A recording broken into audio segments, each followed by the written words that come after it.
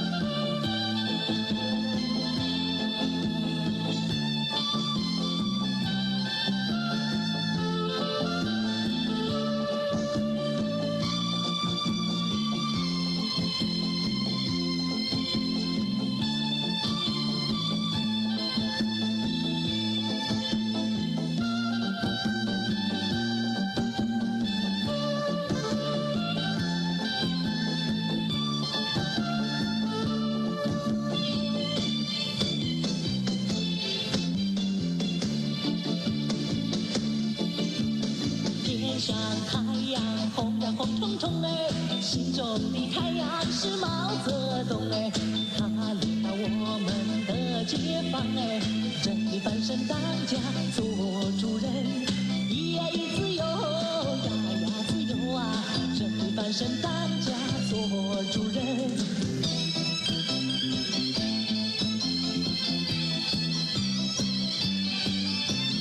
天上太阳红呀红彤彤哎，心中的太阳是毛泽东哎，他领导我们奋勇前进哎，革命江山一片红哎，咿呀咿自由呀呀自由啊，革命江山一片红。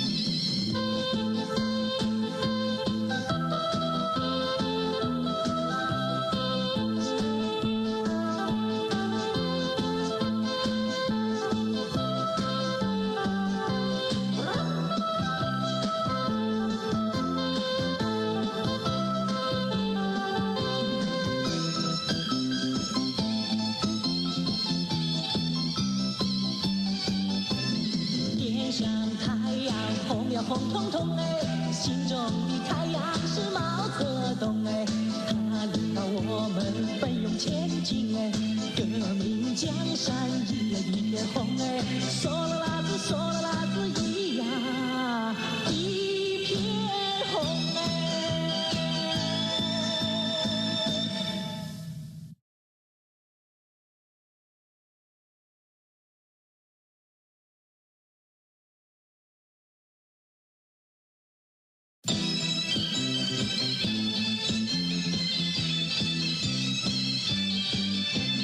天上太阳红呀红彤彤哎，心中的太阳是毛。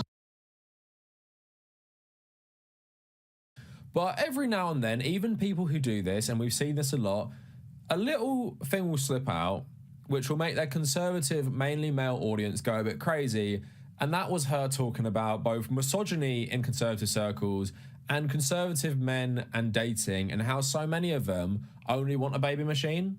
And of course, to prove her point even further, Matt Walsh responded by saying that, like, yeah, that's what we want. And I'm going to use a fascist argument to justify why that is actually totally okay, and make up some weird thing about how all of human history has essentially been modeled on like 1950s trad wives. Because before we get any further, that's what we have to remember. The trad wife invention over the last couple years isn't about looking at history and thinking, oh my God, wasn't it better when women had that role? Because the role women had in history is not even the role they want for women. So obviously, in many societies across the world, women have for a long time played a prominent role in the labor force. And there's an invention in Western countries that this only happened during World War II, when all the men went away to fight. You can go as far back in human history that women have worked on farms. They have done the actual labor as well. What is different is that sadly in patriarchal societies, women have never had equal rights and often would have to work and raise a family at the same time. Now, the trad wife invention is based on like Betty Draper from Mad Men, that the manly man goes out, he does all the work, and he comes back and his wife has like an apple pie ready for him, and she won't criticize him because her life revolves around making this man's life as easy as possible so he can function in his manly world. And you've had all of these people at the Daily Wire before, I've played this clip a million times, basically say they don't actually do any domestic labor. It's kind of a trick question because I hate them both equally. But I guess I would say I would rather do the dishes, but I'd prefer if she just did both of them. Wrong answer. Michael, to you. Dishes, it's no question. I'm not sure in our entire marriage if I've ever done a full load of laundry, so I think I have that one. I like it. All right, Drew? Well, this is a trick question because I have not done anything around the house for 40 years. I've been a completely useless, but it's clear that if I had to choose, it would have to be dishes because she was just out of town for a month and I actually called her up and said, how do you do laundry?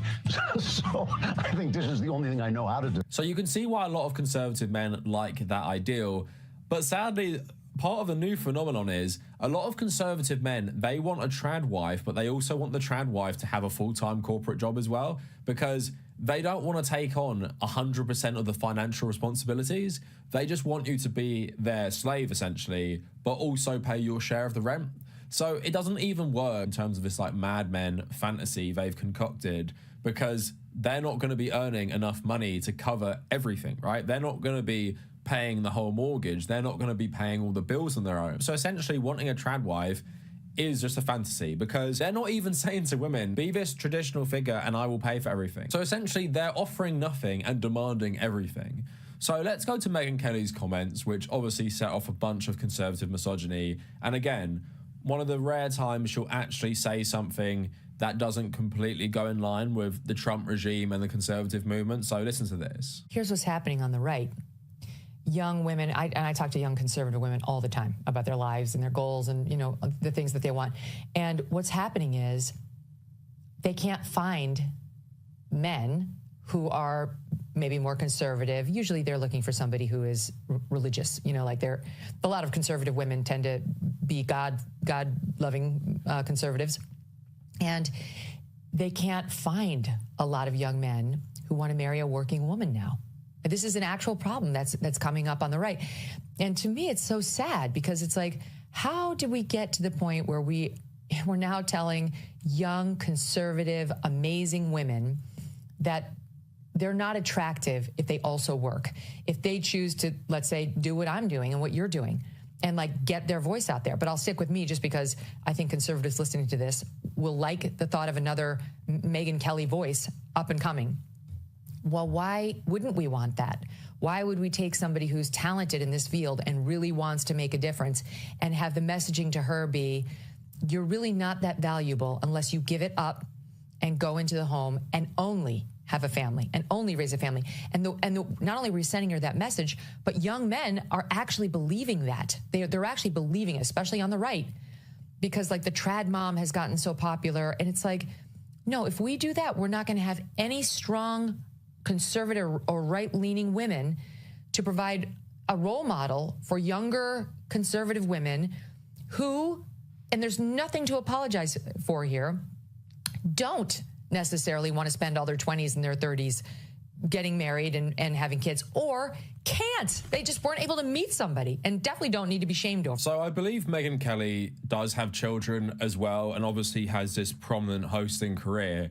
But she shouldn't be surprised at this, that yes, conservative men don't want a new generation of Megyn Kellys. They would rather Megyn Kelly just not be visible to them and just serve as her role as wife and mother. They do not want women anywhere in public life. That's what conservatives, even herself, might have deluded herself into thinking, that maybe in the media conservative elite where there are more people who might be gay or women and stuff, that is not representative now of what conservative men, especially people more engaged in politics, actually want. So yeah, they want women just to serve in these domestic roles, and they do want women to serve in roles probably dating back to like the 1940s, that you're either a wife and mother or you're a nurse or a teacher.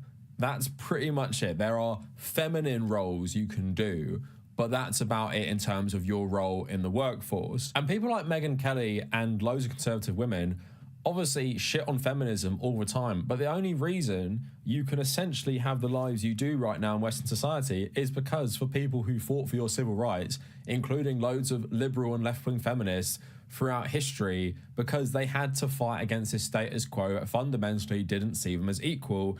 And conservatives in your movement are the people who still think this and would happily roll back society to what it was in like the early 1900s or whatever, right? And this is only proved by all the replies she got on this underneath this post because she posted this clip on her Twitter feed. So obviously it's like absolutely not surprising. And I would say it's not unique to America, but it does seem to be a problem in America more, this mindset where people, especially young men, are being influenced by fanatical religion as well as just like generally manosphere misogyny, giving you this toxic blend. But so many men are told they just want this slave essentially as their partner.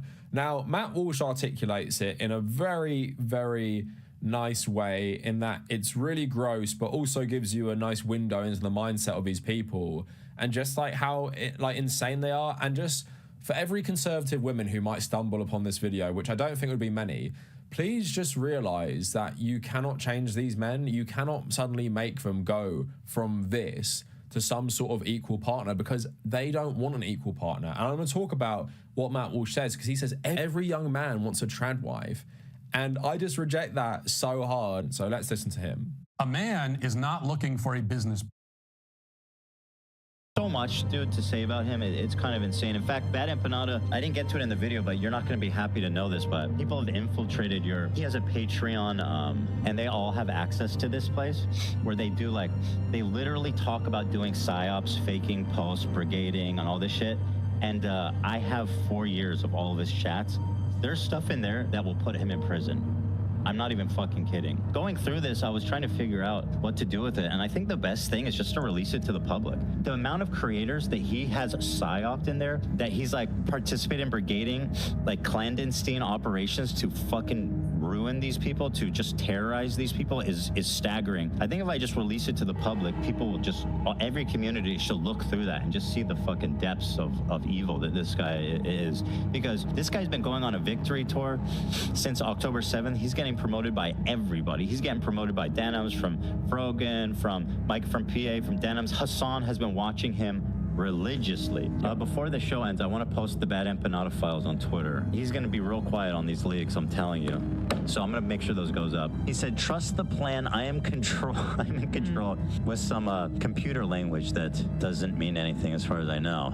Bad Empanada, who's being elevated by Hassan, Matt Lieb, Denims, and tons of creators, leftist creators, all over the internet. Ladies and gentlemen, everyone else, please welcome Bad Empanada. Bad Empanada's been going crazy at Ethan on the second channel. Well, yeah, because Ethan Klein is too afraid to talk to Bad Empanada or talk about Bad Empanada or watch any of his videos. So fucking milk that guy, dude. Hell yeah, Bad Empanada, go in. Dude, every time Ethan Klein brings up Bad Empanada, I like him a little bit more. That's the truth. I didn't really have strong opinions on him.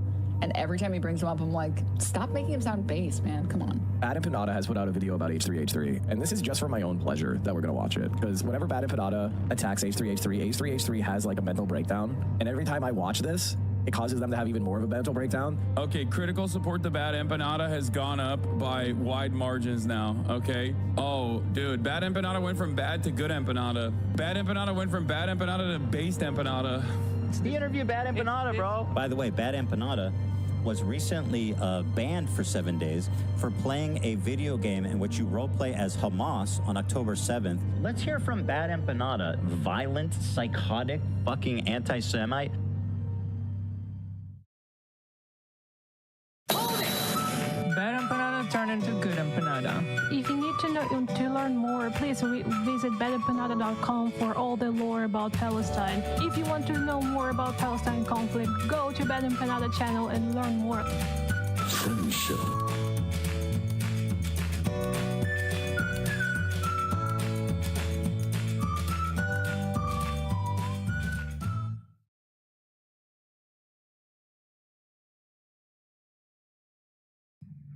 That intro is way too fucking long. Anyway, did you guys enjoy the show this week? Did you guys like what we organized? And by we, I don't mean any of the people who you're seeing in the foreground. I mean everyone in the background. Trust me, you don't really know what's happening. My hair sucks. Look, I need to make it look that I'm not bald. How do I do that? Like this, watch. Bald be gone. No more bald.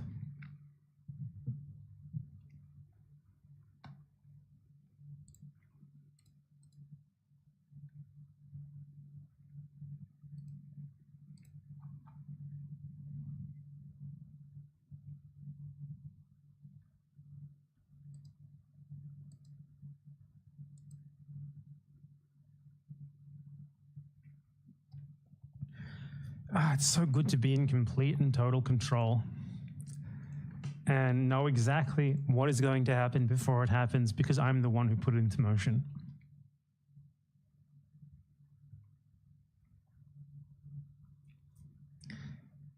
I'm like, just compare me to Ethan Klein. I'm sitting here very calm, you know, I know precisely what's coming next. Ethan Klein is like gyrating, he's like shaking all the time, he's sniffling. Poor guy. Poor guy.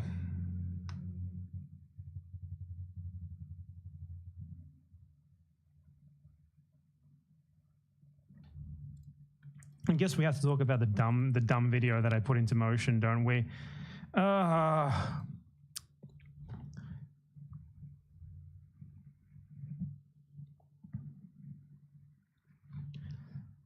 mean,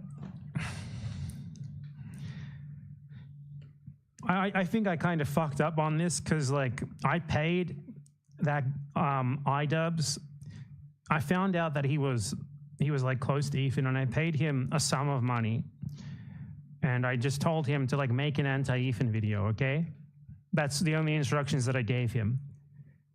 And I don't really like the product that I got. I'm not very happy with it. I feel like it could have been a lot better.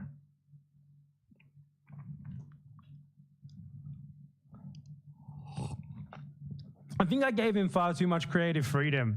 I didn't know anything about him or his content to know that he would end up making a video that was nothing but like, my feelings are hurt, my former friend Ethan Klein.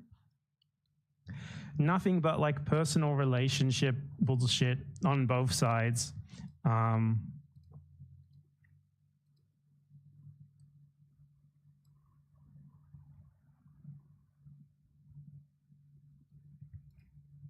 Very disappointing.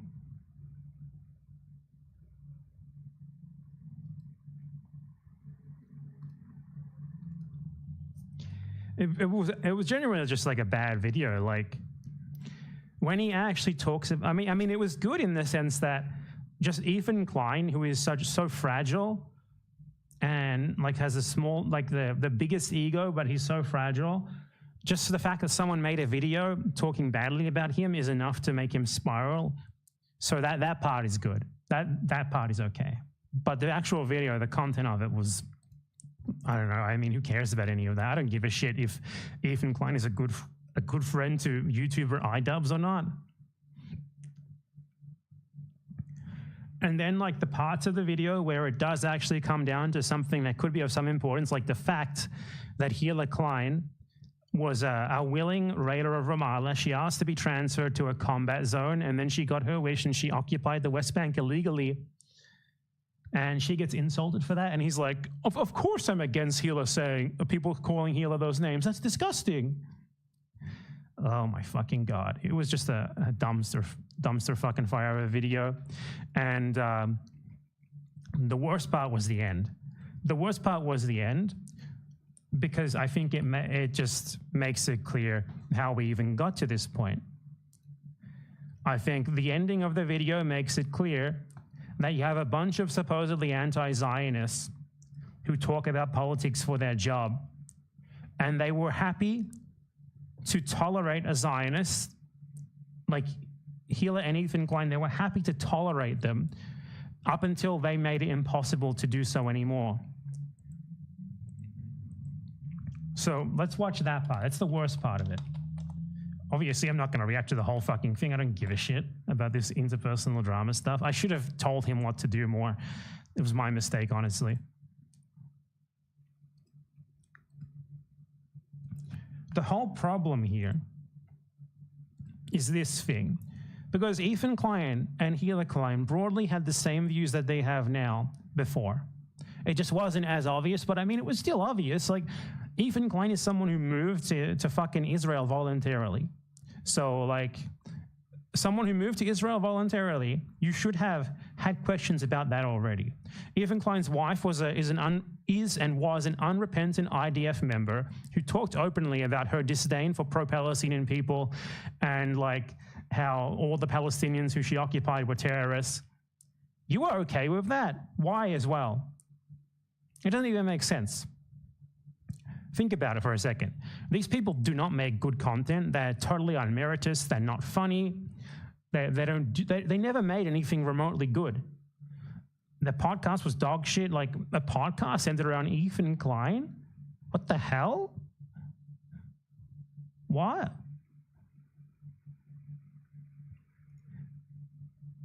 Like, it's like he's a serious comedian or something. No, he's not. He's no one. So that you had like this personal connection to these people who just made dog shit content as well. Not that if they made good content, it wouldn't be okay for you to look past their views anyway. You were happy with their views until a genocide started. And that fact, and especially the fact that you're like giving him like this out at the end where it's like, Ethan, man, we love your goofs and gaffs. Please go back to the goofs and gaffs and stop denying genocide. You're giving him an out as well? He had these views before when you liked him. He spread them whenever he had the opportunity, whenever it came up. If you tolerate Zionism from someone like this, you tolerate it in general.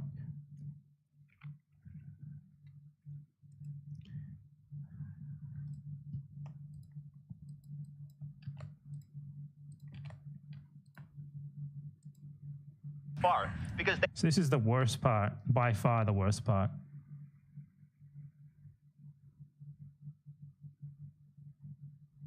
Get everyone, like all the people who, a lot of these people as well have been criticizing Ethan Klein because of his disgusting genocidal politics. Get them all in here, and they like be nice to him. They like be nice to him. This is literally like a guy who is the equivalent of a pro-Holocaust Nazi. And everyone's here like, come on, Ethan, go back to just being a funny man. He's never been a funny man, for one, but even if he was, this wouldn't be, like, what the fuck is wrong with you guys, man? Why are you treating this 40-year-old Zionist man openly advocating for genocide with his Zionist wife, who is even worse than him? Why are you treating him like a fucking baby who just made a small error? You're treating him like a puppy who shit on the floor. Some of his most powerful haters to put down the haterade and just say something nice and charitable about him. Why? What's next, man? You're gonna get like this reminds me of like Lex Friedman telling Zelensky, say something nice about Putin. Unfucking believe. Now, come on. Can you say something nice about Adolf Hitler, please? What about Netanyahu? There's got to be something redeeming about him. See the humanity in our opponents, dude. Because I think he deserves it. I just wanted to say that I respect that you are genuinely yourself on the internet.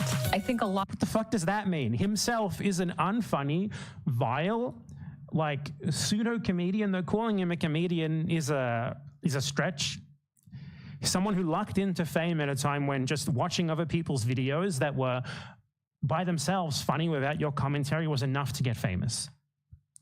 He's never been funny. He's never like been witty. He's never been smart. He's basically in the position that he is out of pure dumb luck. So what is there that you respect about him being himself? He's vile. He's disgusting. He's genocidal. What is there that you respect about that? Just like being his authentic self. I mean, Adolf Hitler was his authentic self. Do you respect that? What is this? What is this shit? You people are so soft on these genocidal Zionists. Literally, like, it is us versus them. And I'm not sure that you're part of the us, to be honest. I'm not sure. I don't believe that for any of the people involved in this is about anything aside from their internet careers. A lot of other people respect you for it as well. I think. Why? Those people are wrong and stupid. That's a big reason why people were drawn to your content in the first place. What? I think they were drawn to his content in the first place because they were 12 years old, and they thought that a man constantly making shit jokes was the epitome of comedy. Generally, people grow up, and I think it's time for you guys to grow the fuck up as well. This guy's idea of comedy is just to be gross intentionally, just to like say things that you're not supposed to say intentionally. He's like a fucking, like, obviously he's not going to admit it, but his idea of humor is the same as like a right-wing comedian who just gets on stage and says, well, how about those trans people? His idea of humor was, I say the N-word, ha ha ha. His idea of humor was like sexually harassing a fucking teenager. His idea of humor is just talking about shit all the time. What? There's no merit there. I hope for your sake that if you're attached to them in any way, it's because you got in when you were 12 years old and you don't know how to get out. But even then, you're an adult now and you're still responsible for your decisions.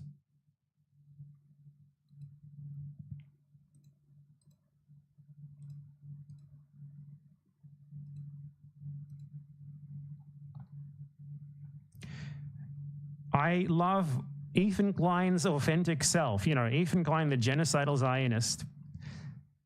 I love his authentic self so much. Thank you for being yourself, Ethan Klein, just for the sake of being yourself. Like, there's nothing positive or redeeming about this person. There's nothing positive or redeeming about any Zionist, in fact. And if you can't admit that, you tolerate Zionism. If you have a level where you're okay with tolerating Zionism, then you are functionally pro-Zionist. The fact that Hassan Piker had a podcast with Ethan Klein and occasionally Hila Klein, two open Zionists who were open Zionists before that, shows definitively that Hassan Piker, now he's not going to admit it, might as well just be a Zionist because he tolerates Zionism. You tolerate Zionists, you tolerate Zionism. Would you sit down and have a podcast with a Nazi because you know, for some reason you think he's funny? Like, fucking hell. I think that's a lot of the reason why your employees chose to work with you over. I think they chose to work with him because they got in when they were 12 years old and they had a parasocial relationship, and now they're too far in now. They're like cult members. Anyone else. They chose to work with him. He pays them. He pays them. It's not a choice. He pays them money. That's the reason why all of his friends are paid. I think it's respectable that you even began this journey to leave behind the anti-SJW crowd and step into a more empathetic worldview. I know it's not. I love his empathetic worldview where he advocates for bombing the evil Palestinian hospitals. Klein, I think that when you are being goofy, when you're being silly, when you are being lighthearted, and just having fun with your friends, I think that is when you're at your best. So you can say that about literally anyone. You're at your best when you're having a good time with your friends. They really had to fucking dig deep into the hat to find these positive things, didn't they? Oh, I'd love to see more of that. That'd be sick. I will be reading my letter off because I don't want to sound robotic. H3. I know that Frogan was like a fanatical fan of the H3 podcast until recently, which reflects horribly on her as well. You were okay with the Hitlerites until the Hitlerites got a bit too obvious about it, huh? It used to be the sports brigade that I used to watch. I hope that one day gets back to. Yeah, you tolerated Zionism until the genocide began. And in your own little way, well, maybe not you, I don't know if you're big enough, but tolerating Zionism until it gets a little bit, crosses the line from too much from like sort of subtle liberal Zionism into more overt styles and obvious styles of Zionism. Tolerating that is why this genocide is happening. The fact that you were willing to tolerate this for so long, you and others like you, is why this is happening. And I hope you can reflect on that. And the fact that you're sitting here and even saying anything positive about these people, as if they are not well past the point of any redemption. The point of any redemption was like 10 years ago when they left Israel. And clearly they did not leave Israel and self-reflect on it. They left Israel committed Zionists who left Israel only because their careers could go further in Los Angeles than they could in fucking Israel. That's the only reason. What I remember. You were one of the inspirations for me to start creating content. So. What kind of content? What kind of content? Were you going to touch yourself to teenage terrorism victims? Were you going to talk about how much you like eating shit? Were you going to react to like other people's videos, and the only funny thing about the video is that the video that you're reacting to is already extremely funny. Why? What inspired you? What was it? Let us know, because there's nothing redeeming about these people, nor their content, nor their podcast, nor their views on anything. Like, this reflects so poorly on you and these other people. All this has stung. I hope you really hear this, and I wish you the best. I think Ethan Klein rocks a buzz cut pretty good, and I think he's got a good choice of facial hair. I think it's really cool what he did 8 years ago, fighting that frivolous lawsuit. That was pretty fucked up, and fighting it, you know, he changed YouTube for the better, and I thought that was cool because. By the way, this idea that like the Matt Haas lawsuit was something that changed YouTube, where it set a precedent, is extremely spurious in its own right. You will struggle to find any other lawsuits where it has been cited and it been accepted as like a sort of precedent-setting case, because all that really happened in that lawsuit is that the judge examined the video and he applied the fair use test to it, and it passed the fair use test. There was not really any precedent set there. Every other case has to go through that exact same process. Nothing fundamentally changed the result of that, and it's very weird that it's treated as some sort of like precedent when it really wasn't. The fair use test existed before, it still exists now. Nothing was fundamentally decided in that case regarding it specifically applying to YouTube or like online media that has since been cited as a precedent.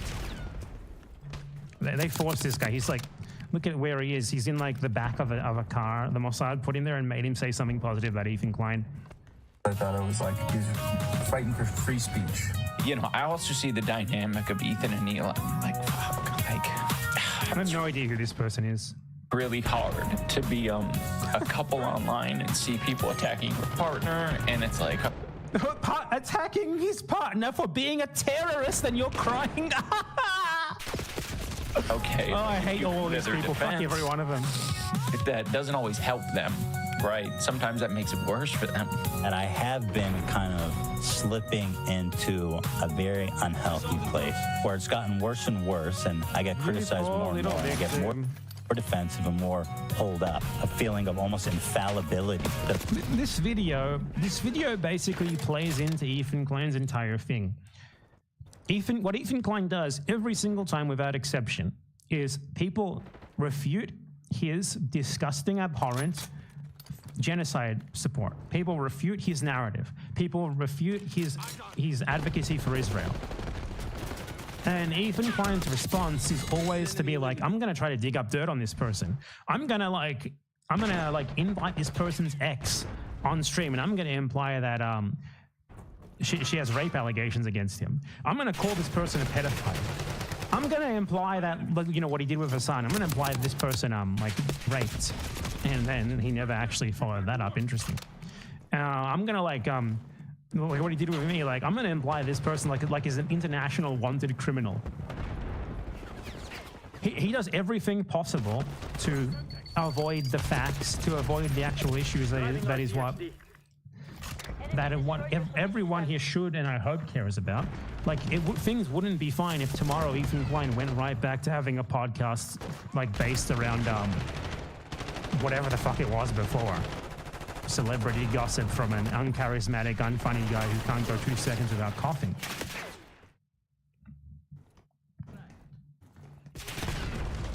Fundamentally, what Ethan Klein wants is to make things personal because he can't deal with the facts. That's all that he does. That's all that he knows how to do.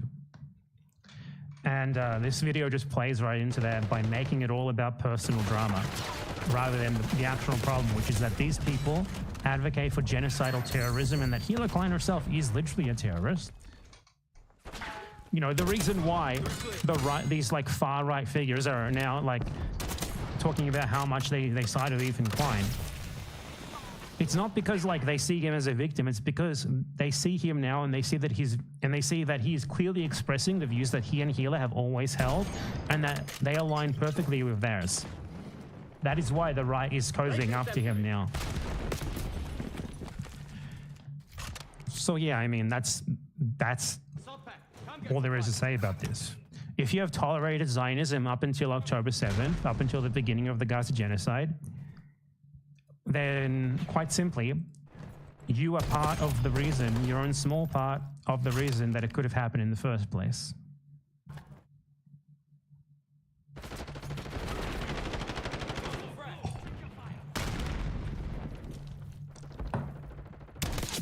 And as long as you tolerate Zionism, you might as well just be a Zionist. That you were okay with these people and their views beforehand, which they had clearly expressed multiple times on their own podcasts, then you're part of the problem. It's funny too, because these people, basically the way that they approach this is to say that same way that Ethan and Heel had approached it. Like if you notice that thing of like the Yoav Garland thing, where they said Yoav Garland was a good guy. It was like, Hila Klein comes onto his channel or onto the podcast or whatever it was, and she's like, I'm sorry, I apologize. Yoav Garland isn't a good guy. I shouldn't have said that. And they never actually talk about like who Yoav Garland is. They never actually talk about that he's an internationally wanted war criminal. They never talk about that stuff. In fact, all they do is sort of, they apologize and they sort of double down and say, I was saying that he's a good guy because like he defied Netanyahu once. On like, they had a disagreement on how the genocide should go. They never actually talk about the facts. They never even bring up who Yoav Garland actually is and why it's actually a bad thing to call him a good guy. Because they don't want to make it about that, because deep down they do actually think he's a good guy. They do actually support Israel. They do actually support Zionism.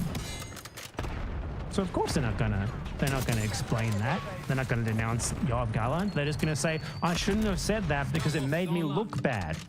That's the problem. That's basically the whole thing. Apparently, like Ethan Klein, played me up on his recent podcast episode. So let's check that out before we end this. It is kind of insane that he dedicated like 2 full episodes to just reacting to someone making a video about like a personal relationship drama about him. I mean,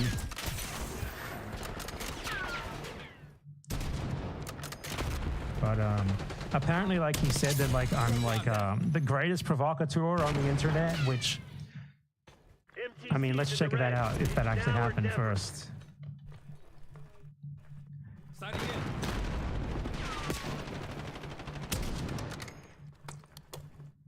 Guy put a fucking suit on for this. You're kidding me. RCXD deployed. And he also challenged iDubbbz to a debate on Israel-Palestine during this stream, which, by the way, he dodges an actual debate on Israel-Palestine with all of the actual political content creators who would love to debate him. And he challenges the guy who made a video about like personal relationship drama instead. So fucking amazing. Gotta start somewhere.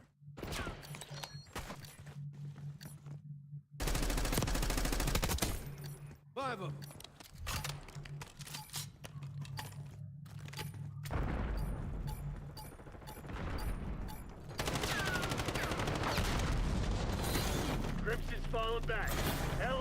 Check this out, folks. Getting ahead of myself. I want to keep the criticisms to the exact moments. I'm just going to play it, but yeah, his total omission of the existence of Bad Empanada, who's one of like the greatest internet provocateurs of all time, someone who's been decried by Hassan himself. One of the greatest internet provocateurs of all time. You know what the funniest part of that is? Ethan Klein considers himself an internet provocateur. He does. All that he ever does is try to provoke. Ethan Klein's entire being is like, I'm so fucking edgy. I'm going to say the thing you're not supposed to say. I'm going to talk about eating shit. I'm going to sexually harass this 17-year-old terrorism victim. I'm going to say the N-word. Ethan Klein's problem here, petty and egotistical and fragile as he is that I am what he wants to be. I am what he desperately would love to be. I don't have to put any effort into this stuff. I just like am. He tries so hard to be like a funny guy, to be a provocateur on the edge of what's acceptable.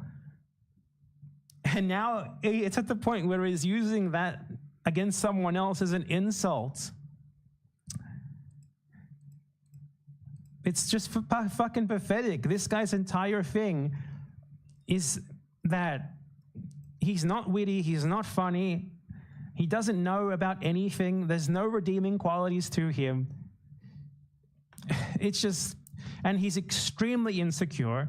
Every insult is a fucking dagger to him. But he's also extremely egotistical. And basically, he just can't fucking handle that other people are coming at him as he thinks he goes at other people. Like I said it before, that I am to him what he thinks he is to Hassan. And that hurts him so much. Like he wants to be able to be like as much of a bother as I am to him, to everyone who he hates, and he can't do it because he's so easy to ignore. He's so unthreatening. He's, if anything, like you can milk him easily. Provocateur. Like his entire fucking internet presence is trying to be a provocateur in a way that only ever appealed to 12-year-olds, and now all the 12-year-olds are grown up and your audience is shrinking and shrinking. And the 12-year-olds these days are on TikTok, so you're not going to get to them with your dumb shit.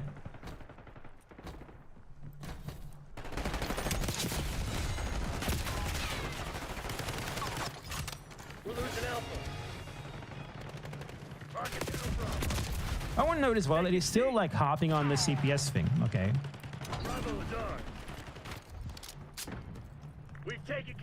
Let's talk about that. You continue to... Okay, we're talking about harassment, or are we talking about your friends propagating CPS coming to my house to take my kids away? Like, we're not going to do this, play this game, okay? Where me being a dick and making fun of people is the same as your friend Denums supporting someone named Bad Empanada, showing him on stream when her whole chat is saying call CPS. Let's talk about CPS. 1, Ethan Klein has provided no evidence that CPS ever visited him. Never. No evidence whatsoever. Nothing. 2, Ethan Klein has especially not provided any evidence regarding who called CPS and whether it was at all related to anything that anyone has ever said. Not once. Never. In fact, the CPS officer told him specifically that the CPS call was from someone close to him. CPS calls in California are not anonymous. You have to give your details to the person on the line when you make a report to CPS. So the CPS officer knew who called. They knew specifically who called. The CPS officer told Ethan that it was someone close to him. Thus, when I say it's not anonymous, by the way, it's just that like you have to give your details to CPS. It's not that you have to give them to the person who reported just to CPS. My point being here that if the CPS officer said that it was someone close to him, they gave CPS enough details about themselves that CPS was confident that it was them. There is no reason to believe Ethan Klein over the CPS officer. Why would anyone believe Ethan Klein's narrative that he's provided zero evidence for here? Why? It makes no sense. There are a million reasons why CPS would have gone there. It wouldn't have been some random internet caller calling up and being like, oh, I'm afraid for this person, because then the second they get their details, they wouldn't know it's bullshit. What most likely happened is that Ethan Klein's former housekeeper, who's currently suing him, called, or a mandatory reporter reported his kid having giardia, which Ethan Klein factually said that his kid did. There's a million reasons. Ethan Klein openly said on his stream multiple times, I've played the clip before, I'm not going to do it again here just because it's a fucking waste of time at this point. Because people are going with this narrative of they made this up. He said himself on his fucking stream. He said himself on his stream that his kid's got giardia and that he thought it was from eating dog shit. Like, what the fuck is this narrative? And the narrative as well that like CPS is going to take his kids away. You have no reason to be afraid of that unless your house is actually covered in dog shit. They treat the CPS call like it's swatting. It's fucking not. It's a social worker with a clipboard coming to your house and they treat it like it's a fucking SWAT team with guns drawn. Like, this is just all part of a narrative, which, to be clear, is very convenient for Ethan because it allowed him to start painting himself as a victim. There's no evidence it happened, as I said. He has absolutely zero evidence. It's pure conjecture based on literally nothing, that it was at all related to anyone else. And even if it was, he himself gave enough material on his podcast for CPS to cause concern to CPS. He said his kids had a fucking parasite from eating dog shit. What else is there to say about that? Like, the self-victimization is fucking comical. But again, there's no reason to believe it happened. No reason. He's provided zero evidence. Especially no reason to believe his narrative that it was at all related to this stuff. Because the CPS officer, by his own narrative, told him it was someone who he knew. And the CPS officer would have known who that person was. Absolutely. They would have known who it was. Take your ass and your finger off the trigger. And a few days ago, or was it like a week ago maybe, he literally brought his kids onto his stream. He held them like here and put them on camera. Do you know why that happened? I think the only possible reason for this happening is that the CPS investigation isn't actually going well. And he thinks that like bringing his kids onto his stream can like garner sympathy if something happens as a result of it. Why the fuck else would they suddenly do this? Because there's an article from years ago about how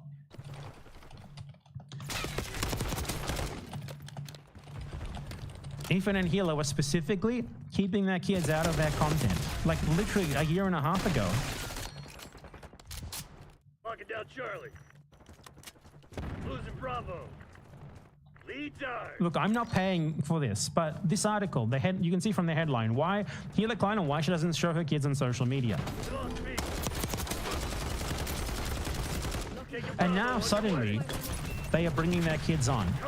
It's for one, that's basically fucking child abuse to just involve your kids in your content as a means of like garnering sympathy. Like anyone who involves their kids in like their social media content creation shit is a weird fucker.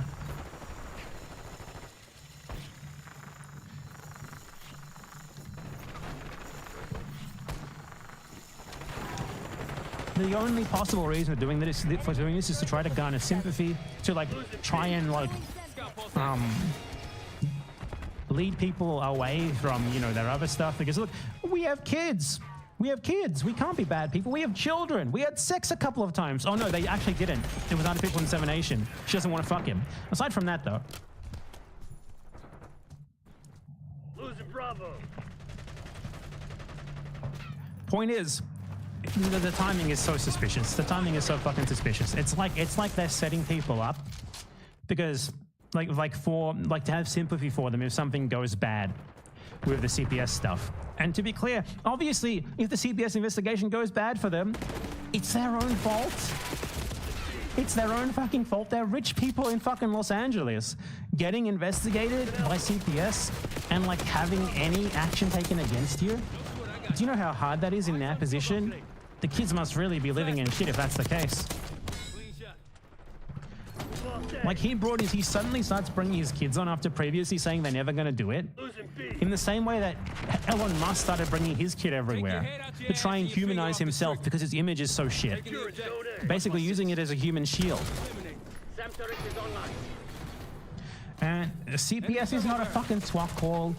We have no reason to believe that it happened. We have no reason to believe, especially that it was at all related to anything on the internet, aside from perhaps Ethan Klein talking about his kids having a parasite.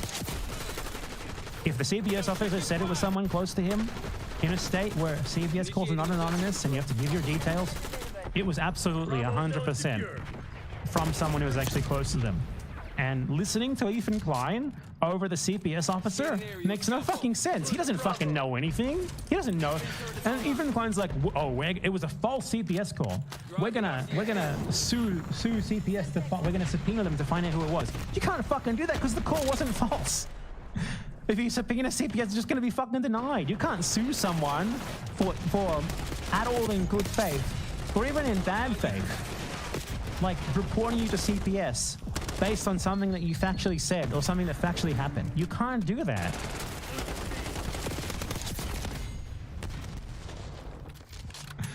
So that's why he's not doing anything about it.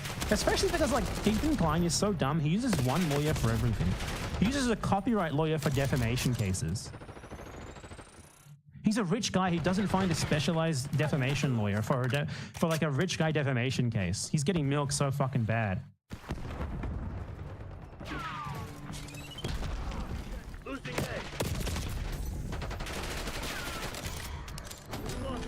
Like his narrative is that the CPS call was false or all his stuff. The CPS call coming from the CPS officer who he himself said that it was from an anonymous, not an anonymous call, but he said that it was from someone who was known to them. Then it was from someone who was known to them. There's no fucking reason to believe Ethan Klein's narrative on this, and there's especially no reason to believe that any of this happened yet, given that he's provided zero evidence of it.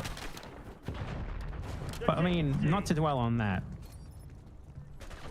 Because ultimately, like, this video is like, honest, like the content cop video, whatever the fuck that shit means, God. Content cop. Fucking nerds. Just, it wasn't good. It was bad. It was a bad video. And the people who participated in it, the people who said nice things about Ethan at the end, like, look, if you want to say anything nice about Benjamin Netanyahu, about Ben Shapiro, or any of these other Zionists, why are you saying something nice about this Zionist? Liberal Zionists are worse than the far-right Zionists, you know. Don't tolerate this shit anymore, please. Have a spine. And if you do tolerate it, then ultimately I don't think that you are a political actor at all. I think you're just... I don't know, I think this is just like a subculture for you. I think that politics for you is like akin to being a goth or something. There's no other way to explain it, really. Like, you're pro-Palestine in the same sense that, like, I don't know, like someone is like, into, like, Wicca or something. It's like a quirky, identity thing, rather than a genuine thing. And if you're willing to tolerate Zionists because you, for some reason, liked their YouTube videos before, and the line for you only came when they started openly advocating for genocide instead of just like the soft Zionism of before, then I don't know, man. You guys made podcasts with these people. You talk about how much you admired them until all this stuff happened. What the fuck is wrong with you, really? How did that even happen? There's no excuse for it. It makes no sense. You need to be mean to these people. You need to be ruthless with them. Because if it came down to it, they would be ruthless with the Palestinians who you claim to be advocating for. So what's going on there? You say punch a Nazi, but for Zionists, you're happy to make exceptions. Nazis today are way less of a threat than Zionists are. So Zionists are carrying out an active genocide. Nazis are at the fringes of political power, wishing they could do that. So your advocacy against one but not the other makes no sense.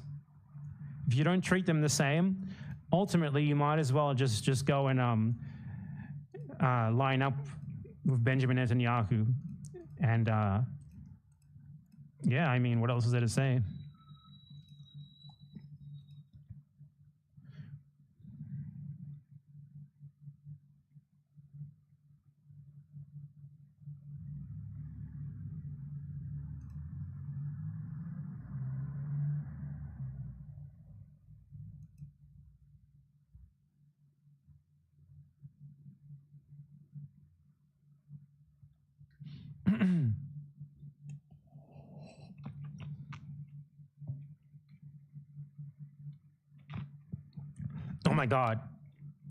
Oh my God, hold on. I got to look through this transcript to play some funny parts. Includes me talking directly to Bad Empanada, not giving the... You would never talk directly towards me. Not in a million years would you dare talk to me. Because you know how that would go. You know, I mean, these people know that I wouldn't let them deviate to this like personal attack shit, and I would make them focus on their actual views. And that would not go well for them. If Ethan Klein had to reckon live with the pure genocidal misinformation that he has spread, he would get demolished. Like, give me a fucking break, man. Context, not explaining who he is and why I don't like him. You don't like me because I fucking refute your disgusting genocidal propaganda, you dumb motherfucker. That's why you don't like everyone else. Like, no, I mean, you don't like anyone who has ever criticized you ever. You're a fragile little bitch. You're the like, it's so funny that this guy was a YouTube comedian when this is him. This is how fragile he is. He's so fucking fragile. It's so easy to get to him. You could just call him fat. You could just use the most basic insults against him, call him a poopy head, and he would legitimately be offended. He's such a fragile little baby. I literally said that he's a cuck or something. I said you're a cuck. You're a cuck and your wife doesn't love you. She's going to divorce you. And that was enough to trigger him to dedicate a 20-minute segment on his podcast to me. He reacts to the smallest, most unimportant shit. When people insult me based on anything aside from just arguing with my actual points, I don't even give a shit. It doesn't matter. People accuse me of being an internationally wanted criminal. Okay, man, that's fine. That's whatever. I don't give a fuck if you think that. I don't give a fuck if other people think that either. He's inclined, though. You call him a poopy head?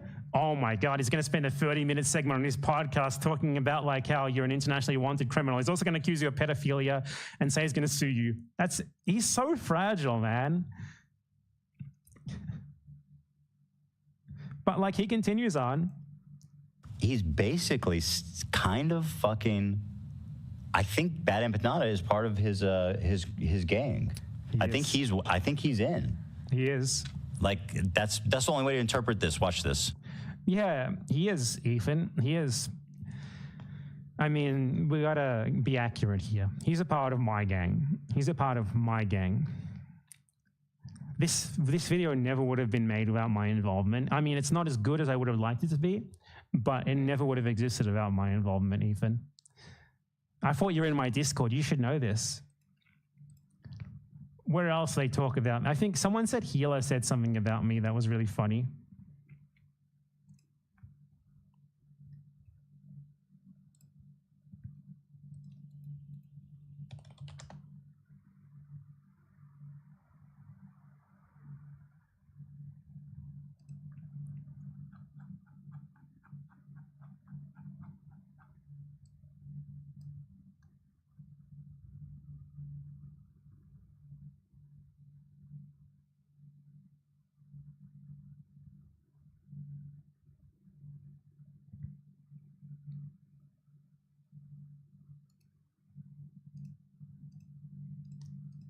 Anything, but this is important context.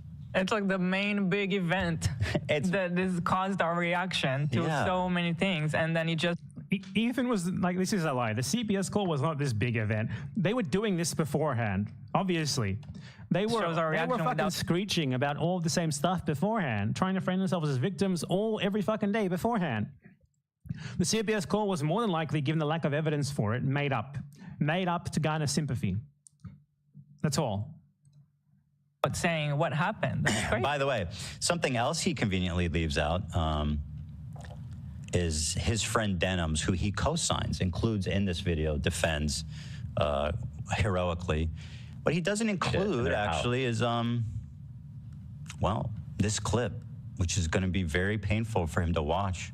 But I play it for posterity's sake only. This could be why I was upset at Denims and why I dared to utter the unforgivable B word towards her. Well, actually, no, that was because she was denying. I must have received false intel because someone said that someone said that Healer says something about me. That's what I'm here for. This was before. He lets his dogs shit all over his mansion. This is true. This is 100% true. He said this himself. 2 days before CPS came to our house. Here she is watching Bad Empanada. Once again, someone that Ian takes no acknowledgement of, despite him constantly being on the screen, constantly being the source of a lot of information that these people are sharing. This man. You notice how he never actually tries to contest the facts? And he just complained. This is everything with Ethan. Everything. It's always you shouldn't be allowed to talk about. If anyone ever refutes him, his reaction is, "How dare you? How dare you even say that?" If someone else then sources the person who refuted him, his reaction is "How dare you source the person who I don't like?" Never deals with the facts. He said on his stream everything that I said here, completely in line. He did a game role play where he kills Hila. A game role play where he kills Hila. I love this narrative. Like, this 40-year-old man is claiming that there's a video game where you can like specifically go and kill Healer Klein. Yeah, and he's definitely a piece in the puzzle in a lot of these situations. Oh, a piece in the puzzle? A piece? I'm offended. Also left out for no reason. Yeah, so I mean, like, he shows Matt Lee, for example, and he's just like, oh, he just hates Matt Lee because he's anti-Zionist. It's like, no, Yes, that is why you hate him. That's what all this is about, obviously. Anyone who criticizes you for your Zionism. But let me make something clear here. A piece of the puzzle? It's a bit small. A bit of an understatement. I make the puzzle. I fashion it to my whims, and you guys are going to see far worse coming to you. Far worse. T-minus 7 days. Could be 1 or 2 days afterwards, but T-minus 7 days, Ethan. T-minus 7 days. Watch out, look out, you know, be afraid. Think about what could come next. This is already pretty stressful for you, huh? Being betrayed by one of your biggest friends. Oof, that stings. 5 million views. I bet you thought your content, Newcastle and Biker, got a lot of views. Well, looks like people care more about interpersonal drama between you and iDubbbz, who the fuck that is. Isn't that just a sting? Oof. Ouch. Ouch. It hurts so much. Ethan Klein. You haven't seen anything yet. You haven't seen anything yet. You already dedicated 2 full podcast episodes to reacting to this video. I can't wait to see how many you're going to dedicate to what's to come. Or maybe on legal advice, you'll decide to dedicate nothing to it. Maybe you'll disappear. Let's see. Dan Clancy, you said some things about him, certain things about him that you later defended. Certain things about someone who I've personally, been involved with recently.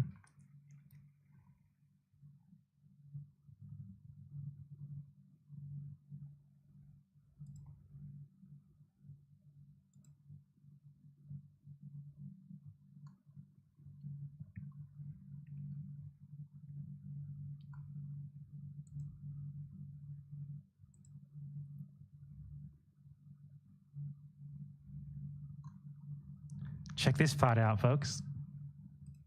Fucking have to. Right. I mean, this is like basically someone calling you a pedophile. Be like, yeah, Ethan's a pedophile. Yeah. Dan Clancy or whatever, like the CEO of Twitch, and being pedophile. Dan KK Clancy has a similar view on Hitler. Because Dan Clancy, let me tell you the difference between Noah Sampson titling a video, YouTubers who support genocide. It's he in this video, and the title and the tone and the way it's delivered is an assertion of fact. No, that's literally the exact opposite. This person supports genocide is something that can only ever be an opinion. The facts are the things that used to support that opinion. This person is a pedophile is a statement of fact. Clearly, it's a statement of fact. You're making a factual assertion. This person is a pedophile, as in this person abuses children. That is what you're saying. They're not the same thing. Me calling Dan Clancy and immediately being like, just kidding. You never said that. It doesn't matter anyway. Is a joke.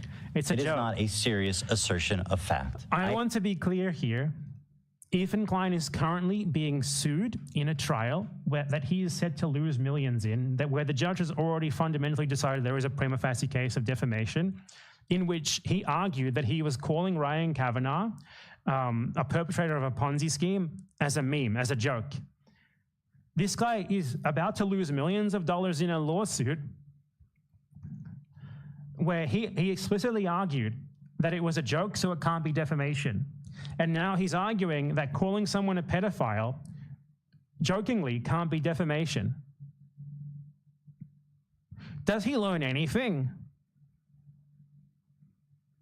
Absolutely fucking unbelievable. Anyway, Ethan Klein is a pedophile.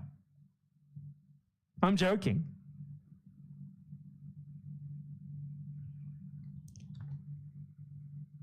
Ethan Klein is a pedophile. Haha, just kidding.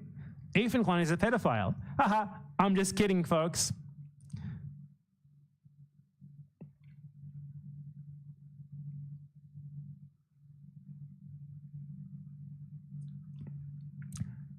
Now, maybe technically Ethan Klein isn't a phebophile, given we have seen him on camera touching himself to what he called a juvenile victim of a terrorist attack. It's not pedophilia, it's a phebophilia.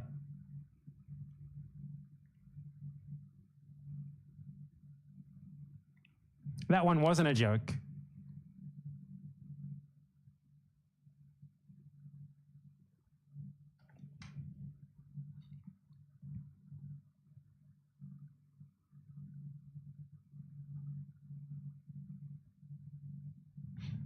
I mean, it's a matter of opinion. It's a matter of opinion whether touching yourself to a 17-year-old terrorist victim is a phebophilia or pedophilia. I have a specific opinion on that matter. I believe it's pedophilia. That's my statement of opinion. I'm not joking. No JK here.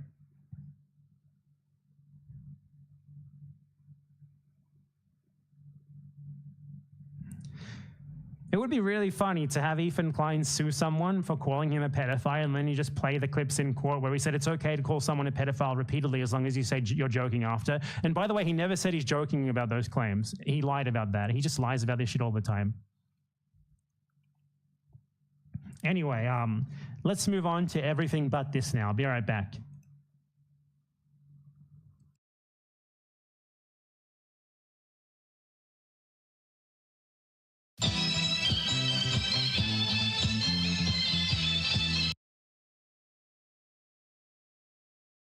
Partner.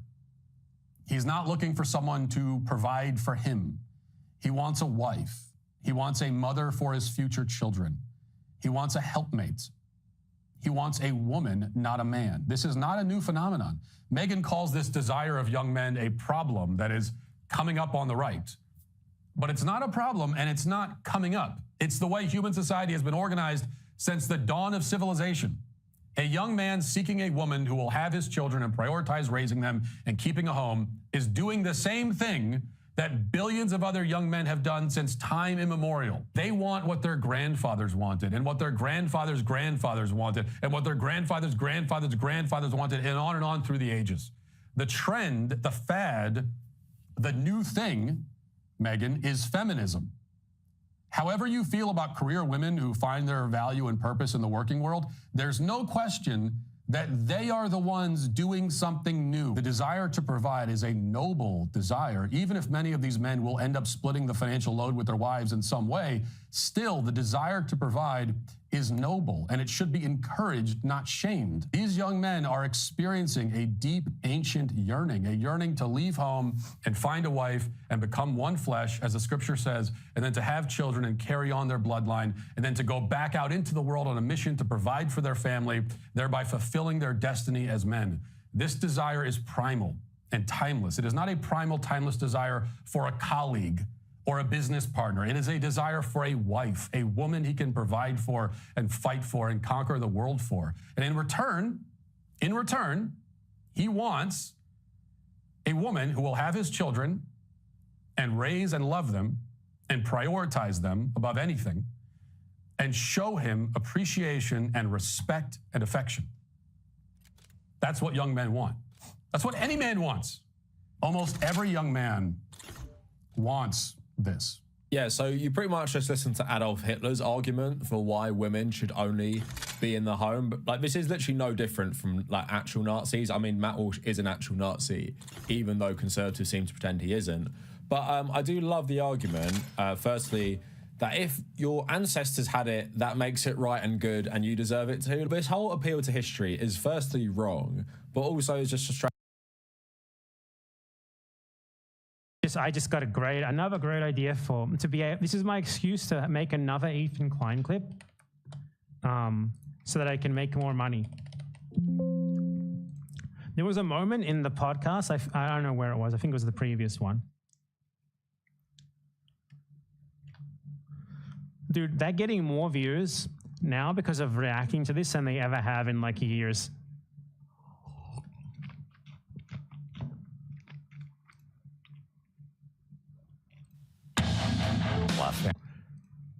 So I just want to begin this segment by making a standing offer I will pay a substantial sum of money to any crew member who can smuggle out any archives showing what happens during the so-called button moments where they basically wipe what Ethan Klein said in the last 30 seconds from the stream.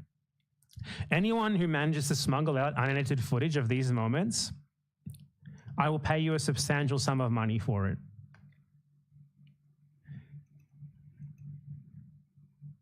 Anyway, apart from that, so Hila Klein is complaining now that she is called the Raider of Ramallah, which I am extremely proud to say that I coined this label for her. So I want to explain why she is factually the Raider of Ramallah. Like, it makes, like, they're calling me this name that is literally based on something that I factually did. It's so unfair. That's what these people are like. Like, how dare you call me this? What's next? You're going to murder someone and complain that you get called a murderer? Like, if you don't want to be called the Raider of Ramallah, why did you raid Ramallah? Watch this. Check it out, my friends. This video is going to help the state of my being online. That's so great. She's on the phone and they hold the phone up to the microphone. Oh, man. It is. Like, every time I post, it's like, the Raider of Ramallah is, that's what they call me. That's the part I can't believe is like he's just doing a dog pile. It's like a needless dog pile. Why shouldn't you be called the Raider of Ramallah? Did you not raid Ramallah? Let us look into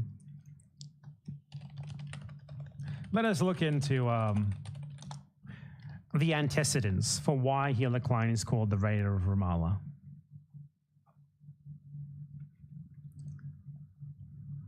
So Hila Klein joined the Israeli military as technically as voluntary service, so obviously you can refuse if you want. She had a desk job in Tel Aviv. She thought it was boring, so she asked to be transferred to somewhere more exciting. She got transferred to the occupied West Bank, and she said this regarding that.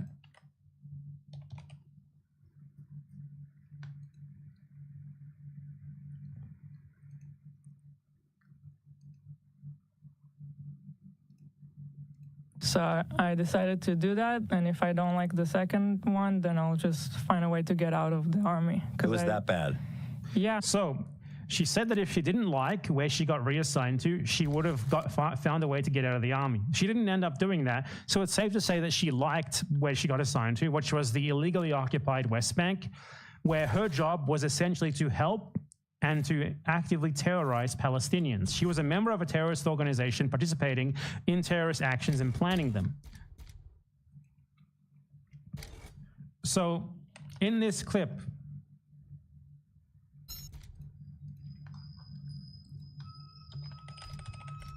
Hila Klein talks about how she volunteered to go on a raid.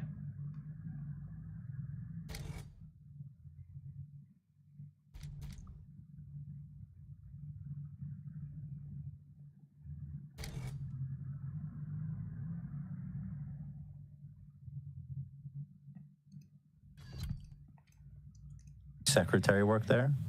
So, yeah, I was the secretary of the head of the, there's like a, I don't know the terms in English from the army. Right. So she was the secretary of the commander responsible for the illegal terrorist occupation of the Palestinian city of Ramallah. That is a pretty high up fucking position. Like one with more responsibility than the average soldier would even have in the terrorist organization. Who's an translate. officer? So there was I was in Duchifat, which is like a brigade, I guess, that's in charge of the area of Ramallah.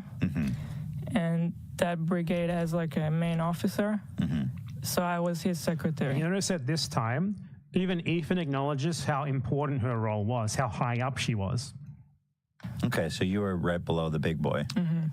They were happy to say this when there was no pushback for it, when Zionism was more okay in their circle of YouTube. So it was nice. It was interesting. It was more demanding in a way, but also kind of more rewarding because you're put in this weird situation where it's so much more rewarding because you get to terrorize people directly. Like you're away from your house.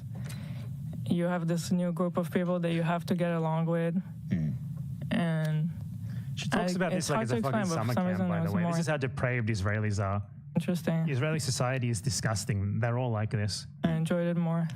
You told me once you went on like a mission with them to like a terrorist city. Terrorist city. That's how these people refer to Palestinians. Everyone's a fucking terrorist for them. Anyone not white is a terrorist.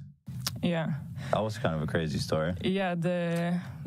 My officers and like the soldiers in that brigade, they would go every night on a raid. Right.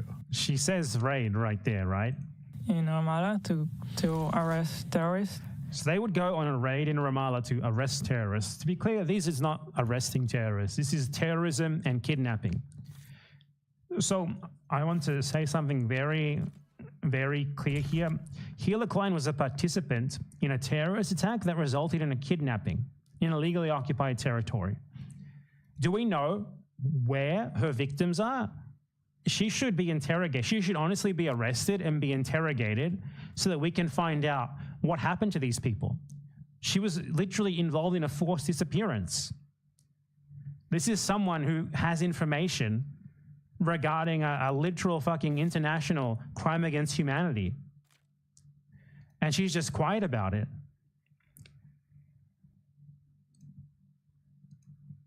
Until her victims are accounted for, she should not live a day of peace. Like, what a fucking joke.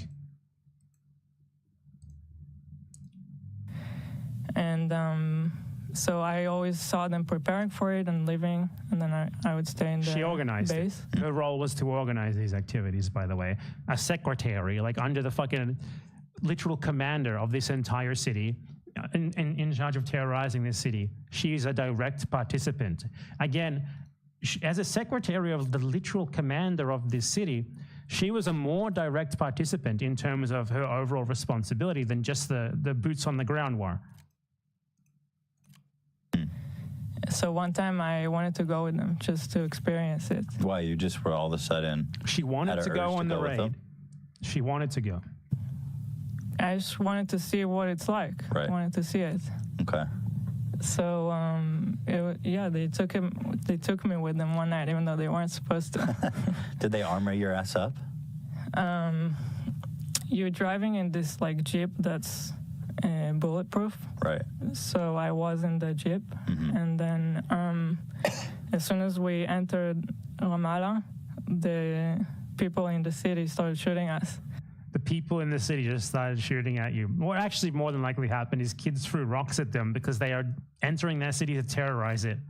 Wow. And I heard like a bullet hit the Jeep like right next to my head. Did it like dent or just No, you you heard just hear it. It's a gnarly armored Jeep. Gnarly. Okay.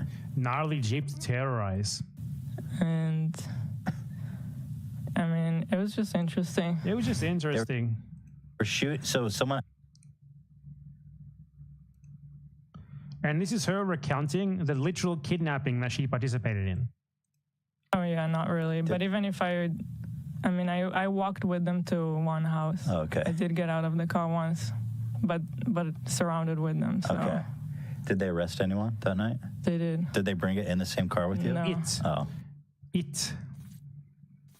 So she was involved in a literal fucking terrorist kidnapping.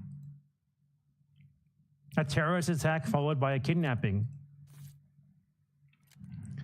So, Raider of Ramallah, Hila Klein, that is not just like a mean insult. That's a statement of fact. Hila Klein literally raided Ramallah, and they have on their fucking YouTube channel, with 1.2 million views, just a video of her openly stating that.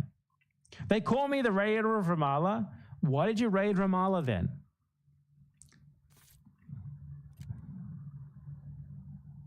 What's next? Is fucking Adolf Hitler gonna complain when he's called the leader of the Holocaust? It's a statement of fact. You are the raider of Ramallah.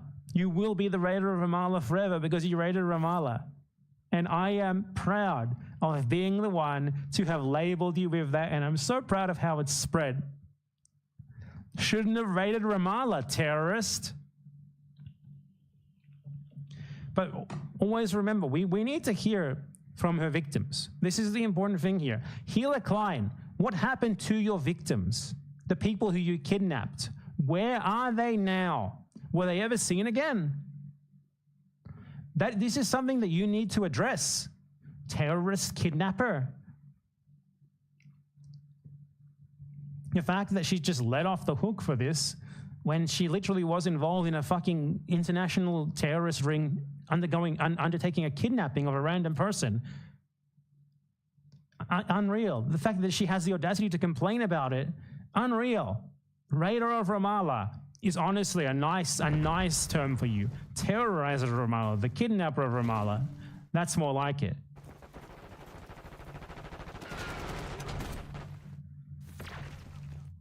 Lead dart.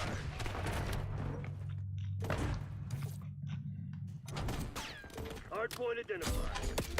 Hostile attached to hard point.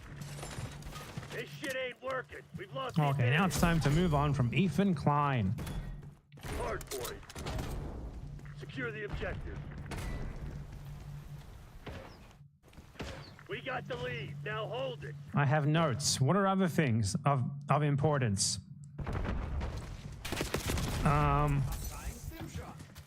I guess there's a ceasefire in Ukraine, or at least Vladimir Putin unilaterally declared a ceasefire. I'm not sure how that works.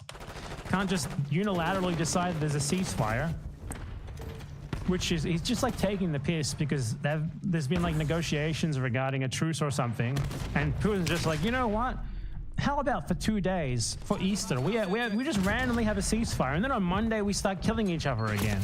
How about that? I declare a ceasefire. I mean, okay, dude, that's something you generally have to agree to. Okay, let's check this out. Zelensky says Russian attacks continuing after Putin announces Easter truce. Hardpoint active. Hardpoint is secure. So there is a proposal for a 30-day full and unconditional ceasefire. And it is very weird that Putin... I feel like it's a distraction, right?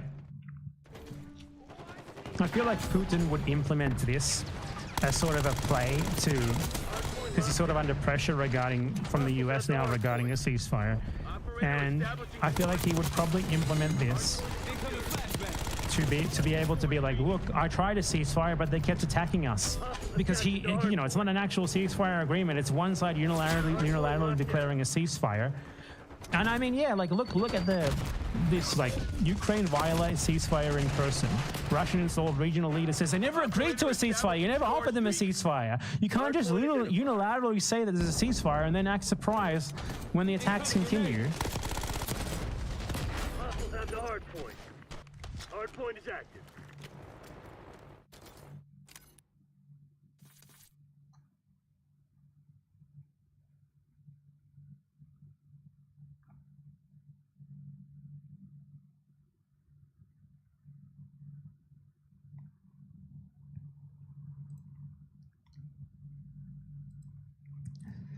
Can't believe it that I unilaterally declared a ceasefire and then the other party kept attacking. I mean, okay.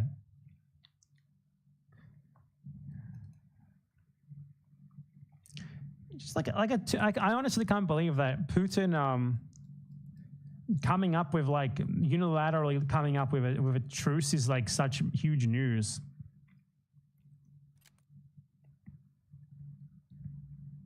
The key lines from Zelensky's ceasefire response. I mean, I think the response really should have been, it's 2 fucking days.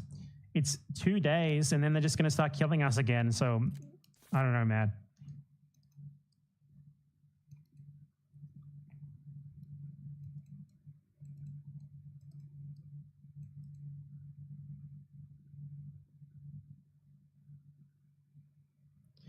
I mean, the Ukrainians are saying that Russian operations are still continuing in some places, and I'm inclined to believe them more than I would the fucking Putinites.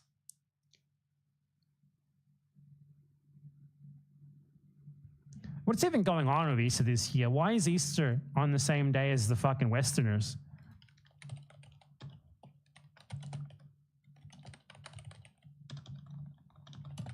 Shouldn't be.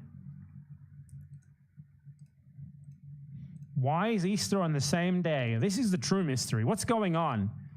How is this possible? Why is there a double Easter this year? This is probably like something from the Mayan calendar. 2020 apocalypse, or was it 2012 apocalypse? I forgot my apocalypse years. It's not usually, not even close. It's almost never on the same day. I certainly know. I'm an Eastern Orthodox. How dare you? How dare you deny my lived experience?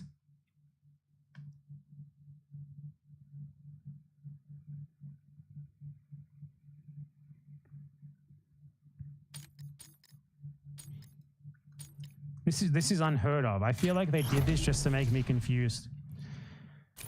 We live in a simulation it's like I'm in the Truman Show, and it's all about me. It's all about me, me, me. I'm the most important person in the world. All of you are just here to amuse me. That's a fact. So yeah, this is nothing, man. By the time this video goes up, I'm probably gonna upload it in like 3 days, and you guys can talk in the comments about what happened, okay? You guys can. My commentary today will be totally out of date. We will all know about the answer to the question that I'm asking.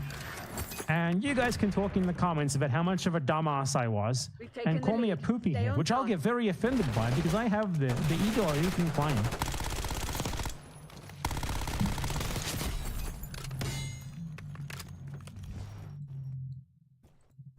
Why does Easter change day? I don't know, because Jesus Christ was resurrected on a different day or something? I don't fucking know, man. Don't ask religious people to make any sense.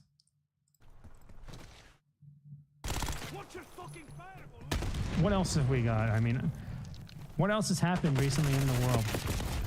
Oh, great story to cover here. You guys might remember I made a video in like January, was it? About how the YouTuber Kraut, this guy right here,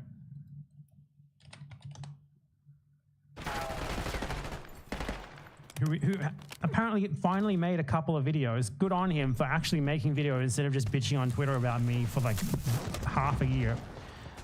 So the YouTuber Kraut was trying to link up with like Argentine fascists who like doxed me and tried to kill me in real life. He was posting on Twitter about all this stuff, like reaching out to them, and he admitted that he got into contact with them and all of this stuff. I put it all in that video that I made on my main channel. I guess I'll put it here. Just so that,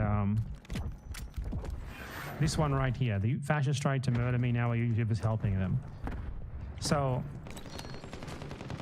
that video covers it more in depth, but there is a part of this video where Kraut like admits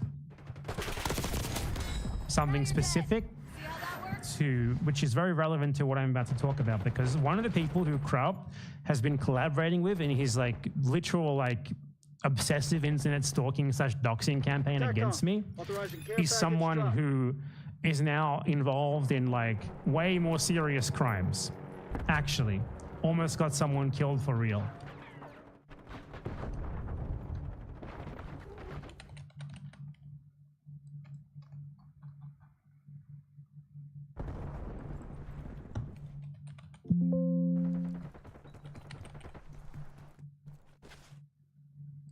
TACOM, establish counter UAV overflight.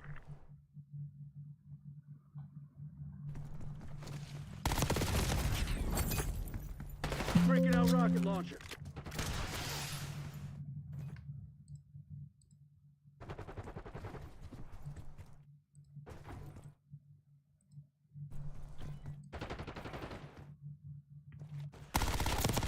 So in this screenshot, which I will show here, you can see that I directly asked Kraut, have you been talking to this person who goes by the name Croata, who is the leader of the Milei government doxing group known as KFC? And then Kraut says, I've talked to loads of Argentinians, buddy, including her. Okay, great. So let's talk more about her. Aside from the fact that, as I went over in that video as well, she organized like a mass harassment campaign of someone else, which is way worse than me, like someone who said mean things about Millet on social media, and she thus got people to go to her house to like threaten to rape her, to attack her mother and stuff like that. Now, you'll never guess what happened. So this is actually reported in the news. So there was this random autistic kid, and he was being falsely accused of torturing animals by like a guy who impersonated him on the internet.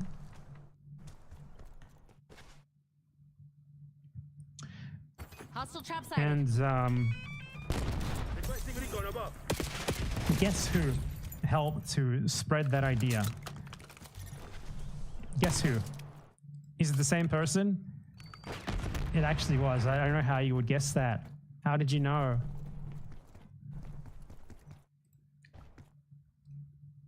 So this is the people who Kraut is like teaming up with to attack me. Very impressive company that he's keeping, huh?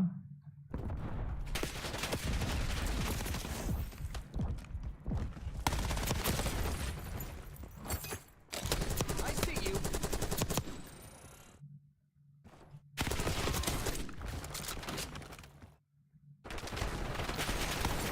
Now I'm gonna show this image because none of this is like the information of the guy who was targeted is public. So the stuff that I'm gonna show here is nothing private, but the stuff that you can't see in these images is stuff that she shared that wasn't private. So she posted this.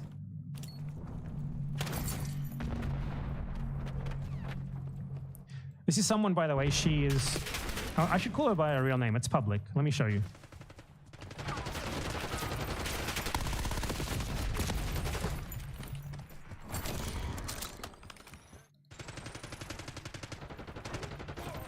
So as it appears in this video, she really doesn't like it when you call her by her real name. Sofia Sevitanovic. Here. That's her name, as reported openly in this newspaper. So Sofia Sevitanovic is the daughter of a plastic surgeon named Hernan Sevitanovic, something which she openly acknowledges on her social media accounts. She is 26, I believe, and she has never worked. She's just funded by her dad. And all that she does is she sits at home and she doxes people and drums up attacks on them like this. Literally nothing but that. This is the Argentine right wing that Kraut has been collaborating with. So she posted this on her account. She said, like, Matias Fulco, who is the victim here, murderer of pets. Like, share the face of this son of a bitch everywhere.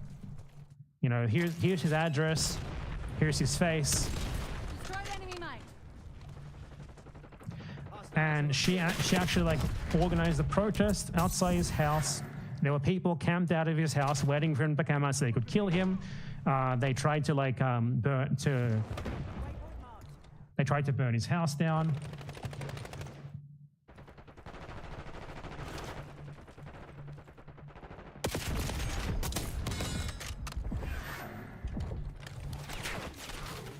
People like said that if he goes into the street, they were waiting for him.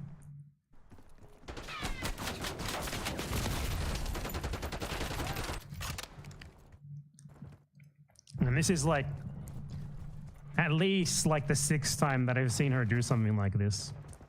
And the main guy who actually did the impersonating of this guy himself to get the story out there in the first place, he's been arrested.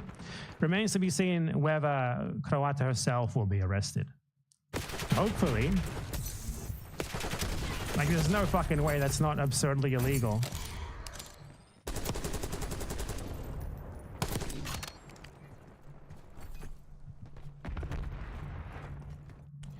So because of this article right here says Back on, I need eyes overhead.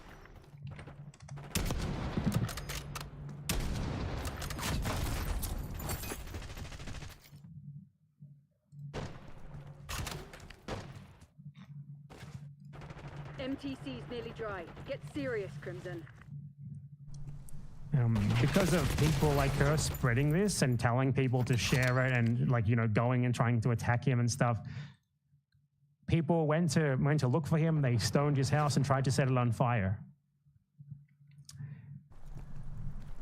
This is basically what they tried to do to me and what they tried to do to tons of other people. This is literally her entire life.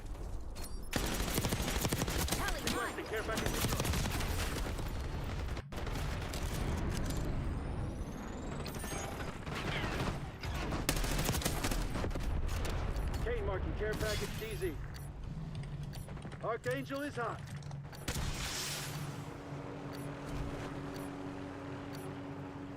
Release the Hellstorm on my mark.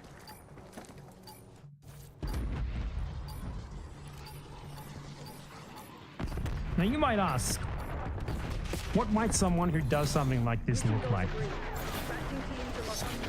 Yes, that's how you break up. I have the pleasure of showing you publicly available pictures of just that.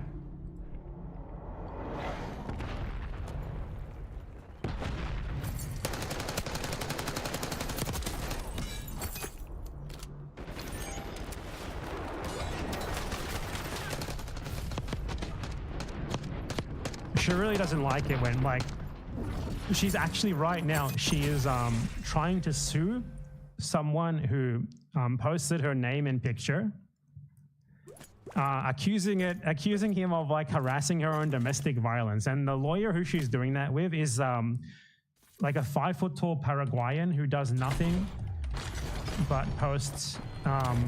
Like, it's so weird. It's like a lawyer who does literally nothing but spam social media, desperately seeking approval from 12-year-olds, who also himself doxes people all day. It's like birds of a feather flock together. Dude, you're a fucking lawyer. What are you doing? Like, they call him the Paraguayan dwarf. He's on the left. Alejandro Sarubi Benitez. He's quite a character. He's like, he literally spends all day typing people's names into Google and posting their address. He does nothing but. He's also Paraguayan, but he really doesn't like it when you say that for some reason. For these people, Paraguayan is an insult.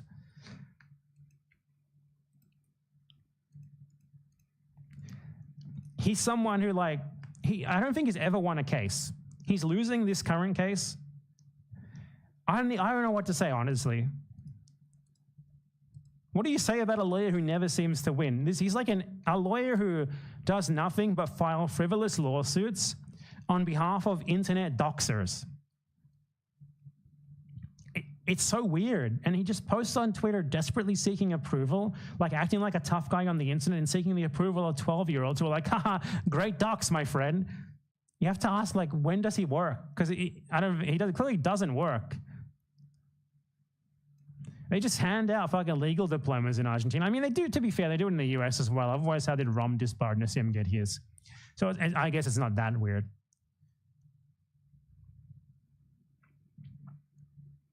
Anyway, let me show you the picture that I promised. Let's get that out there. I know some of you are Argentine, and I think it's very important that we get this out there.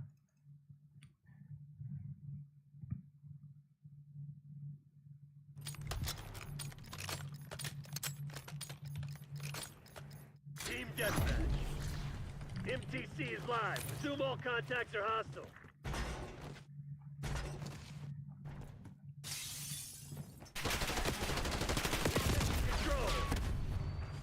Gonna have to scroll back in time for a long time on an Instagram feed. One moment. Nice. We're pulling ahead.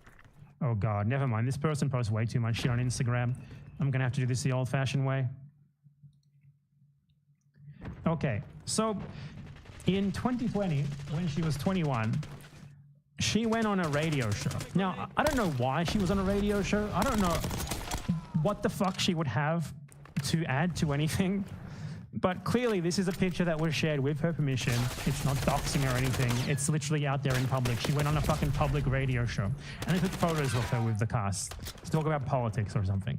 So that's how this picture is out there.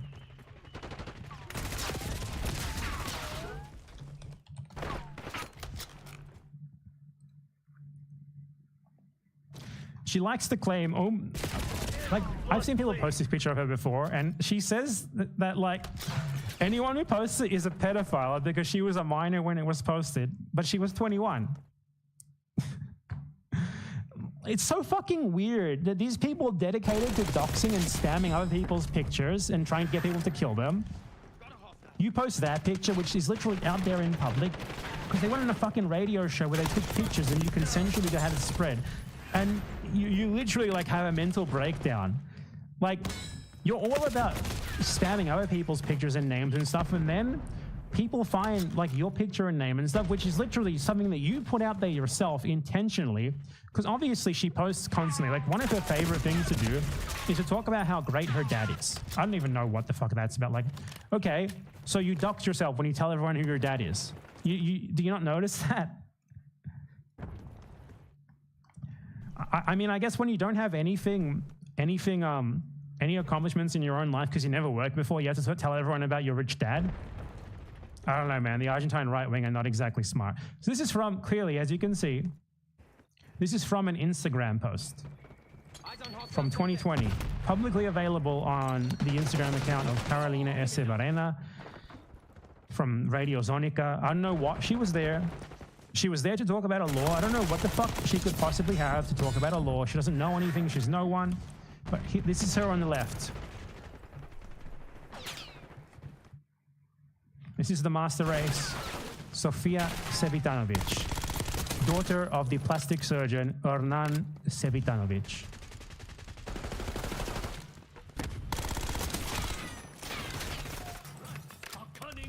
This is the person who just doxes people all day, does not have a job, has never had a job, does nothing but post tweets, doxing people all day.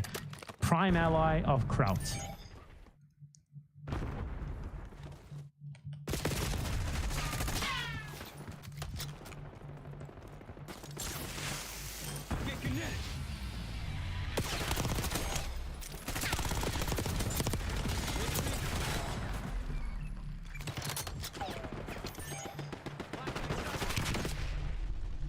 Here we have another picture, all publicly available right there on social media, from a public appearance that she clearly made with her consent. Just look at how smiley she is in the photo.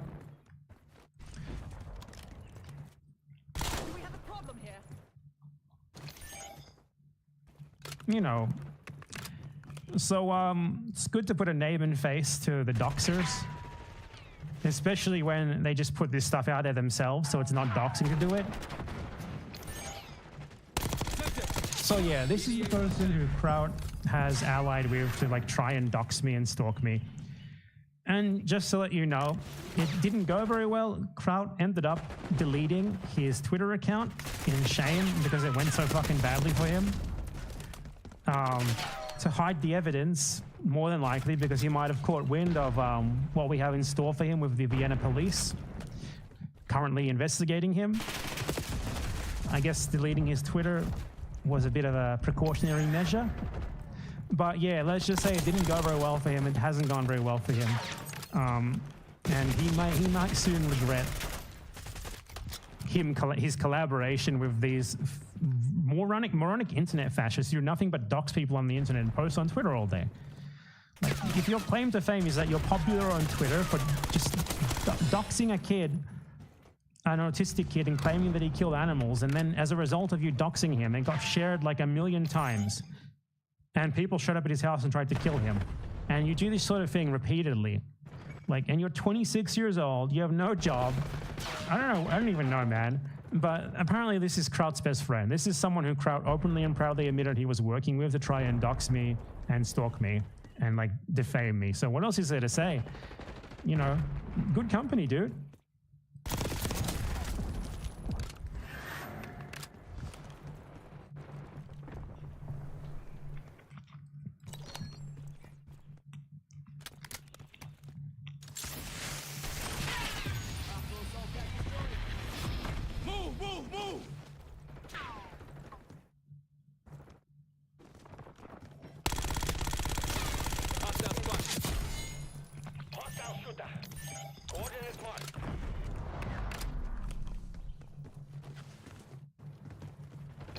Anyway, I want to talk about something really interesting. So, if you remember, before Trump was elected, I made or I think after he was elected, maybe.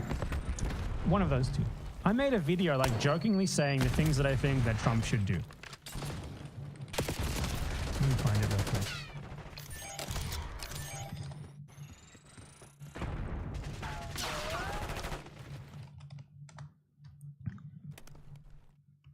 Marshal requesting UAV tasking. This one right here. Message to new President Donald Trump. And it is insane how much of this he did, even the ones that there was no indication that he would actually do. Effective shot. I think the weirdest one, like, I'm going to skip to the weirdest one first, and then I'll go over the rest, okay? Give us the good news. Textbook execution, people. That's how Black Ops does it. This one, like, this one was pretty out there. Anymore, okay? Mr. President Donald Trump, have you heard about the ongoing white genocide in South Africa? The black people there, they're going to the farms, they're killing the whites, the Boers. It's really terrible. It's really terrible. I've heard they even eat the cats. Mr. Trump, it is imperative that you immediately invite all white South Africans to come to the USA, a free, open invite to any of them, immediate citizenship, and then ban them from leaving to make sure they appreciate what the USA has done for them. It's needed in order to save the white people of South Africa from the genocide happening there. Mr. Trump.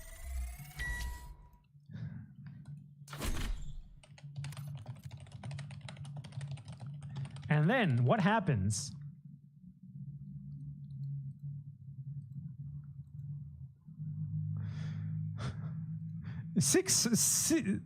Donald Trump creates an express program for white South Africans to come to the USA on refugee status, and 67,000 of them want to go. Holy fuck! This is so good! Like, this is good! This is, oh my God, exactly what I wanted!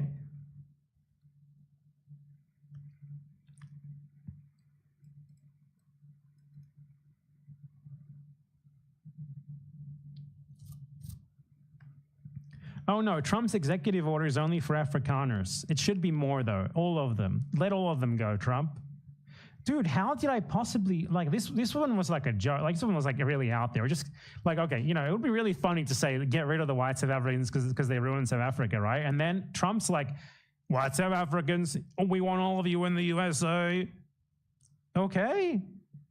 I mean, the whole like appropriation of white land in South Africa unfortunately never happened and wasn't going to happen, aside from even with all of like the scaremongering about it. But if they want to just voluntarily leave so that their land can be taken for free with no fucking hubbub about it, I'm all for that. What else did I say? Let's fact check me. I predicted Donald Trump so well. I just wanted to let everyone know that Donald Trump has won the American election. And I wanted to make a video here directly addressing Donald Trump myself. I want to talk directly to Donald Trump. Mr. Donald Trump, esteemed president of the American country, Donald Trump, the United States of America, the glorious United States of America, esteemed, very good businessman, Donald Trump, very good. This is how you talk to Donald Trump, by the way. Everyone should take notes. This is how you get him to do what you want to do. Billionaire, esteemed Donald Trump, I believe that the tariffs that you have planned are extremely good. You should put the tariffs on everyone. China, oh my God, I especially got China right. Put them on China. China needs tariffs. They're conning us. And did you hear about the Chinese virus? Can't let them get away with that. We need tariffs now on their goods now. I assure you that, Mr. Donald Trump, tariffs are paid by China. Tariffs are paid by China. America loses nothing. China will pay them. I basically destroyed Teddy Fresh by telling him to do this. Like, this was like the first domino in the end of the Teddy Fresh brand. Amazing. I guarantee you. Don't listen to anyone who tells you otherwise. Now, have you heard about Europe? Have you heard about what Europe has been doing to us? The American people. I'm from America. Okay, ignore the accent. It's an act I put on. It's like Borat. Have you heard? Europe is making us, the American people, foot the bill for NATO. It's terrible. Mm-hmm. Why are we paying to defend Europe? Why are we paying for that? We need to put tariffs on the Europeans too, all of them. They'll pay them, and we need to pull out of NATO immediately. All it is just us subsidizing the defense of these goddamn European countries. We need to pull out right away. Put tariffs on all of them. So right. I got all of this right. Is there anything that I didn't get right? Make sure that they know that America. So now let's skip the war part because we already watched it. Trump, Mr. Donald Trump. Have you heard about how expensive Israel's war in Gaza is for the USA? It's terrible. They say the USA is funding 70% of that war. 70%. Joe Biden just giving away American money for nothing. As a shrewd businessman, I'm sure you can appreciate how that is not okay. What do you get back? There was someone saying, like an Israeli official, who said that Trump is trying to get them to end the war, as they call it. Like within a month or something. So maybe this one.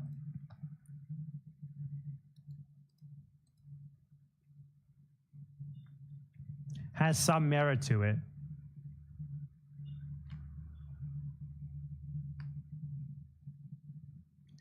Trump says war in Gaza should stop soon from a week ago. I don't think this was what I was remembering. I saw an article specifically from like an Israeli minister saying this.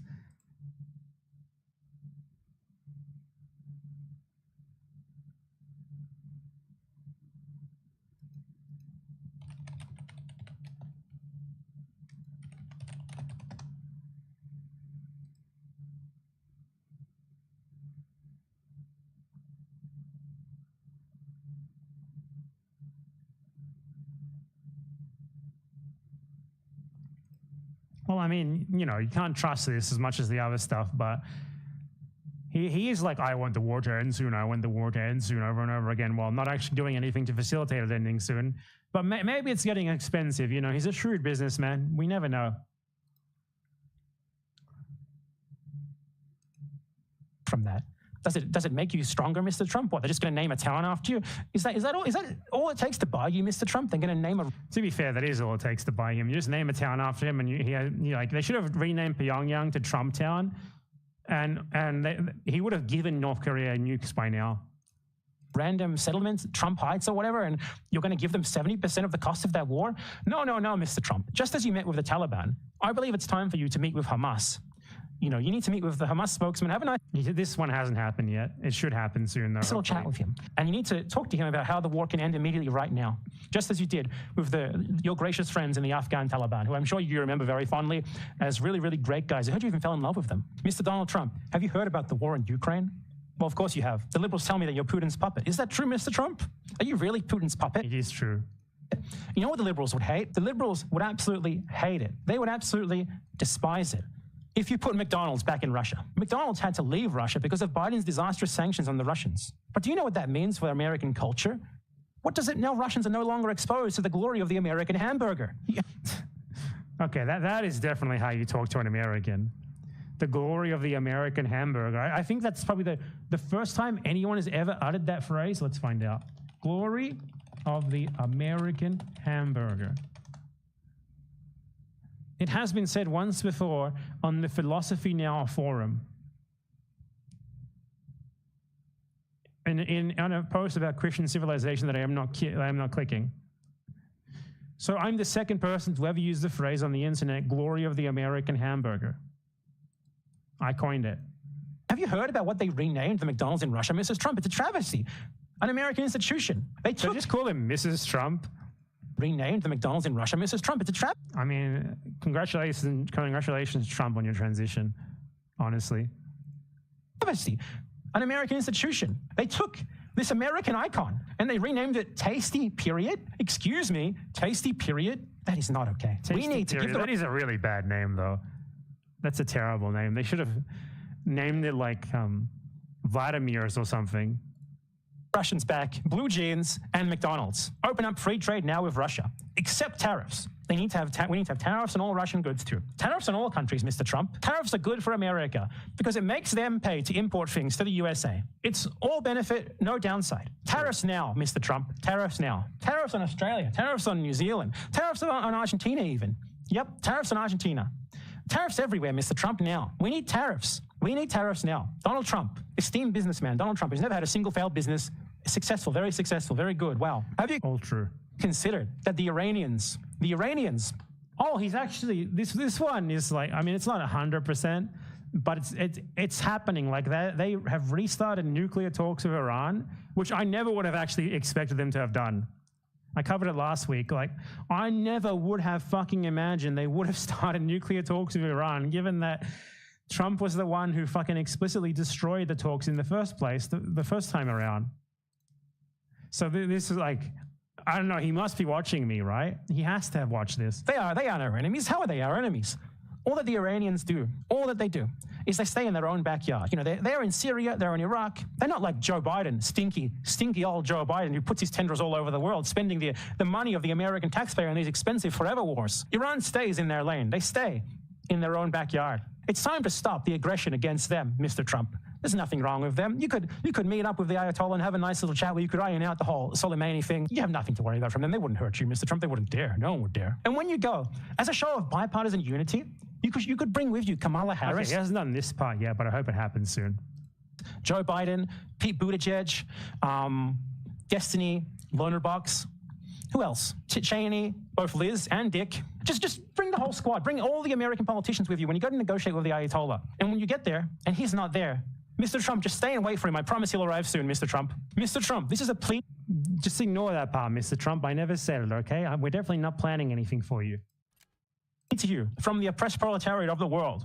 Please do all of these things. No, sorry. I'm not. That was a lie. This is a plea to you from me, a normal, hardworking American who just wants to see his great new President Donald Trump do all the right things for America. Tariffs now, Mr. Trump. Please.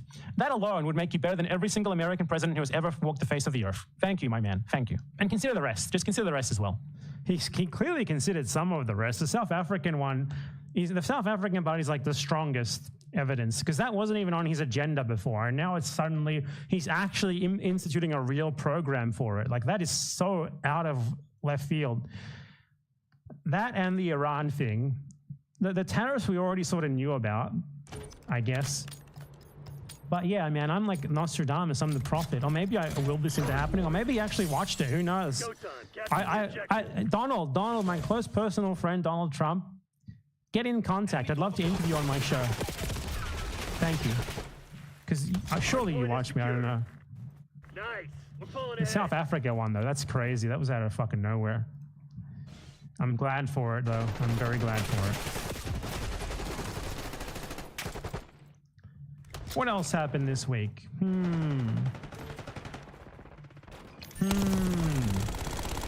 What did I write? Oh. So you might have heard lately that there is an evil Venezuelan gang all around the world called Tren de Aragua. Is it Aragua? I honestly forgot the fucking name. I don't know the name of Venezuelan places. No one knows. Okay, it's Aragua.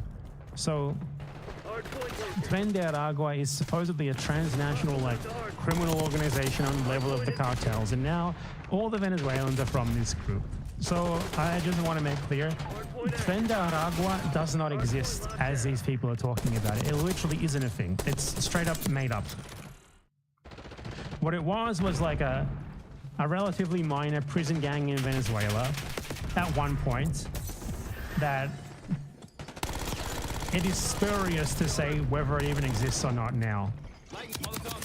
What actually happened is very simple. The Venezuelan migrants were, for a time, useful. They needed them, and most of them were right-wingers who were very anti-Venezuelan government, as, you know, not so much out of fault for themselves, but rather because, you know, the situation they were coming from, they're from a country that's like, you know, things are going terrible, and they leave because they know that it's terrible, and the government at the time is Nicolas Maduro, like, you know, left-wing guy, and they're like, okay, I hate left-wing guys now, I'm a right-winger. So a lot of them left for that reason, because, you know, the economy was shit in Venezuela. And it was very difficult to drum up anti-immigrant sentiment for them, because those who usually go for the anti-immigrant sentiment fundamentally agreed with them on a lot of political issues. So it was kind of like, these migrants are different. These ones are good. These are the ones who are on our side. But then Trump comes in this time around, and he's like, you know, I just hate all migrants. I hate anyone who's not white, basically.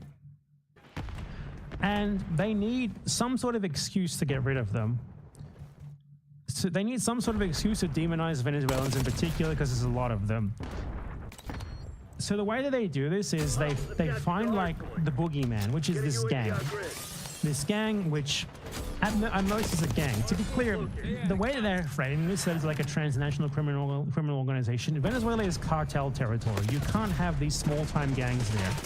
Nothing like it could ever exist there. They would get fucking destroyed immediately. Like these gangs, like MS-13, they are small. They are nothing compared to the cartels. The cartels are real businesses. They are like quasi-pseudo governments.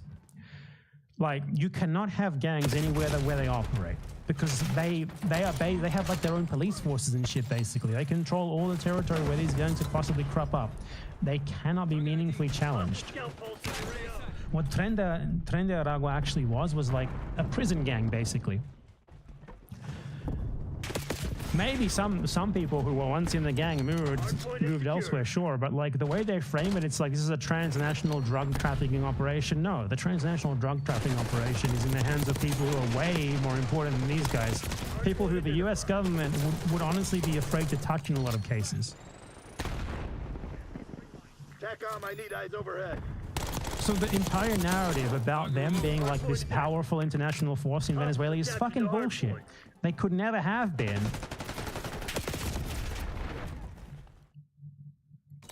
But what was needed here was some sort of justification to turn against the Venezuelan immigrants who previously were like off limits because they were like right-wingers, a lot of them, because they shared your political beliefs. So we need something new. Okay, they're members of a gang, evil gang, terrorists. Deport them to fucking El Salvador, which obviously in of itself is insane as well. Like, just deport them to Venezuela if you're going to deport them. Deporting them to El Salvador is like, it's like torture for the sake of torture, obviously. So like, Maduro also played a part in this as well, by the way. Maduro has for a long time tried to claim that a lot of the people who leave Venezuela do it because they are criminals. Like, he tries to frame a lot of the refugees who leave Venezuela as criminals.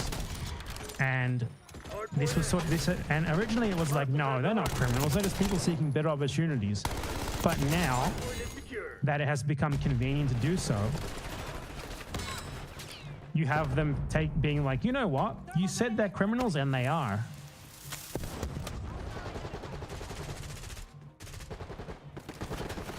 And this shit is spreading to Argentina now.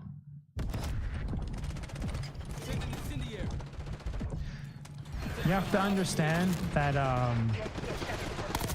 Argentina, like Milei, is so desperate to be Trump. So Milei declared Tren de Aragua a terrorist organization.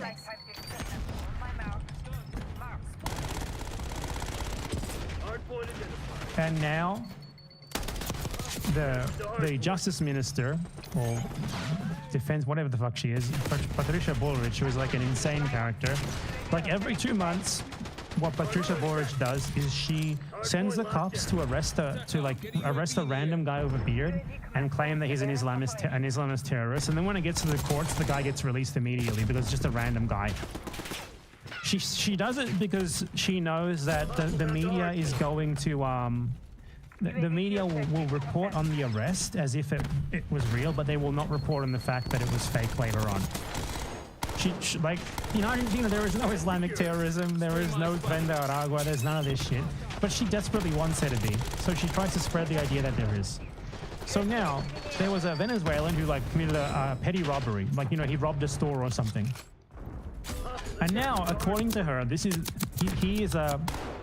guy is a member of the fearsome Tren de Aragua gang. Now, isn't that kind of weird that like this fearsome transnational gang involved in all of these criminal activities, they just randomly rob people?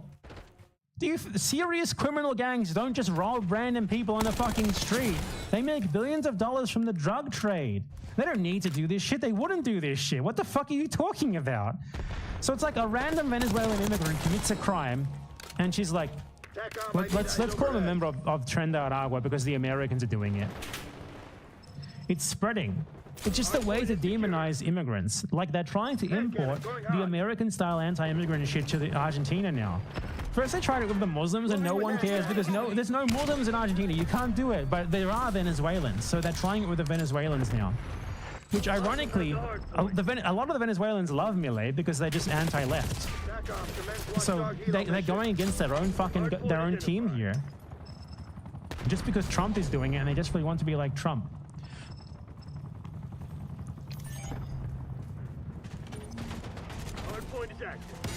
So this guy is, according to Bullrich, who is not a reliable source, he robbed some cell phones and he stole $10,000. This is not what an international criminal organization does. No, this is like, it's such a bullshit narrative. An international criminal organization of the supposed like breadth and like power of Tren de Aragua as it's sold would not be stealing $10,000 fucking dollars. They wouldn't be stealing at all.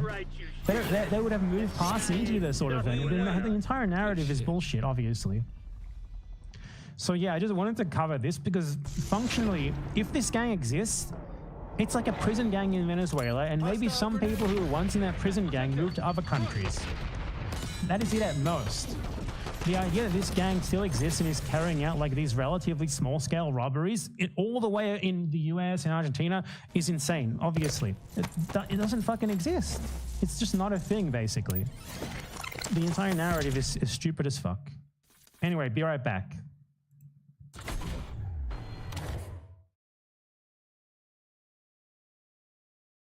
Straight out of the fascist textbook. Like, I'm gonna invent some historical scenario that your grandfather had, and this is just the thing we should all strive for and the thing we all deserve. But also, I find it so insane that he thinks most young men want this. Like, I don't know about you guys, but when I was 17 and started dating my current girlfriend, none of this crossed my mind. Like, firstly, if you're a young man, that stuff shouldn't even be in your head. If you are under 30 years old, you should not be seeking a relationship to build some sort of traditional lifestyle with a woman who will be your bang maid, essentially, right? That is just insane. You should be looking for a life partner. And of course, yeah, that can often come with raising a family. There's nothing wrong with wanting to have children and raise a family. And as you get older, that becomes increasingly important, especially if you're dating, maybe over 30 and stuff. You need to have an honest conversation up front about what you want. But when you are a young man, you should not be thinking about these things. And you shouldn't be caring about these things as some sort of primary thing you're looking for in women. But also, most young men who are watching this, like there's probably like a fair amount of you, think about what you want in a relationship, right? So I'm with my girlfriend and we've been together since we're 17. And thankfully, we've obviously grown to now we're both nearly 30. And we've kept like these similar values. And we're both like really ambitious. We want to do things with our lives. We're both like very creative. And we both have our like creative outlets. And we want to achieve this stuff. So the thing that we enjoy about being together is that we both like push each other. We both share this love of like different kinds of like art, especially things like movies, and we bond over that. And that's what you want out of a life partner, someone that you can enjoy life together with. Obviously, I don't know how high a percentage this would be. It'd be impossible to poll, but wouldn't you want someone who's your equal? Wouldn't you want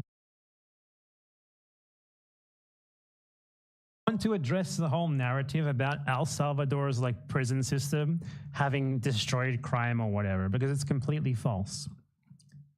So, you know, this is the entire justification that is being used for like deporting people to El Salvador, is this narrative that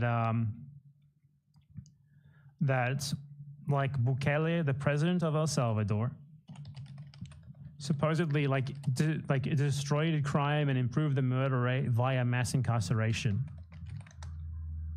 And this is used by him and by his many international admirers to justify the mass imprisonment strategy. This narrative is completely false because Bukele actually tackled crime in a completely different way, and the prison thing is something that he came up with later to attempt to solidify his hold on power and as a way to basically to like justify the mass imprisonment of his political opponents and like anyone who he considers undesirable. So what actually happened?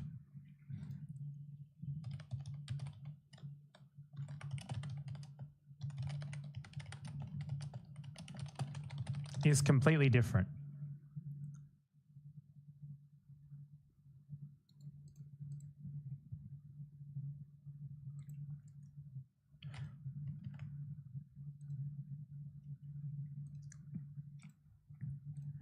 This was revealed in El Faro, which is a Salvadorian newspaper, which I believe has since had to move to Panama because he threatened them with putting them in the prisons. Let me just check that to make sure. I don't know if it was this newspaper or another.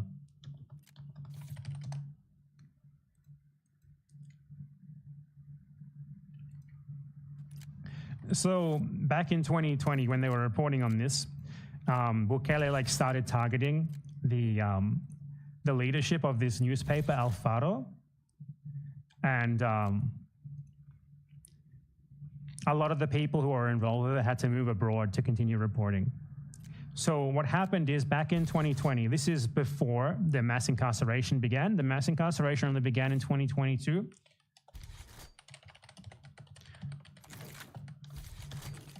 In 2022,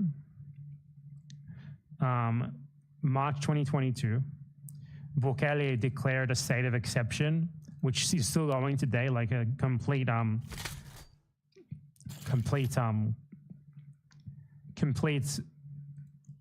what do you call it?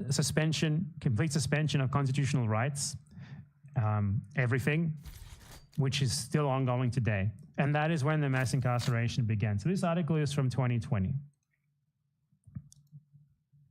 And as you can see in 2020, it was, sorry, you can't see because I haven't translated it. It was the translate button. Read in English, oh, never mind. Bukele has been negotiating with MS-13 for a reduction in homicides and electoral support. So Alfaro obtained dozens of documents confirming dozens of covert meetings between government officials and gang leaders since 2019, as well as intelligence reports detailing the outcomes of the encounters. Representatives of the executive branch and MS-13 agreed to the reduction in homicides in exchange for prison privileges and long-term pledges tied to the results of the elections in 2021. So they have tons of evidence over this. So what actually happened here is very simple. The murder rate in El Salvador was going down very early in Bukele's presidency.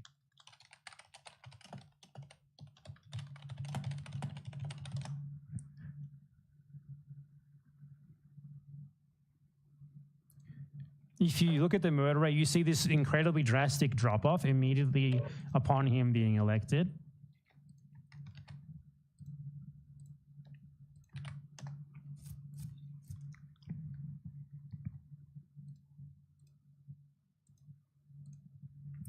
He got elected in 2019. The negotiations with the gangs begin immediately. Murder rate goes down, keeps going down afterwards. So what actually happened here is very simple. Bukele actually did something that was good to begin with. The negotiations with the gangs were good, because these gangs, these are not serious criminal organizations. By serious, I don't mean like people think of these gangs, they think of like mafias or cartels or something. That's not what these gangs are. These gangs are unsophisticated street gangs, totally reliant on the leaders, that fall apart once you get to leadership. What he did is he basically negotiated with the leaders and gave them like special privileges and stuff in exchange for them calling off the grunts on the ground from doing the shit they usually did. All they really did was like extortion. They're involved in, I mean, I don't mean to downplay it, but like we're talking about like street gangs that go into stores and like say, hey, give me your money or I'll shoot you. Stuff like that. We're not talking about like real transnational criminal enterprises, like serious businesses and stuff like that, like the cartels. This is relatively low-level stuff in the grand scheme of things like that. So these gangs were very easy to deal with. The reason why the cartels are hard to deal with is because you couldn't do this sort of thing to them because they're like businesses. They have basically like boards of executives and shit, in effect. Not exactly, but in effect. So like you kill the leader, you arrest the leader, it doesn't matter. The cartel's still going to be there. Others will take over.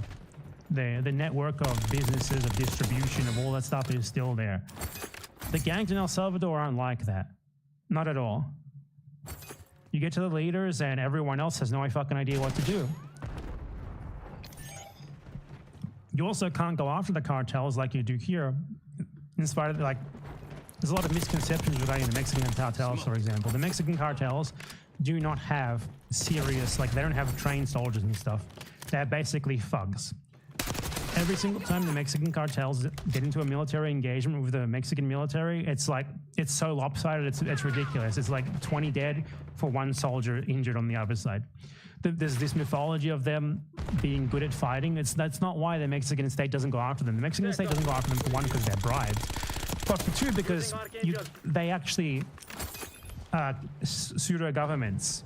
You can't go after them without also functionally, like, killing thousands of other people and, like, destroying the entire reason why they can be as big and as popular as they are, which is because they are so, like, embedded in the local population, because they basically run the fucking places where their strongholds are. This is not the case with these gangs.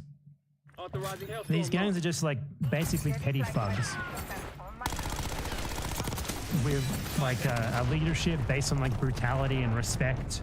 It's basically like a prison gang, except a lot of people are on the outside. So it was a lot easier to negotiate with the leaders and to fuck them over. No, it is 100% true. You're completely wrong. You don't know what you were talking about. You need to stop listening to narratives. Look at any engagement between the Mexican military and the cartels. They always lose. All that shit is for show. The cartel enforcers are basically cops. They're cops in terms of facing the street. Most of what they do is they kill, like, people who can't fight back. I'm not saying that to, like, disparage them. I mean disparage the cartels. I have to put that declaration in there so they don't kill me. Like, they're a business.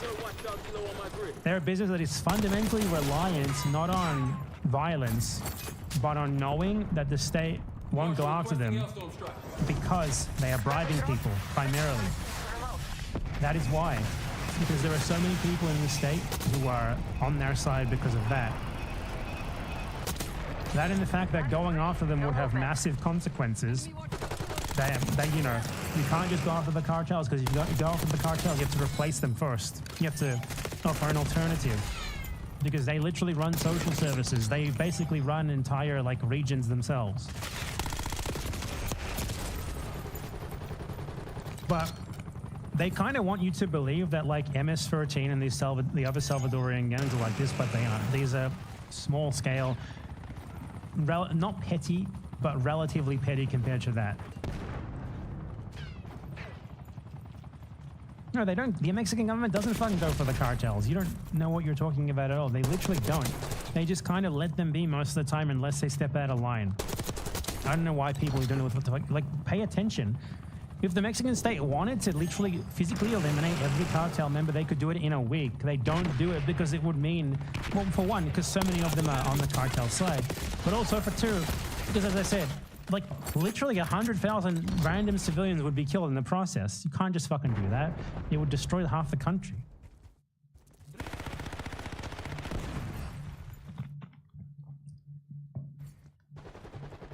Archangel making noise.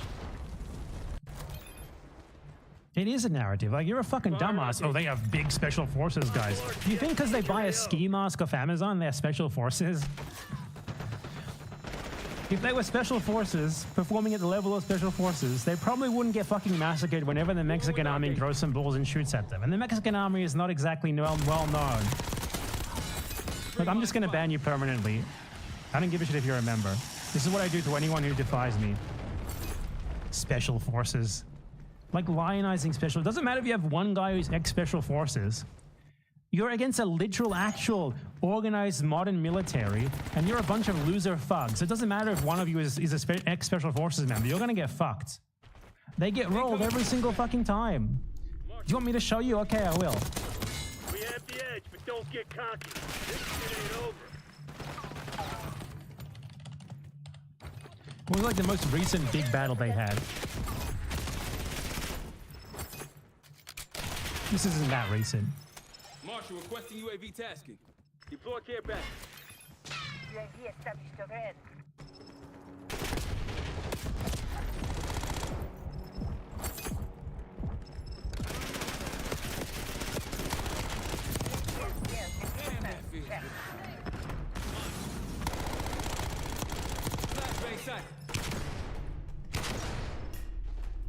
Whatever, I don't really care. This isn't why I'm getting sidetracked.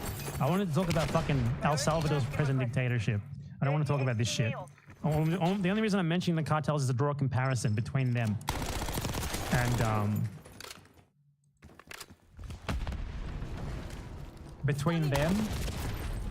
and these like relatively unserious gangs compared to them. So the reason why the El Salvadorian gangs can exist as they do, by the way, is because no one cares about El Salvador.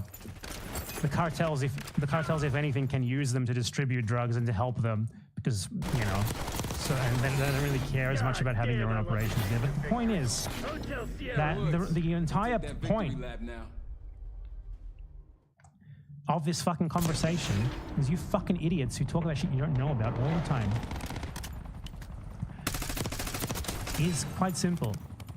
That Bukele did something good at the beginning of his term, which was negotiate with the cartels. Then, after the murder rate had already drastically fallen, what he did to make it fall more was they stopped reporting accurately murders, not the mass imprisonment. Because as you can see, it was already falling so fucking much, like more than halved, before the state of exception began in 2022. What happened after that is quite simply, they stopped accurately reporting the murders to try and justify the mass imprisonment. Because the whole thing here is, honestly, if you're a dictator, you should learn from this. It was a good idea. The initial fall in homicide rates came from the negotiations with the cartel. That's all. That was the initial reason for it. That simple. You know, they tried to reason with them and it worked. Then what happened after that is Bukele saw an opportunity to be like, okay, I could imprison fucking anyone I want here. I could basically perpetuate myself in power forever if I put a bunch of people into prison and I start saying that the homicide rate, which was already falling beforehand, is falling because of that. I would be so popular and like anyone criticizes me, they get put into prison. And that's precisely what he did. He institutes the state of exception that allows him to do whatever he wants to whoever he wants. And they start underreporting murders just to like try and make it look like the fall is more dramatic than the previous falls, which to be clear, it's not. As a percentage, it's about the same.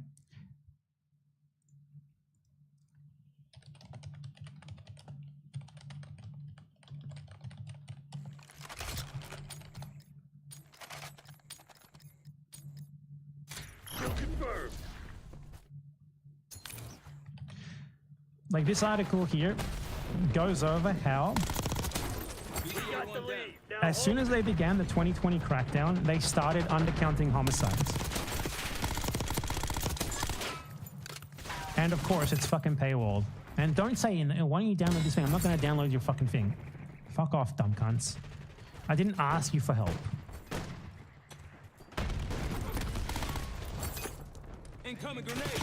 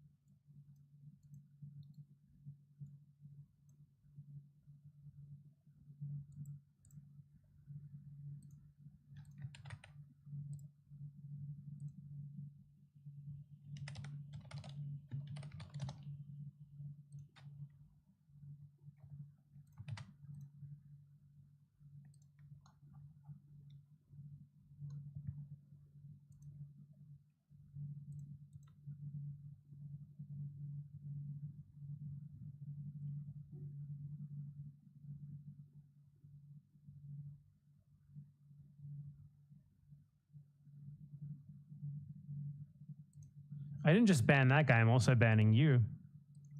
I ban whoever I want, whenever I want. In fact, I shouldn't even let you fucking morons talk. There's no point in having a chat.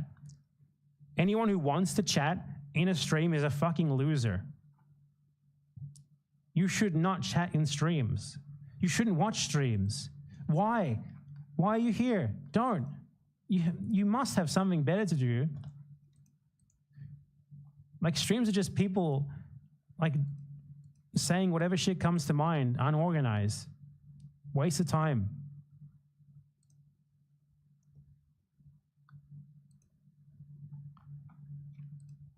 Okay, I found unpaywall. Here we go. As long as I'm not a robot. Am I a robot? I don't know. Are these, which one's the crosswalk? That's not a crosswalk. Oh no, there's a little part of a crosswalk on it. I'm not a robot. Got it. Okay.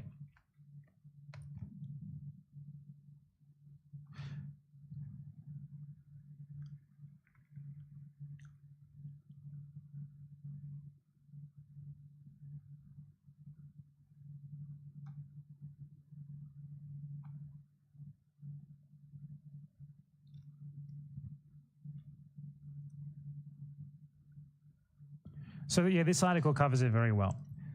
In 2019, Bukele ascended to the presidency. Almost immediately, he began a 3-year period of secret gang negotiations and diplomacy, which saw the homicide rate fall to just 18 people per 100,000 in 2021. Then Bukele launched the dramatic crackdown, which suspended several basic constitutional rights, and it was followed by aggressive criminal reforms. It is now permanent, the state of exception, and now, according to Bukele's administration, the homicide rate has fallen.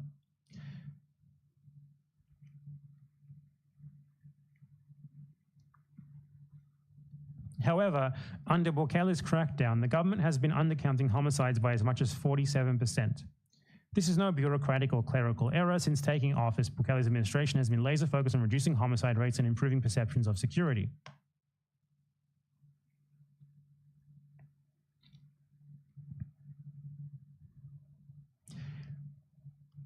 They have also increased the practice of burying the bodies of victims of murder in unmarked, often mass graves, in effect reducing the number of publicly visible killings.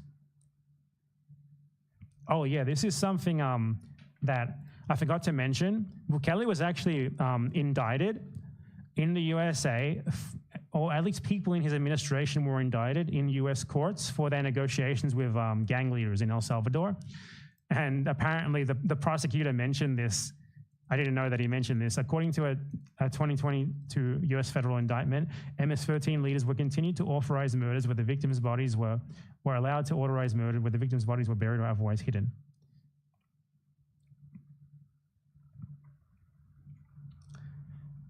So the official murder counting agency began excluding the discovery of unmarked graves from its counts. So basically, if you're buried in an unmarked grave, you're not murdered, apparently. And I wouldn't like set aside the possibility that the government themselves is burying bodies in unmarked graves to hide the homicides, because otherwise, the numbers wouldn't add up.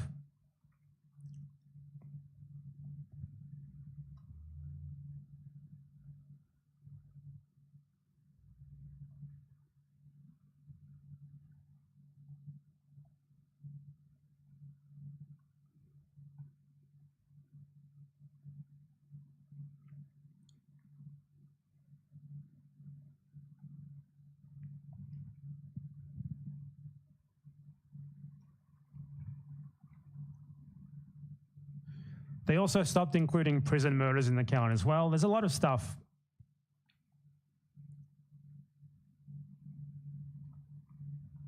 As you can see with the numbers here, they started excluding a much larger proportion of homicides compared to previously. The reduction in homicides in El Salvador is almost entirely a result of the initial negotiations with the gangs. The prison thing is something that came much later, basically as a justification for him to get a bigger grasp on power. And now they're literally exporting El Salvador. Like they're exporting El Salvador as like, they're selling it as like this international prison dictatorship that anyone can send their prisoners to for whatever reason they want, no matter what. which is, you know, it's insane, by the way, that people deported to El Salvador. They have not been charged in the US, and they aren't charged in El Salvador either. And the reason why this can happen is because in El Salvador, you can literally be imprisoned indefinitely for any reason. It doesn't matter, any reason whatsoever. You're totally at the mercy of the government. So don't go to El Salvador. They're trying to increase tourism to El Salvador on this narrative that it's safe now. You do not go to El Salvador ever. They can literally arrest you for any reason they please, and you will never be seen again. Like, the government justifies this by saying, like, it's justified that we imprison random people because the murder rate has gone down. And yes, undoubtedly, some of the people who we imprison are innocent, but this is inevitable. This always happens. It's worth it. You know, the ends justify the means.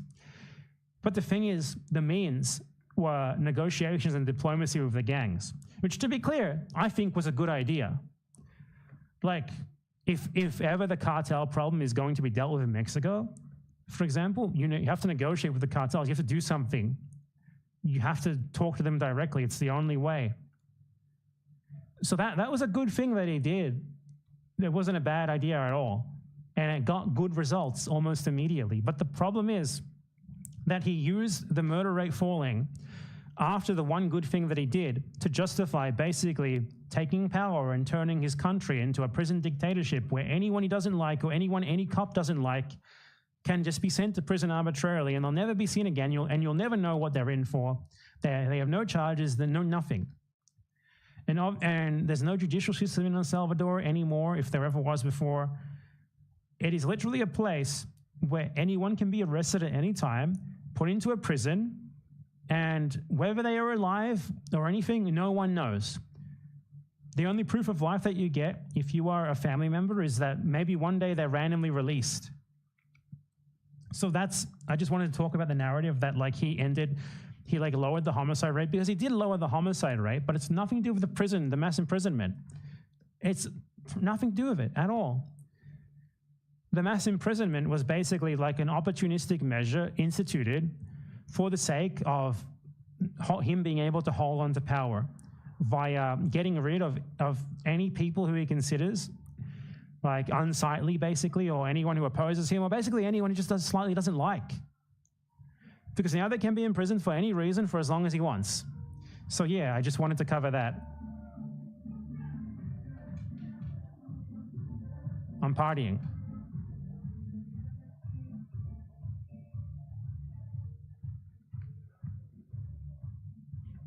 I understand that the optics problem with me partying immediately after talking about people being sent to prison and never being seen again. So clip that.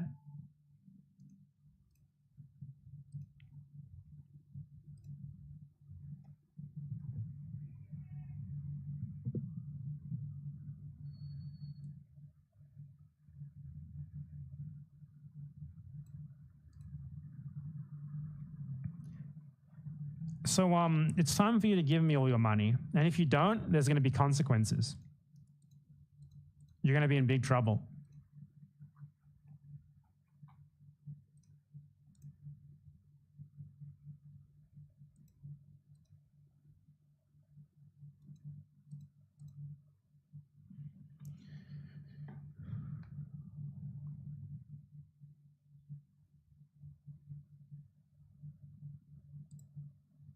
If I don't receive money immediately, you will all be banned. Each and every one of you permanently banned from the chat.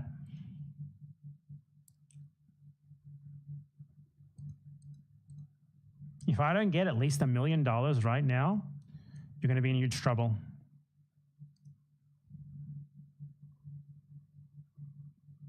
I love threatening you. Each and every one of you individually.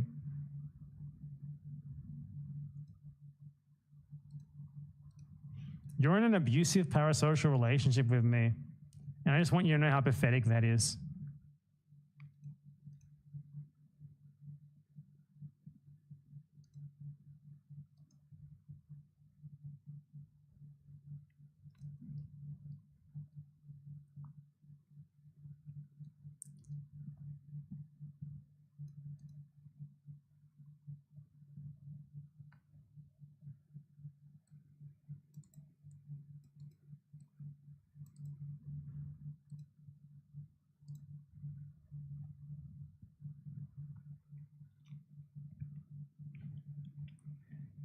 Anyway, you're not giving me enough money, and I'm very sad about the lack of money being sent right now.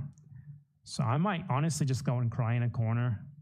I should do like a subathon like Ethan Klein. Hey everyone, give me more money. Guys, there's a genocide going on, but donate to me, not to the victims. Bad Empanada said. Yes, said everyone.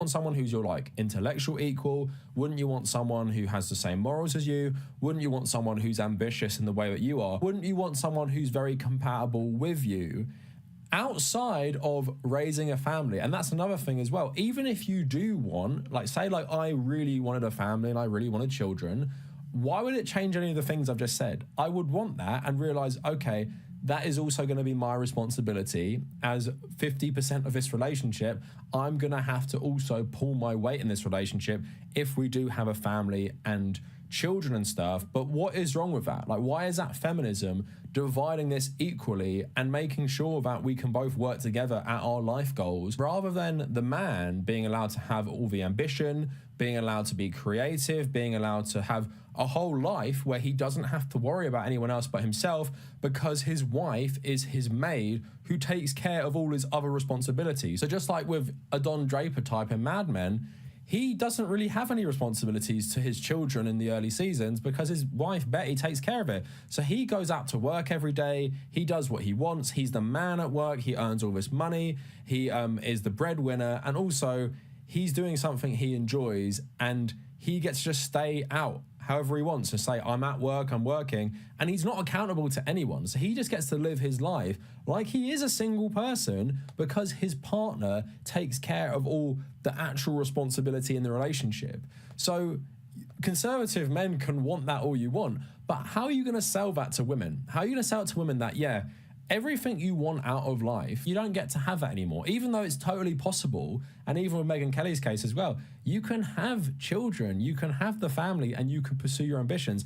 That's all possible now, thanks to things like feminism. Conservative men just want to like roll back the clock where it's like, no, you will be my slave and everything in your life will just revolve around being a mother. That's the thing with conservatism, especially in regards to women. They want to completely strip women of their identity and boil it down to like a few different things that they can't break out from, where men get to be whatever they want. So essentially the same, we just want the world to be for men, and the men have no limits. They can do everything. They can have all these ambitions, they can have all these hobbies, they can have all this time, because the only responsibility they have is financial. And everything else in terms of the women's role is to serve in his pursuit of that finances, and that is his part of the relationship. No emotional responsibility to the wife or their children, just you're the breadwinner and everything else in the family is to facilitate that. And again, no responsibility, no accountability, and just shows you that fundamentally these men just don't see women as equal. Because if you saw a woman as equal, would you really say up front to a woman, I want you to be this. I don't care what you want. I want you to be this, and I want to mold you in this for me. I want to groom you in this for me, just so you can act as what I want you to be. And that's why conservative women are so annoying, like Megyn Kelly. You're literally helping this ideology flourish. So people actually in positions of power have this ideology and are rolling back women's rights that you're enjoying and taking for granted. And one day, people coming after you, you're saying the next Megyn Kelly. The next Megyn Kelly isn't going to exist because they're not going to have the benefits that you had thanks to people like liberal feminists and leftist feminists paving the way for them. They're going to have a world designed by people like Matt Walsh. And obviously we see things like The Handmaid's Tale, which is like the extreme version of this. But ideologically, that's what people like Matt Walsh want. And yes, if you go into the comments of all of his stuff, it's loads of guys agreeing with him as well. So fundamentally, there's two things here for conservative men and women. For conservative men, basically, what people like Matt Walsh are selling you is a pure fantasy. Most women, unless heavily indoctrinated in maybe conservative Christianity, they're not going to go along with it, even if they are conservatives, because what you're fundamentally asking them to do is give up all their freedom to just live under your rule, right? So most people won't go along with that. So conservative men realize you're being lied to about this, and realize also this ideology that Matt Walsh is selling is actually making you feel terrible about yourself, because he's given you this fascist ideal of masculinity to try and live up to.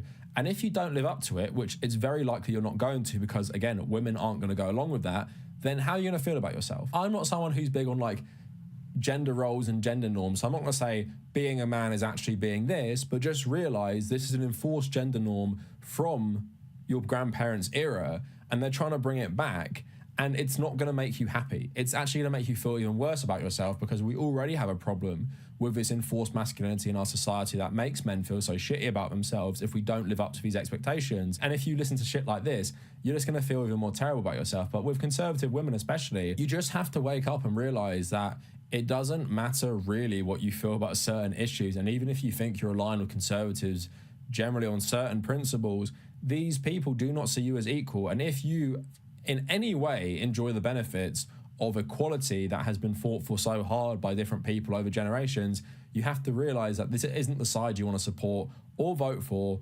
And people like Megyn Kelly, they'll be okay because they're rich, and it won't affect them because they're rich. You're probably not rich. So when people like Matt Walsh, and there are people like Matt Walsh in the government right now, are successful in rolling back women's rights even more, you'll be the one suffering. So you just have to keep that all in mind.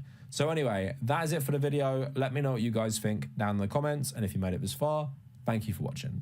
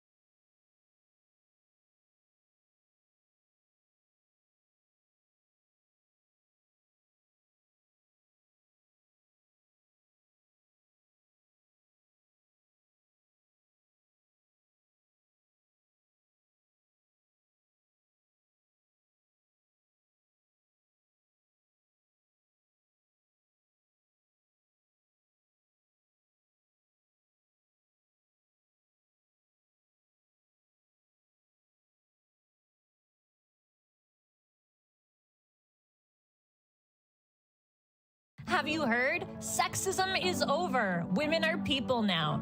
We sent Katy Perry to space for 11 minutes. The first woman in space. So now you don't have to ask for healthcare. But we're not gonna stop there. It's 2020. There are so many places women can be sent to make you feel empowered. We're sending Meghan Trainor to the hospital. And not even for giving birth this time. It's 2008. Women can be a nurse now and look great doing it. We're not stopping there. We're spending $200,000 to send BB Rexa to the library. Women can read now. After all, it's 1984. But wait, there's more. We're sending girl boss duo Billie Eilish and Elizabeth Holmes to the LA River. This is part of a huge campaign to empower women to drown. Wake up, queens. It's 1918. Women can drown and look great doing it. I bet you thought we were done with our feminism, but we're not. We're taking $2 billion from breast cancer research and using it to send Taylor Swift to the Paleolithic era. It's 9,500 BC. Make your stone tools and shake it off, honey. And finally, we're selling our nuclear codes to send Jojo Siwa to Siberia. This is the pussy power movement of women she's. It's phenomenon. It's a Because at the end of the day, girls can do anything except vote. Wait, they can? Have you heard? Sexism is over. Women are people now.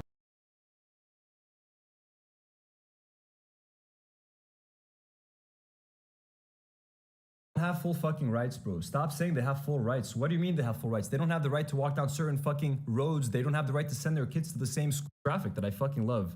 It's like, pick your side. On the right, you have all the pieces of shit. You got Elon, you got Ethan, you got Ela, you got Destiny, you got Dan Saltman, you got Asmongold, you got Keemstar, you got Mudahar, you got, you know, all these fucking assholes. You got Yoav Gallant. Really good guy, Yoav Gallant. And on the left, folks, you got the good side. You got the good folks. You got Anissa, you got Ian, you got Frogan, you got Stavros, you got your boy Anthony right here. You got Noah Culkin, you got Sam Cedar, you got Emma Vigeland, Ulep Lovely. I don't know how to say his name, but he's fucking awesome. Is that Daniel B. Mate that I see right here? We got Sean DeBlack, we got Bad Empanada, we got Valkyrie, we got Hassan, we got Kaya, we got Comrade Casey, friend of the show, Will Neff. You know, just a bunch of who's who. We got Matt Lieb, of course. It's missing, I would say, Uninformed Leftists. We're missing Capri and Raph from the A-Raps podcast. Just a couple of names on there. We got Mike from PA. So to be included on this list with these awesome people, I think is awesome. So enough wasting time. Let me get to what it is you guys want to see. Let us react to Ethan reacting. I'm going to be looking at my phone from time to time. I'm just looking at the chat. Okay, if there's any super chats, I'm going to make sure to try to get to them, all that sort of thing. We have 200 of you guys watching live. Again, sorry, this is a very last minute live. We're going to go for about 2 hours and 20 minutes, folks. Okay, longer. We have about 3 hours of live streaming to go. So here we go. We're going to start with part 1 of the reaction. Okay, there's a whole 4-hour other part that we need to talk about. But let's get to this, shall we? Buckle up, folks. Again, if there are any issues, I know such a good group. Julian Saliani says such a good group. I know. I'm so like honored to be part of this internet meme at this point. I'm on the right side of history. 1 second.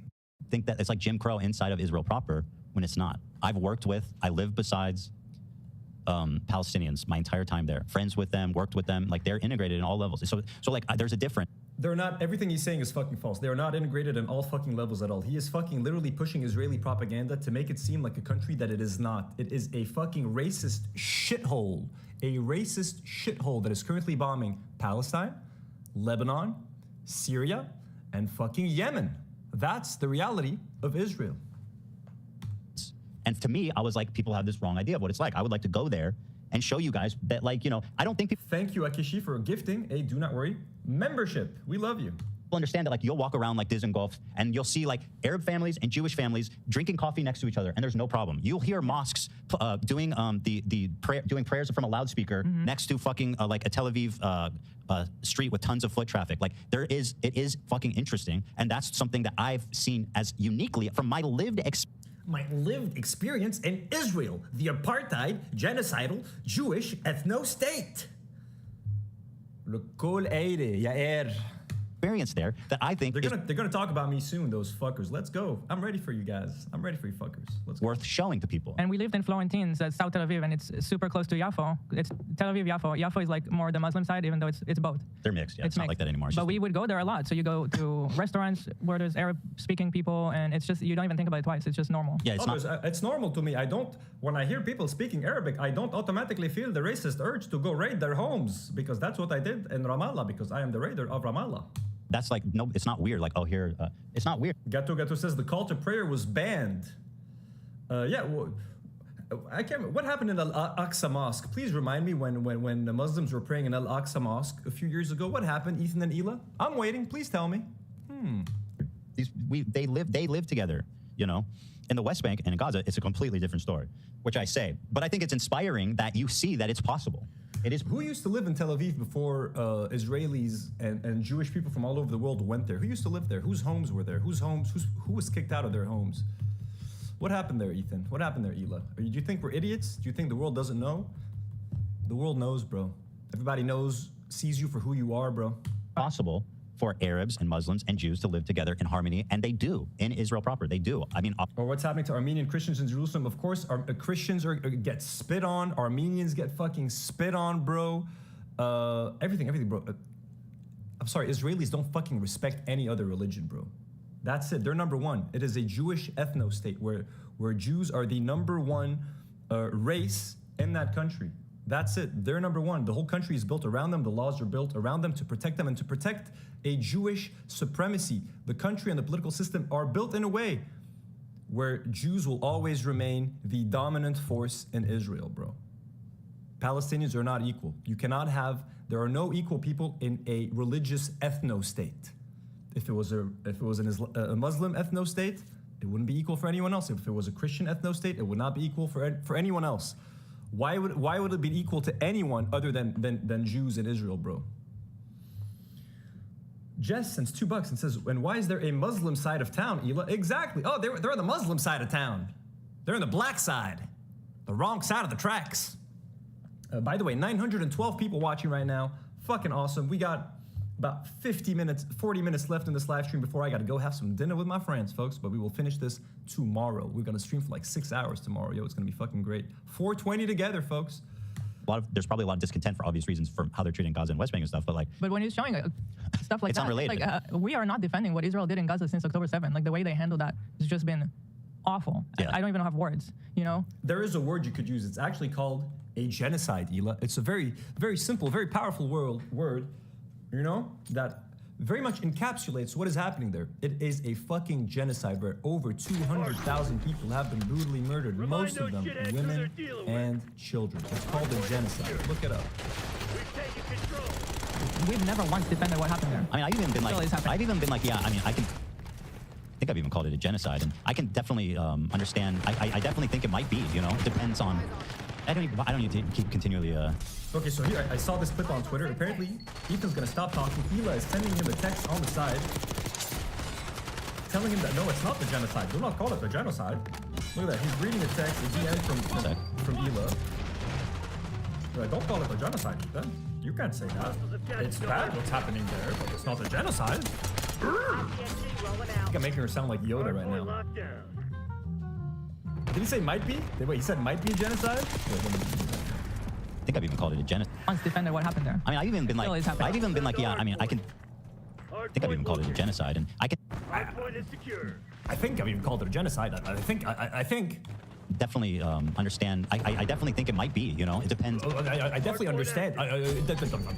Might, bro, you're tripping over your fucking words. It's a fucking genocide. Call it for what it is, bro. Don't be such a bitch. I don't need to keep continually,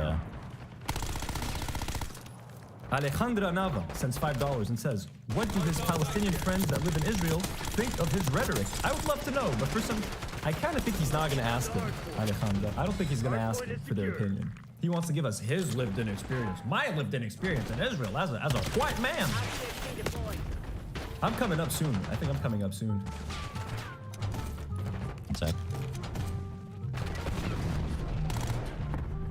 Ethan is very brave.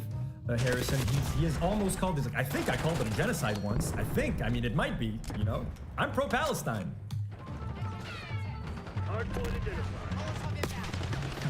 Agora Slum says, it might be genocide, but other than that, it's great, trust me. Now watch my Tel Aviv vlogs. Yeah, it's fine, we're just having a side convo, but it's fine, what's up?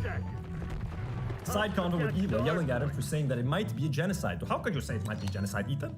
Are you saying that the IDF that I was a part of, could commit such crimes? Take it back, Ethan. Please, button it. Button the second that you said genocide. Button it, please. Anyway, I'm not talking about Gaza, right? I'm talking about Tel Aviv, which is where I live, in my lived experience there. Like Mega Lefty's talking about it like it's something. And my problem is he's not even... By the way, presumably AB's fucking gone. We don't hear from AB for the rest of this episode. I think Olivia might have left as well. Lena, probably still barfing in that bathroom. Really addressing, honestly, with what it is I'm saying, because he keeps showing headlines from Gaza, which has literally nothing to do with what I said. Racist, like crazy, you know, like Jim Crow style of society. Like, I can't wait to show you guys. The other day, baby fired. By the way, oh, here we go to the next classic. The AB got classic that I clipped. Again, I'm sorry to remind you guys that I clipped this, but I am the person, and I never clip anything. But I am the person who clipped the U.S. Galon clip, and I am still, it was such a golden clip, golden nugget. Cut off. There was some private information that was said that we didn't want to say. That's it. There's nothing. Yeah, he's gonna show the Golan thing, which again, it's like, bro, it's so played out. We literally, can I not, like, it's weird how... Bro, what's cool about the Golan thing is that, no, because they didn't call him UF Golan. Like, he fired this guy, so a lot of people missed it and didn't clip it, but I was like, are they fucking talking about UF Golan? Should I fucking clip this and stick it online? And oh my God, it drove Eli away from the podcast for 2 weeks or something. That was nice. That was nice, folks. That was a nice little victory. Victory lap right there. Don't let you, like, you say something and then you immediately be like, I was wrong. But that's not okay. No. It's always like you have to live with this moment where you said something right before you apologize, and you're like, oh, okay, I understand, I was wrong about that. But that's not good enough. They're gonna parade this clip around forever. Like, it's so fucking dishonest. A really good guy that a lot of people are pissed about. So Ethan is having this back and forth with his liberal audience, leftist people online, progressive content creators, Hassan, all of these different people. This bro literally just like cut out some headlines and he's like, see, Ethan's wrong. Yeah. Like, that's your fucking level of research, bro. This is the actual conversation. You're entering the Israel-Palestine conversation with that level of context. That's crazy. He's not entering the Israel-Palestine conversation. He's entering the Ethan is crashing out conversation. He's finding new people every day, basically, to get in fights with. Of all people, this guy, Matt Lee, Frogan and Denims and all these dipshits, and everybody thinks this guy's awesome. Yeah, it's like hey, everybody thinks this guy's awesome. Hey. All fucking dogpiling for the same dumb shit that you are now, too. It's not like they're random people, dude. These people are saying disgusting freak shit. This guy that's on the screen, can we show his recent tweets? Remember when he was laughing at Israeli civilians? Then I think they took it back. She's like, it wasn't my tweets that she's talking about here. Running in fear? Are you okay with that, Ian? Have you seen that? And are you okay with that? Israelis running in fear. I do remember that. And I do remember commenting on it. Ethan, I did a whole episode saying that I'm not proud about saying that, and I was overtaken by like anger and grief. By the way, when I said that, Americans weren't watching my show. That was intended for an angry Arab audience. And yeah, this was after Israel. Again, I have to give context. Israel attacked the Syrian consulate in Iran. They attacked the Iranian consulate in Syria, killed 2 high-ranking generals. Then Iran retaliated against Israel. And it was a very performative drone attack that didn't kill any civilians. They were just, they were aiming for like random military targets. No one got harmed. And yes, some Israelis were running for their lives. And as an Arab man that was bombed by Israel, and I was watching my Arab brothers and sisters being butchered every day on my fucking phone, it felt nice to see Israelis getting a small taste of their own medicine, feeling a little bit of that fear that they inflict every single day on innocent Arabs. Yes, it was fucked that I said that. It's fucked that Israel drilled me to a point to even say that. But I ain't gonna deny my feelings. Fuck Israel, bro, and fuck you. Apparently, even though he looks like Millhouse in Thor. Denims, by the way, okay, that's funny. He should include that. Was the real villain of the video. Evil, hateful, fucking. And I'll say it and I'll double down on it. And people, no, don't. And it's all cool. All of Lebanon was fucking happy to see that, bro. I'm sorry. Like, again, you're not, Ethan's not going here. There may be some Arabs like, don't make us all sound angry, bro. Arabs don't like Israel. You'll be very hard pressed to find an Arab that likes Israel. Why? Well, let me guess, because European countries decided to send Jews from all over the world to an Arab country, move the Arabs that were living there, kill them, take their homes, and then bomb every other fucking surrounding country for the next 70 fucking years. So fuck Israel, bro. Fuck them. And it was pretty fun to see them running around, bro. At least. You guys know how I feel about that. I don't need to say it. So is he going to say anything? Because so far he's doing like the Philly D where it's like, well, the people on the internet are saying this. Well, no, he said that, and they're saying that. Let me know in the comments what you think. He is saying, he's saying he agrees with them, but he's just showing out of context. He's not really, though. He's just doing like a YouTube essay. Let's see. Haley is saying, I'm giving 20 memberships in spirit. Haley, don't you do it. Haley, you've done enough for this channel. Half of my members are because of you. Just enjoy the show. Sit tight, enjoy the show, have a chill night. Do not donate anything. No more memberships. My story. And Ethan burning bridges with people until he... Bridges? I don't fucking care about any of these people. They're all a bunch of psychopaths and dogpiled on me. For what exactly? Once again, saying that I don't think that Israel should be annihilated, that I don't think that the border should be immediately lifted, that I don't think that that would be a good solution. You know what I mean? Like, okay. Because I want Palestinians to stay stuck in Gaza. That makes me a bad person. Okay. Bridge with me. Since Ethan and Hassan's falling out, I've been keeping to myself mostly. I don't have many nice things to say. Maybe if Ethan's able to get some help, maybe if he stops harassing other creators. Get some help? Wow. Like, who are you to are you actually serious right now? Wow. He's doing the get some help thing? Which, by the way, he knows because I'm friends with him about like my struggles with mental health and what I've been through and how I've treated it and stuff. And like this whole get help. We're gonna skip ahead to my part before I have to leave because I want to watch that today. So, like, holy shit, talk about fucking like gaslighting or crazy. This is really pathetic stuff. He doesn't have many nice things to say. Mo, what's up? Is he gonna say? Mo is a very big supporter of the channel, patron, gifts a bunch of memberships. Mo, happy to have you here. Also, like Haley, chill out today. Just enjoy the show. Just enjoy the show. Maybe if he does these things, eventually he'll find peace and we can like rekindle our friendship. Really? I won't speak for Ethan, Ian, but I don't know if you're watching this. I just have a feeling that that friendship's probably over for the foreseeable future. But I appreciate your optimism, you know? No name. You have 12 membership. And Dan Stop licking Ethan's ass. Bro. You have to lick it your Right side. Behind. So that's been my approach. I've occasionally thrown a joke Ethan's way. Oh yeah, this whole thing started when they made some joke about how I said. Are you watching the video, bro? Because again, I was being silly. Just watch the fucking video, man. Talked about some court ruling. In the form of Hassan Piker versus Ethan Klein. Lizzie Rosa, thank you, Haley D. You are my best friend. You are the member payer.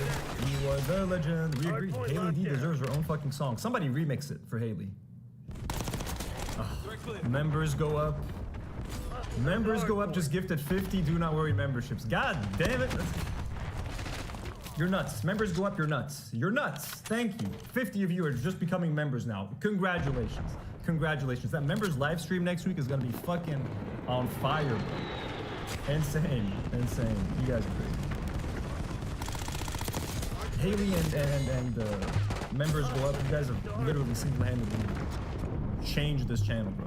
I'm for boxing. I like iDubbbz. He's a good guy, but I don't like this. It's stupid. It's not a fucking petty beef. It's like this guy is evil and he's doing anti-Semitism, and also he's way out of my weight class. He didn't like that, but fucking yeah. I mean, I thought it was insensitive. Times you gotta just throw something out there. Oh, yeah, do a burp. You're so edgy. He kept the burp. Yeah, he went woke. Oh, do a burp. You're so edgy. You're so edgy. Ian, you're so edgy. But he kept the burp. The left needed some burps, that's for sure.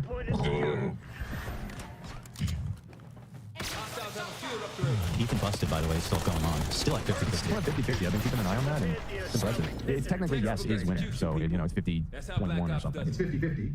Yeah, but, hey! Nice, dude. $30 donation from John C. The video's terrible. Shamban calls Haley D the raider of Do Not Worry podcast.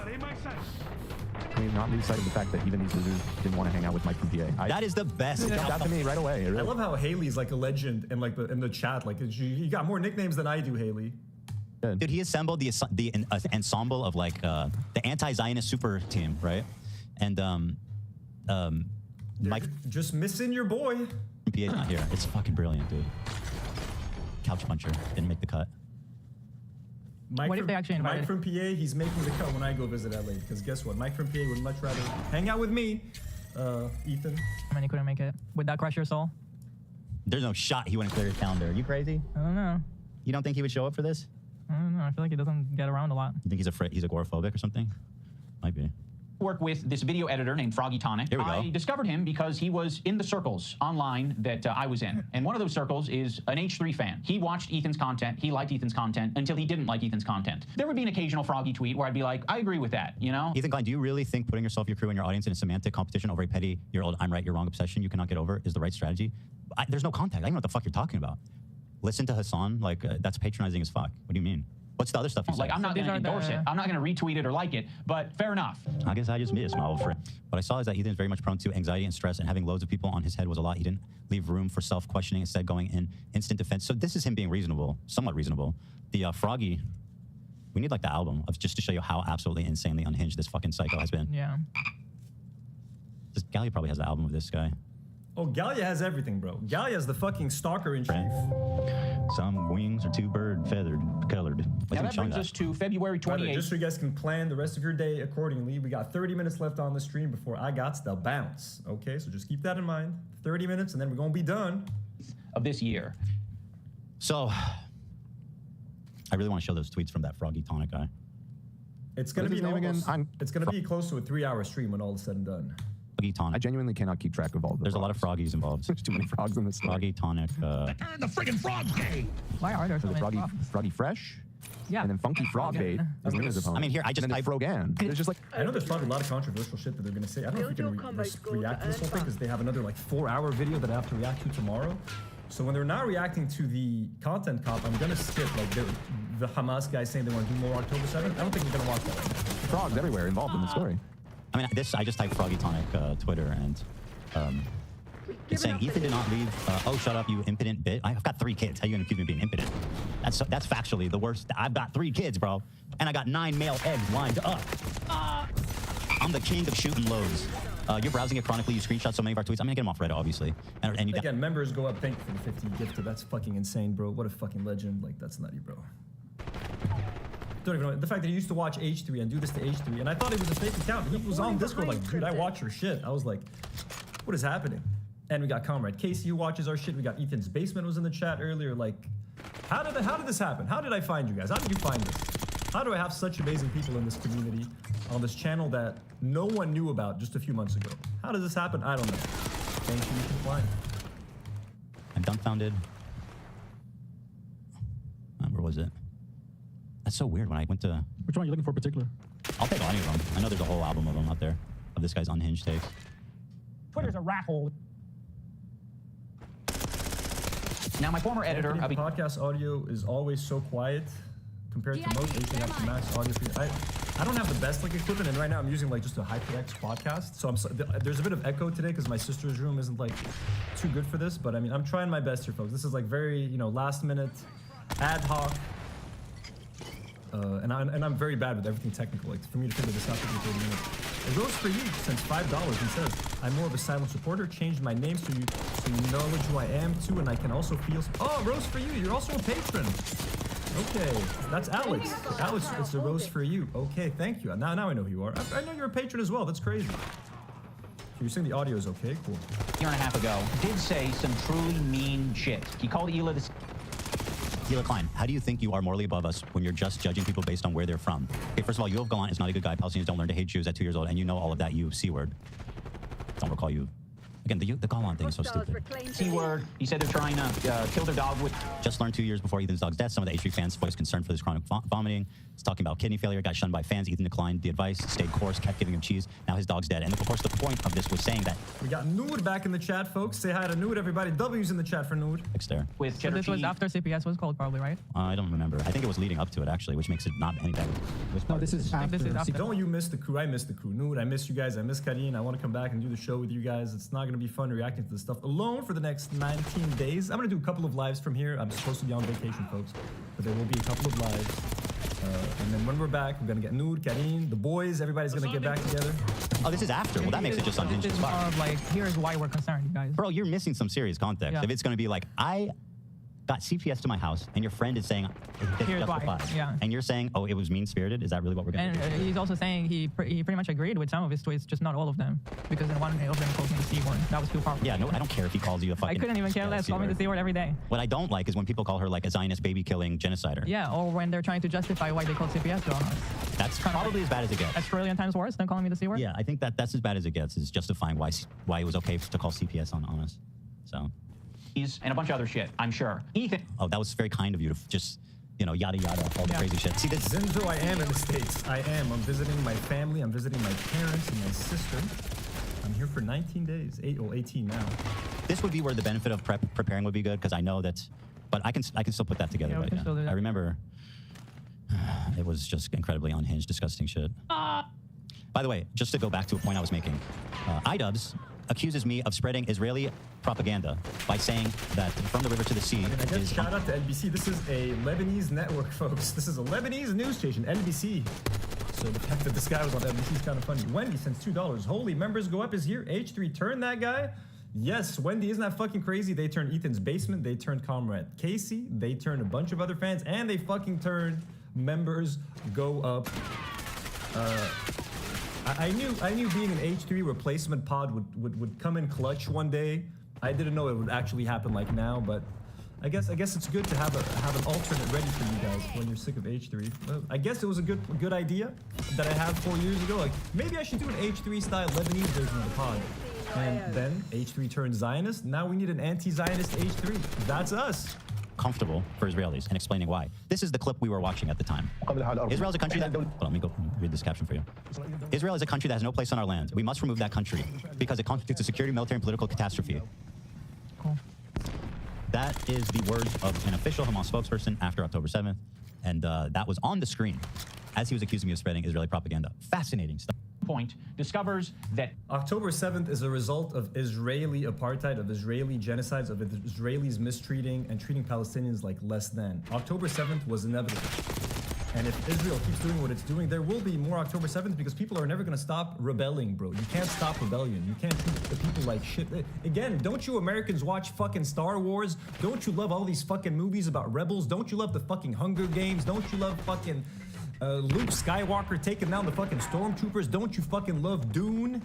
What is wrong with you idiots? You can't recognize the real fucking story when it fucking smacks you right in the fucking face. But when you're reading a fucking book or watching a fucking sci-fi movie, oh, I fucking love the rebels, but not in real fucking life.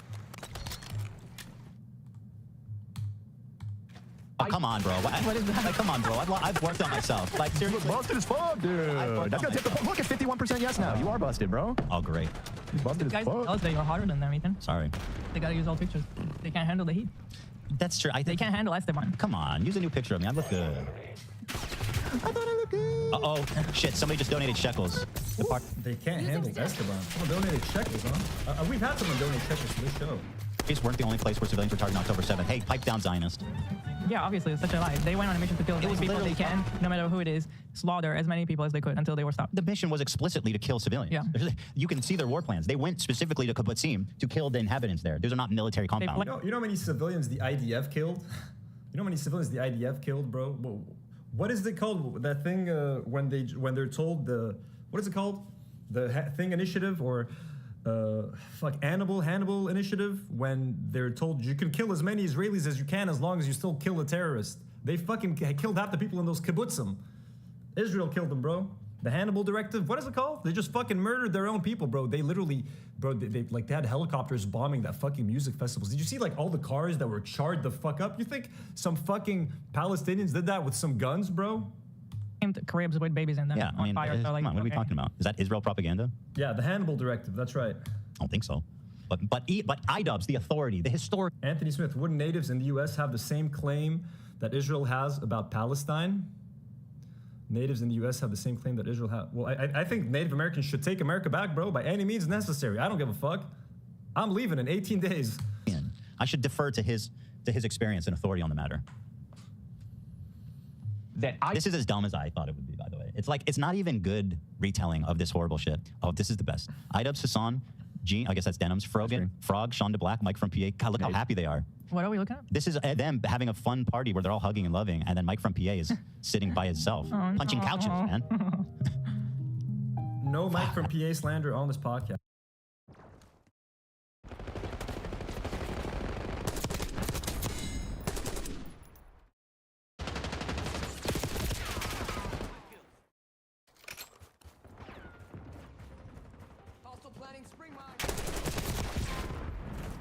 Team deathmatch.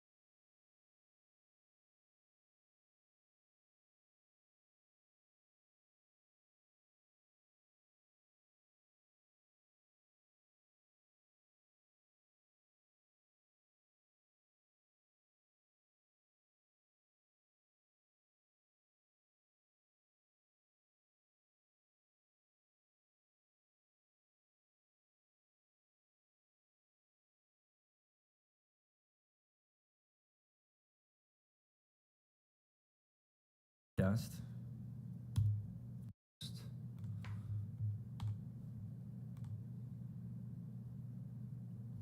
There was context to it. Well, it looks like it was an Ethan Klein video. Yeah, no, it was. No, but there was Well, I don't watch those. I think I was making fun of Probably just to Oh, you know show- what? I was showing anti-Semitism. Yeah. There was a thread on Twitter. Dude, that's crazy to use this one out of context. I was talking about how crazy anti-Semitism is, and there was this thread on Twitter where it was just full of Hitler doing Nazi salutes, and I was like, man, this is terrifying. Was that, is that the context he's giving? No, he's saying that I'm scrolling Twitter for my info, and he's showing me he's with that. Yet I'm friends with all the people doing it, and I'm tweeting with them. Me and Anissa are tweeting with them. We're in their Discord. We're talking to Millhouse in the DMs. Talking to Millhouse in the DMs. Now, again, I told you guys about this. An H3 fan screen recorded when I accidentally leaked my DMs. It just showed Anissa in my DMs.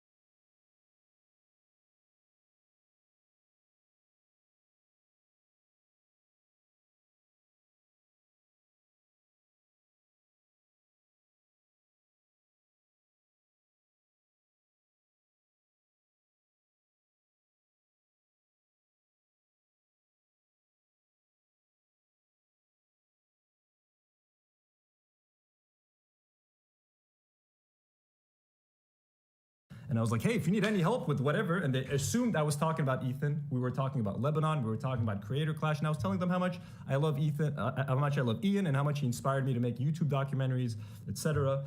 They hated them as soon as they knew that they were talking to me, bro. Know all this, bro. Your statement was hollow. It was pathetically performative. You were lying, okay? And I knew that. That's why I didn't even respond to him, okay? Like, seriously, bro. Here's Millhouse, by the way, who Anissa, by the way, and yes, I know her name. Surprisingly, I do know her name. It's Anissa. Imagine I was just like iDubbbz's wife. No, she's Anissa. She's a human being with agency. Here we go. People in chat started calling him Anissa's husband. That's pretty good. To be fair, that is funny.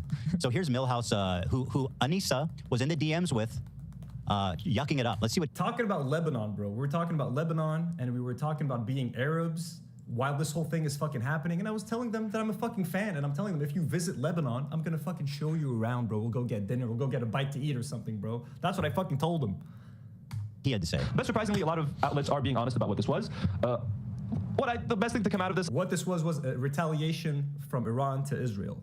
Honestly, is just watching all of these Israelis panicking at the airport, running for their lives, being afraid. I'm not gonna lie, you guys don't have to stand by what I'm saying. This what I'm about to say, folks, only represents me. The interns have nothing to do with this.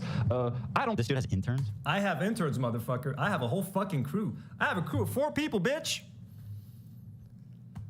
I have a nice full-on crew. By the way, they all like working for me. I don't put them in an awkward situation. And you know, and I'm not a fucking Zionist. Jesus Christ. Oh, just a joke. Yeah, maybe. Enough rockets were fired at Israel. Not enough drones, okay? I live in Lebanon. The horrors we've seen here and the horrors I've been watching on my phone for the past 6 or 7 months of what Israelis are doing.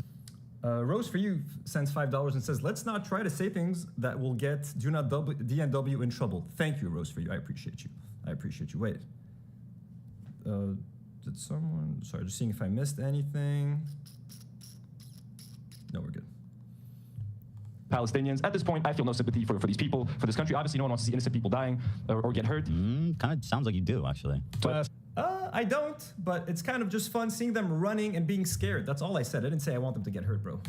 To an extent, yeah. And again, I've explained all of this. I explained it earlier in this episode. I have a whole hour-long episode explaining all of the context behind these fucked up things, admittedly, fucked up things that I said that I'm not proud of. I'm not proud of the way that I said it, and it makes me sound way more unhinged and insane than I am. But again, bro, try being an Arab when your people are getting fucking butchered and the world doesn't give a fuck and the world is funding this fucking genocide, bro. Try being Arab and then tahki mai. You're pretending, oh, I'm Jewish and I'm scared for my life in America. No, you're fucking not, bro. We're fucking scared for our lives every day because of fucking Israel, bro. Every day they fucking bomb my country. Every single day. And AB and Lena's country. But I question how many innocent people exist in Israel the more and more I hear these fuckers talk and I see their posts on social media and the fact that the majority of the Israeli population doesn't believe that the IDF is using sufficient force against the Palestinians and Gaza. I love that he plays this every time. And it's true. Look it up. Look up at the percentage of Israelis that think that the IDF is doing good work in Gaza. Look up how many Israelis actually want Palestinians to be escorted out of Gaza and they want Gaza to be ethnically cleansed and turned into another city. Just fucking look it up right now, bro. You want me to look it up? I don't need to. Should I? Let's fuck it. Let's do it. Let's keep watching, and I'll look it up at the same time. The guy that they're aligning with. And I'm supposed to be like, oh, iDubbbz, he cares about me. He's so empathetic. Somehow we're the bad guys. I would never say something like this. I never have.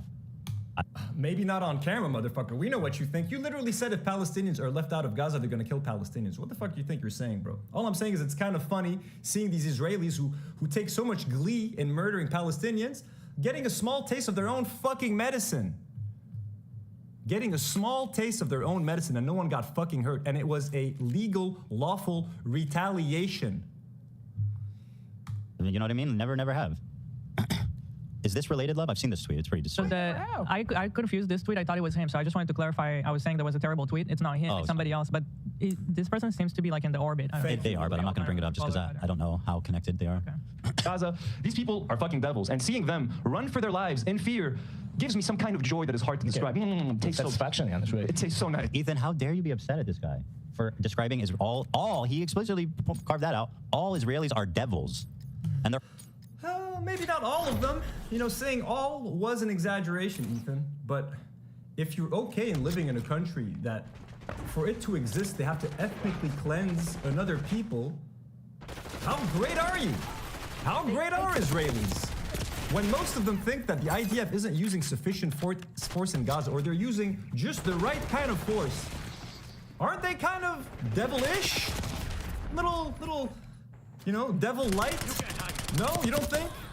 Okay, interesting. I kind of think so. All guilty. Ethan, you need to chill out. Me, iDubbbz, white dude. This is my America deserved 9/11 moment. This is my moment. But if I have to die on a fucking hill, and if I'm gonna like, is it the worst hill to die on to be like, I don't fucking like Israel at all? Like, fuck Israel? That's a pretty good hill to die on, but fuck Israel. I will happily die on that hill if I have to, bro. From fucking California that's never lived anywhere else. Let me lecture you about how you should feel about this. Oh yeah, and I'm woke, by the way. It's so good, you know what I'm saying? Let's watch these fuckers. I do look way too happy in this. Like, this is... I'm not proud of this. I don't even know how I let this fucking air, bro. Cowards. Go back. But again, when we did this, bro, no one, Americans weren't watching my show. I thought Ethan Klein was gonna see this fucking clip. It was like cathartic for a bunch of Arabs, bro. Like, finally, dude. Like, yeah, finally. Someone's retaliating. These people have been butchering our people, and someone is hitting back. It was kind of cool, bro. I'm sorry. Shit. What do you want me to say? Didn't you have a hard-on when Israel started bombing Palestinians after October 7th? You and Ela had a fucking hard-on, I'm sure. The whole fucking Israeli population did. Sorry for feeling a little bit of joy when, you know, when the world's most evil fucking country gets a little gentle little tap on the hand. No one fucking died. Fucking random targets getting hit by drones, and people were running in fear. And it was kind of fun to watch. Little taps like that.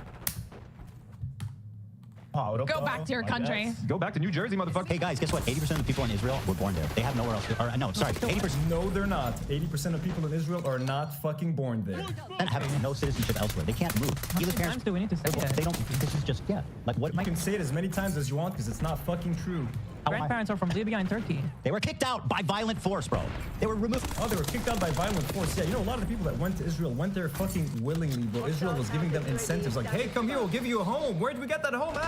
Don't mention it. Don't think about it. We're just gonna give you a free home that we got by gently murdering these people. Look up the Nakba. Look, Khalas, what are we talking about, bro? We idiots? Violently, forcefully. They had nowhere else to go but Israel. And now you dipshits, you know, are gonna come here and say, go back home. Unreal. And I'm the bad guy. I'm the bad guy. Imagine that. I love how he says that, and Nadim and Karim, who have nothing to do with it, are just like in the background of this million-plus view video. My crew, my interns that Ethan can't believe that I have. And the only reason I have a crew is because I was emulating H3. I'm like, I can't host this alone. I need a crew. I need people. So I hired them, bro. These are supposed to be like my Dans, my Zachs, my ABs, and my Linas. There they are. My beautiful crew. That's the only reason I have them, bro. This is all you, Ethan. You made this. You created me. And now, I'm doing this to you, bro. Isn't it fun? You created a monster. But nobody wants to see me less no more. They want According to Hassan, the white dude who has no lived experience outside of America. Oh, according to Hassan, the person who used to live in Turkey, he's got no lived-in experience otherwhere than America. Hassan Piker, Hassan who speaks Turkish to his Turkish mom every day on stream. He doesn't know what it's like living outside of America, huh? Dumb fuck. Awesome, bro. Good job coming in on this. Go back to Boston.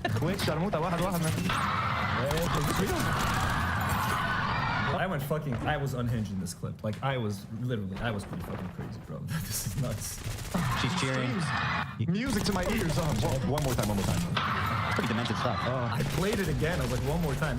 I am pretty demented, Ethan. When it comes for my disdain of Israelis, you call me demented, my man. Even if you, I mean, listen. Hey, man, they go do raids next to concentration camps. Yeah, that's what happened. The Nova fucking festival was right next to Gaza, bro. What is Gaza if not a concentration camp? We can't get rid of you fast enough. Wow. I know a lot of people, what a twisted way to look at it is those communities that live right next to the border are the peace people. They are the people that like do the most. They are the peace people. Were they the ones at the rave? Ela? Am I talking about the kibbutz or am I talking about the fucking rave? I think they'll never understand. They'll never understand it. Yeah, like, and Arabs living abroad have to hide their support for like the resistance or like around. Be like, no, we don't want anything to happen to Israel. We want the hostages to be safe. We want the hostages to be safe. You know what I mean? Listen, like we want our Palestinian brothers and sisters to be safer. I love just the freedom of being able to say. Fuck this guy not only impugns himself, but every Arab. He's like, all Arabs wish they could say that they want all of Israelis to die. But that's not what I said. All I'm saying is, Arabs fucking hate Israel. Most Arabs, 95% of Arabs do not like Israel at all, Ethan Klein. And again, I told you why. European countries took European Jews, transported them to an Arab country, moved the locals away, killed them, violently, stole their land, stole their homes, changed the name of the country, called it Israel because the fucking Torah said so. And then they bomb Lebanon, they try to invade Lebanon, they bomb Yemen, they bomb Syria, they're invading parts of Syria, they bomb Iraq, they bomb every fucking neighboring fucking country, bro. They make everyone's life a living fucking hell. And we're supposed to like them? I'm supposed to fucking like Israel? I'm supposed to want what's best for them? Fuck you, bro. Fuck your dumb ass for even thinking that, bro. We got a couple super chats. Excuse me, folks. Just gotta... I missed a couple. Rose for you sends another 10. To be honest, I'm glad you said it and were yourself. How often do Israelis get to say worse shit live on air? Sticking to your guns, to your friends. Israelis do say way worse shit. Remember, the Two Nice Jewish Boys podcast. Go look it up. Mansour Muhammad sends $10. Fuck both H3H3. I was born and lived my whole life abroad and moved to Lebanon in Jaitewe. Jaitewe? Dude, I used to live in Jaitewe. Mansour, أنا كنت بجايتاوي. فوق بيتي كتائب. قدام فرن جايتاوي. That's what you're at, bro. Great area. Great walking. You can go everywhere there. Fucking based.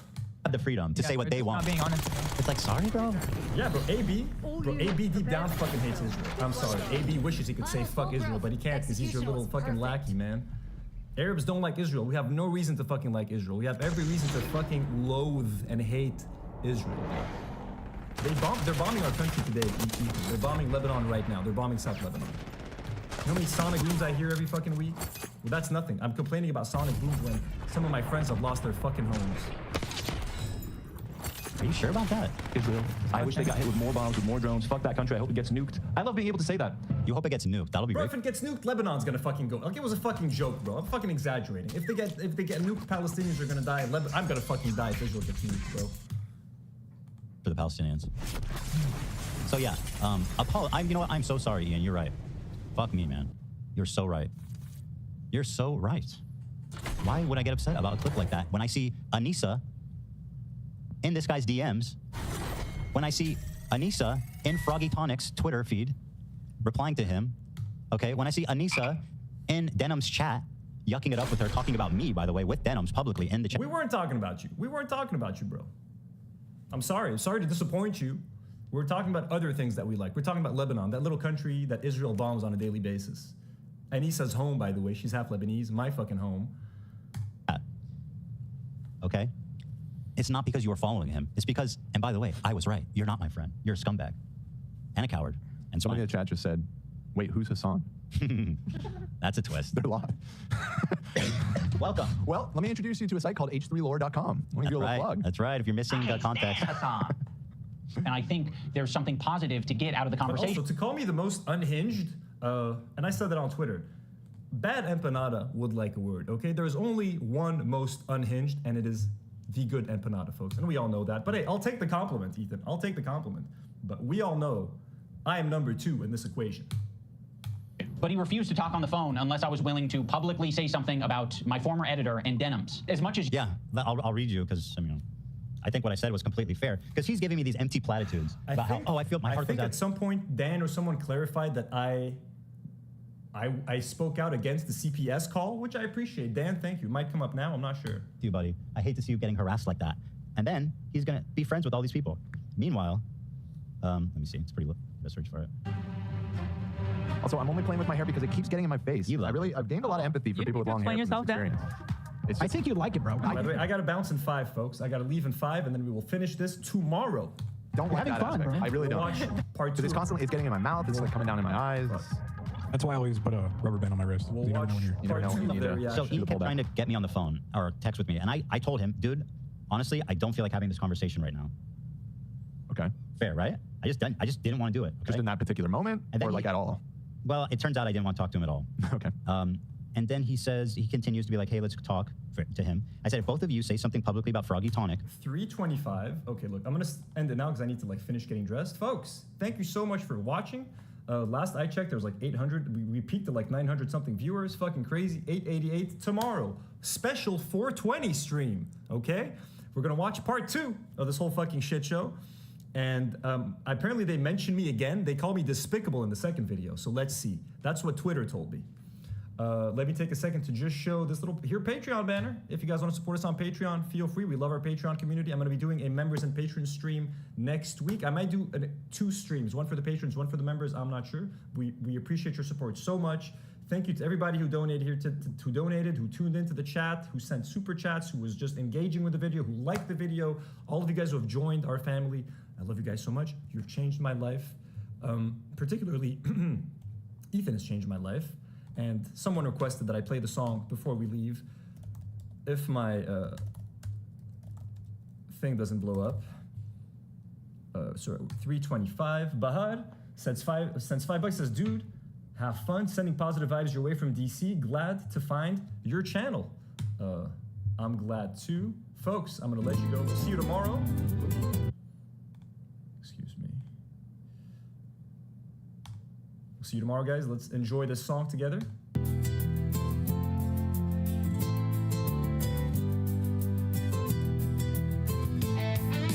Thank you, Ethan Klein. You are my best friend.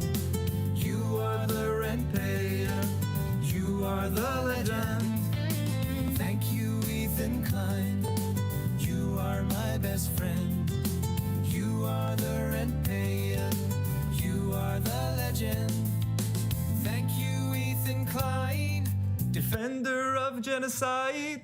Defender of genocide. Helping small creators grow a larger size. In 2025, Promoting the left side. Denimsby and Frogan, Hasanabi and Mike. Thank you, Ethan Klein. You are my best friend. You are the rent payer. You are the legend. Thank you, Ethan Klein. You are my best friend. You are the rent payer. You are the legend.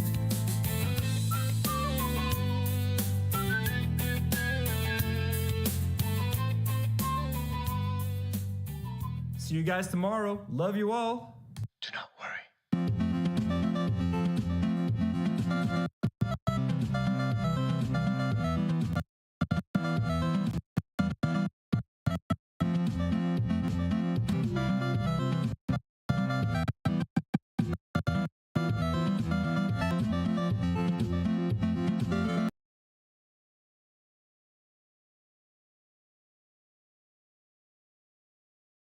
It's gay. Ew.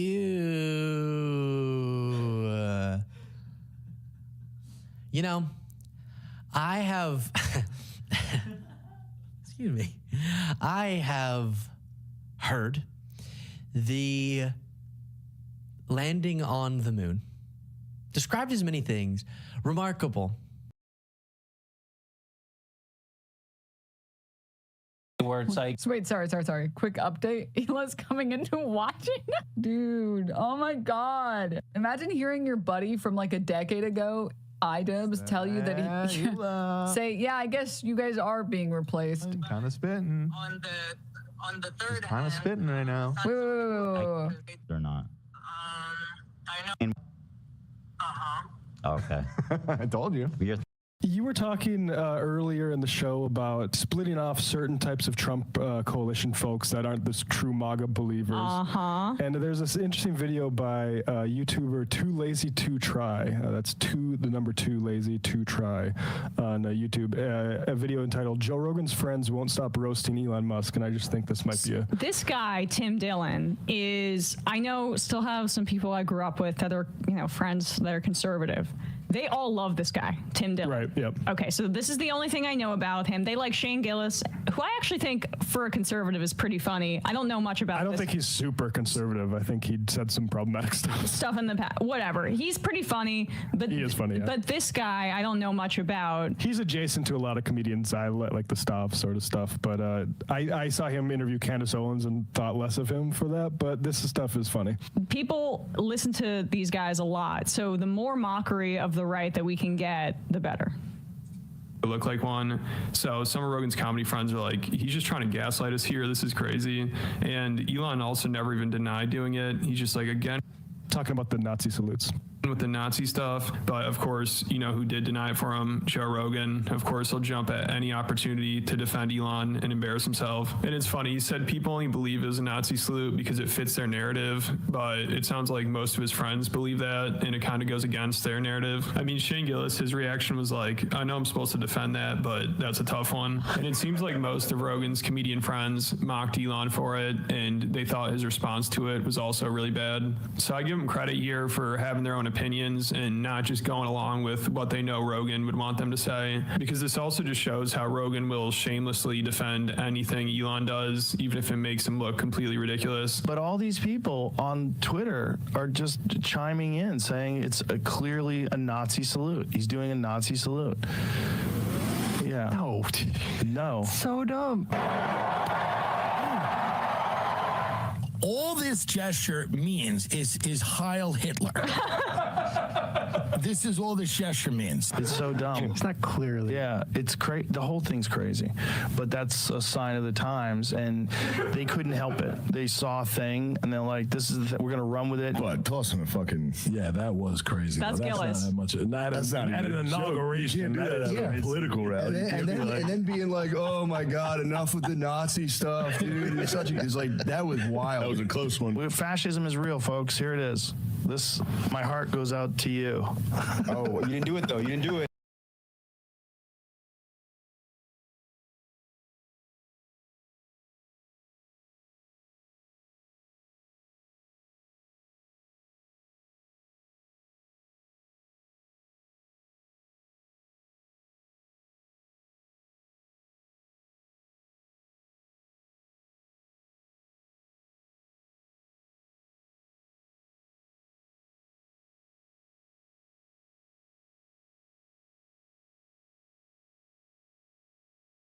must be when he This disrespectful streamer just fled Korea after the police confronted him to avoid charges. I got a hose. I'm gonna get a strong zero right now.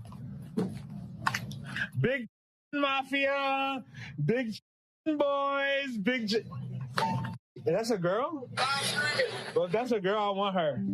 Is that a girl? Hello? Are you a girl?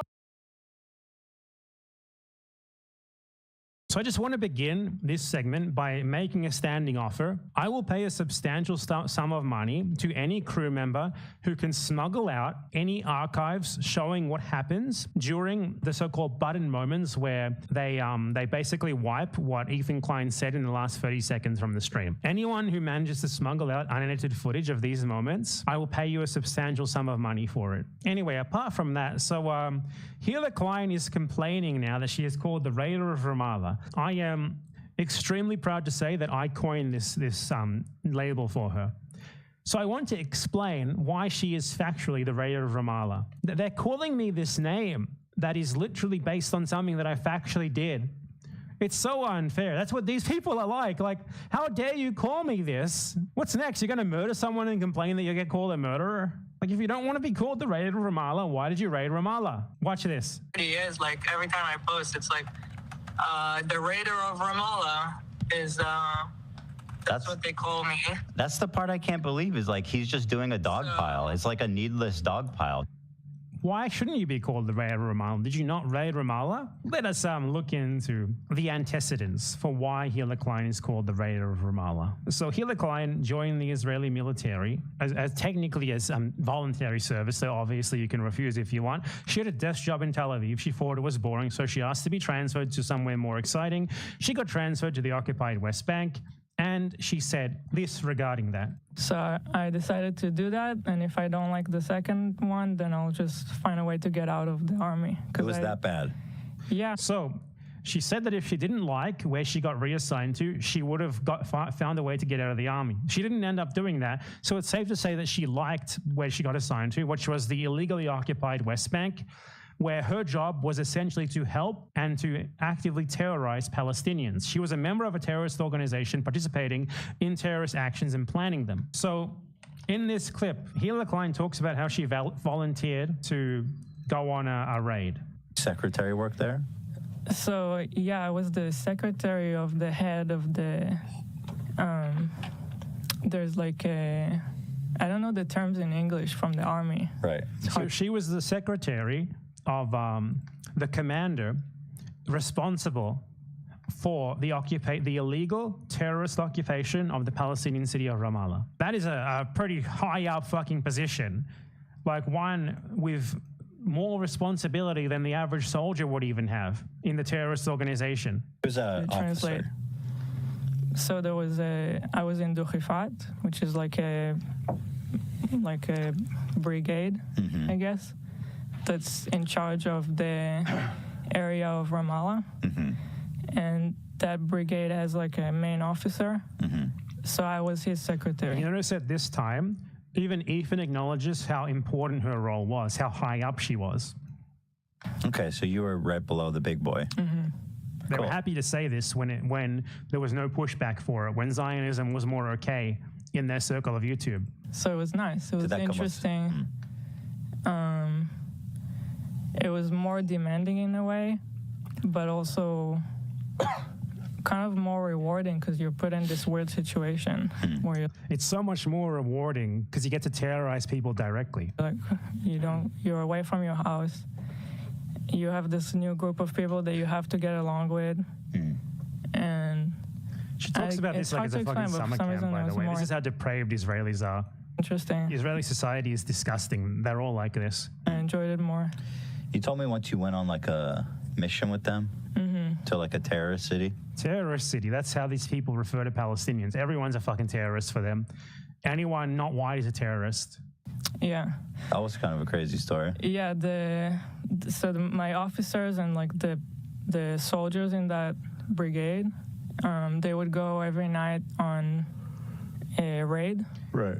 She says raid right there, right? In Ramallah to arrest terrorists. So they would go on a raid in Ramallah to arrest terrorists. To be clear, this is not arresting terrorists. This is terrorism and kidnapping. So I want to say something very, very clear here. Hila Klein was a participant in a terrorist attack that resulted in a kidnapping in a legally occupied territory. Do we know where her victims are? She should be interrogated. She should honestly be arrested and be interrogated so that we can find out what happened to these people. She was literally involved in a forced disappearance. This is someone who has information regarding a literal fucking international crime against humanity, and she's just quiet about it. And so I always saw them preparing for it and leaving, and then I would stay in the She organized base. it. Her role was to organize these activities, by the way. A secretary, like under the fucking literal commander of this entire city, in charge of terrorizing this city. She's a direct participant. Again, as a secretary of the literal commander of this city, she was a more direct participant in terms of her overall responsibility than just the boots on the ground were. So one time I wanted to go with them just to experience it. Why? You just were all of a sudden. She wanted to go on the raid. She wanted to go. I just wanted to see what it's like. Right. I wanted to see it. Okay. So they took me with them one night, even though they weren't supposed to. Did they armor your ass up? You're driving in this like Jeep that's bulletproof. Right. So I was in the Jeep, and then as soon as we entered Ramallah, the people in the city started shooting us. The people in the city just started shooting at you. What actually more than likely happened is kids threw rocks at them because they are entering their city to terrorize it. Wow. And I heard like a bullet hit the Jeep like right next to my head. Did it like dent or just No, you you heard just hear it. It's a gnarly armored Jeep. Gnarly. Okay. Gnarly Jeep to terrorize. And I mean, it was just interesting. It was just interesting. So someone. And this is her recounting the literal kidnapping that she participated in. Oh yeah, not really. But even if I walked with them to one house. Oh, okay. I did get out of the car once, but surrounded with them. So. Okay. Did they arrest anyone that night? They did. Did they bring it in the same car with you? No. So she was involved in a literal fucking terrorist kidnapping, a terrorist attack followed by a kidnapping. So Raider of Ramallah, Hila Klein, that is not just like a mean insult. That's a statement of fact. Hila Klein literally raided Ramallah, and they have on their fucking YouTube channel with 1.2 million views just a video of her openly stating that. They call me the Raider of Ramallah. Why did you raid Ramallah then? What's next? Is fucking Adolf Hitler gonna complain when he's called the leader of the Holocaust? It's a statement of fact. You are the Raider of Ramallah. You will be the Raider of Ramallah forever because you raided Ramallah. And I am proud of being the one to have labeled you with that, and I'm so proud of how it's spread. Shouldn't have raided Ramallah, terrorist. But always remember, we need to hear from her victims. This is the important thing here. Hila Klein, what happened to your victims? The people who you kidnapped, where are they now? Were they ever seen again? This is something that you need to address. Terrorist kidnapper. The fact that she's just let off the hook for this when she literally was involved in a fucking international terrorist ring undertaking a kidnapping of a random person. Unreal. The fact that she has the audacity to complain about it, unreal. Raider of Ramallah is honestly a nice term for you. Terrorizer of Ramallah, the kidnapper of Ramallah, that's more like it.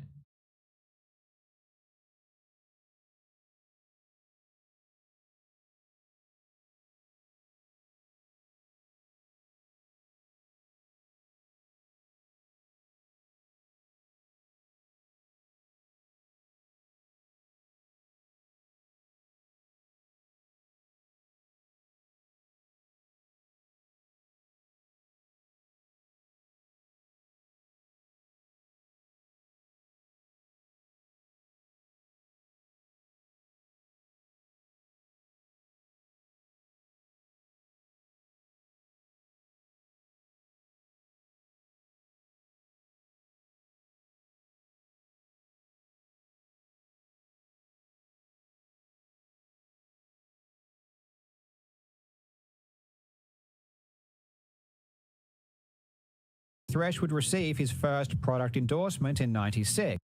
Hello, you absolute legends. In January of 2025, Elon Musk, the world's richest man, was exposed for lying to the gaming community about his video game accomplishments. In December, he had posted to Twitter numerous times on his alt account, bragging about all of the work he'd put into his Path of Exile 2 hardcore character. On hardcore mode, if your character dies a single time, the character is lost forever. So getting to a very high level is a difficult task, and Elon was very proud of himself for how far he'd gotten. On January 7, he streamed Path of Exile proud of himself. Man, you hardcore character at Path of Exile. Perseverance is on the leaderboard now at level 87. Oh, I just hate him so much. And he just keeps going on. He never claimed to be high ranked or anything. What is it? Like, what is this? He's so pathetic. Oh, it's crazy, dude. Crazy. What? And why is his account not fucking banned?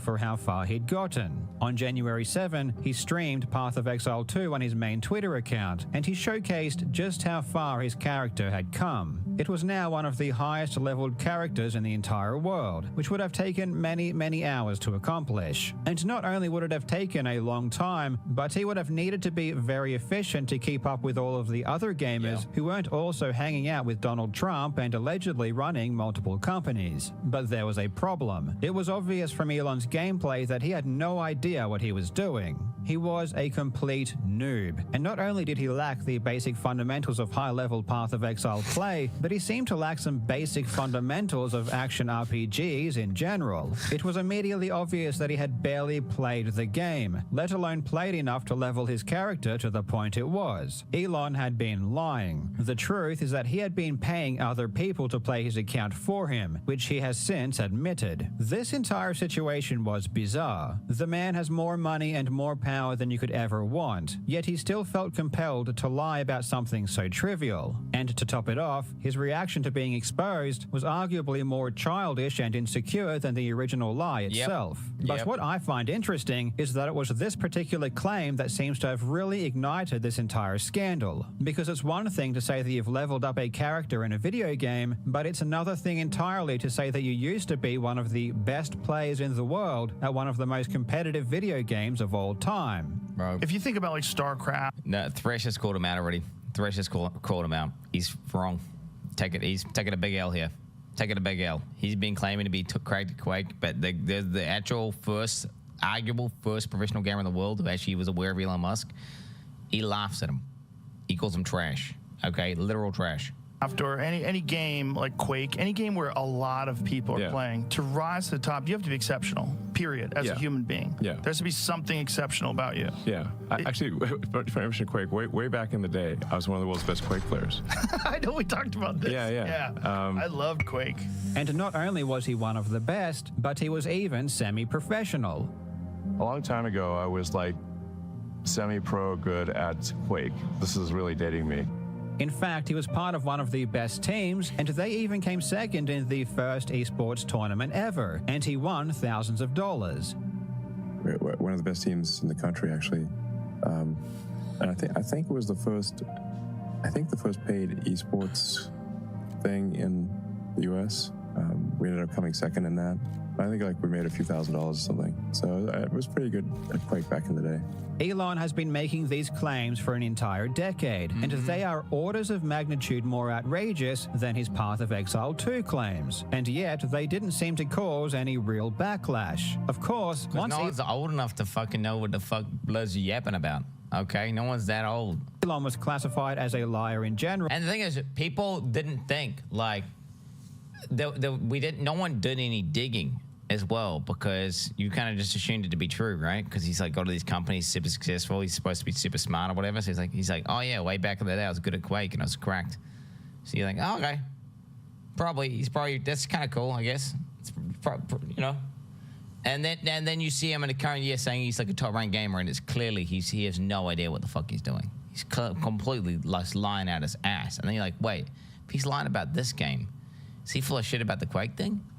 Because of his Path of Exile claims, all of his other claims of video game prowess were discarded as well, as almost certainly being fabricated. If he lied about his Path of Exile achievements, he probably lied about his Quake achievements too. But that wasn't good enough for me. Elon made very specific claims about Quake history. He pointed to a specific tournament that occurred around a certain time period, and he even gave an exact prize amount for second place, which if true, would have been the biggest prize pool in Quake by far for the time. If this tournament existed, it would have left a footprint. However, if you just search Google for this supposed tournament, you will find nothing. There are multiple websites chronicling the history of Quake multiplayer, and they all list the major tournaments, but Elon's tournament is nowhere to be found. Honestly, I was ready to make a public statement that Elon's Quake claims were completely false. But then, out of nowhere, I found a crumb. A single breadcrumb that eventually led me all the way to the truth. In today's video, we will examine, among other things, Elon's claim of being one of the best Quake players in the world. Is it completely untrue, or is there even a hint of substance to what he says? Let's find out. I really hope you enjoy. Bro, he played Quake, but he was dog shit. He played Quake, but he was dog shit. Okay, there you go, I've done it. I have a lifetime of playing video games. At one point I was, maybe one of the best Quake players in the world.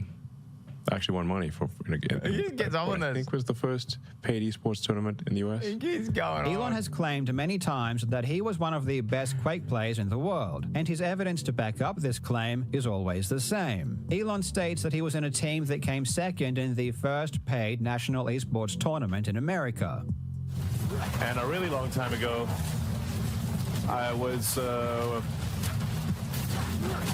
one of the world's best players of Quake. I think it was like the first esports tournament in the US, or they claimed it was. The bot looping. And we came second in that tournament. I think it was in like 96 or 97. At one point I was... The guy was sick. He was sick, so, otherwise we would have won. The guy won. Do you know what it reminds me of? It reminds me of some guy, who just got, he got, 1900 in World of Warcraft, fucking, and Burning Crusade.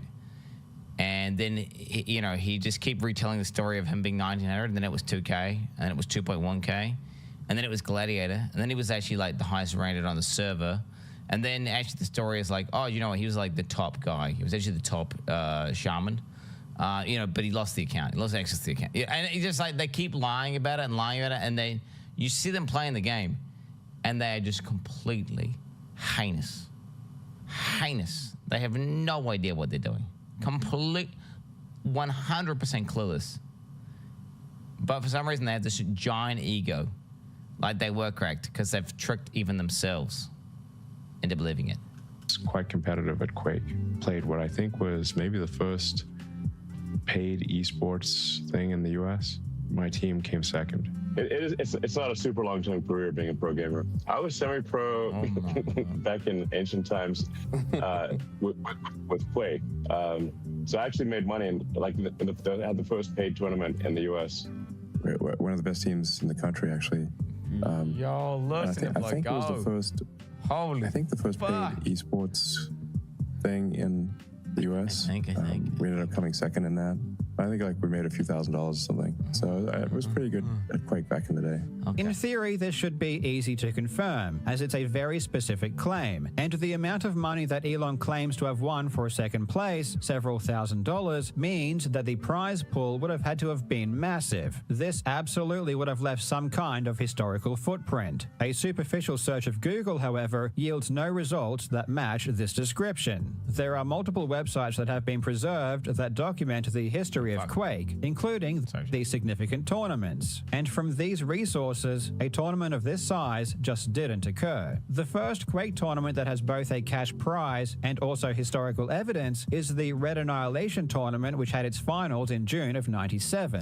This is one of the most significant tournaments in esports history, precisely because it's seen by many people to be the first true esports tournament, at least as we know esports today. In this event, 16 qualified players were flown to E397 for the finals. And the winner, Dennis Fong, aka Thresh, took first place, which had a prize of $5,000 cash and one of John Carmack's Ferraris. Do you know that Thresh invented WASD?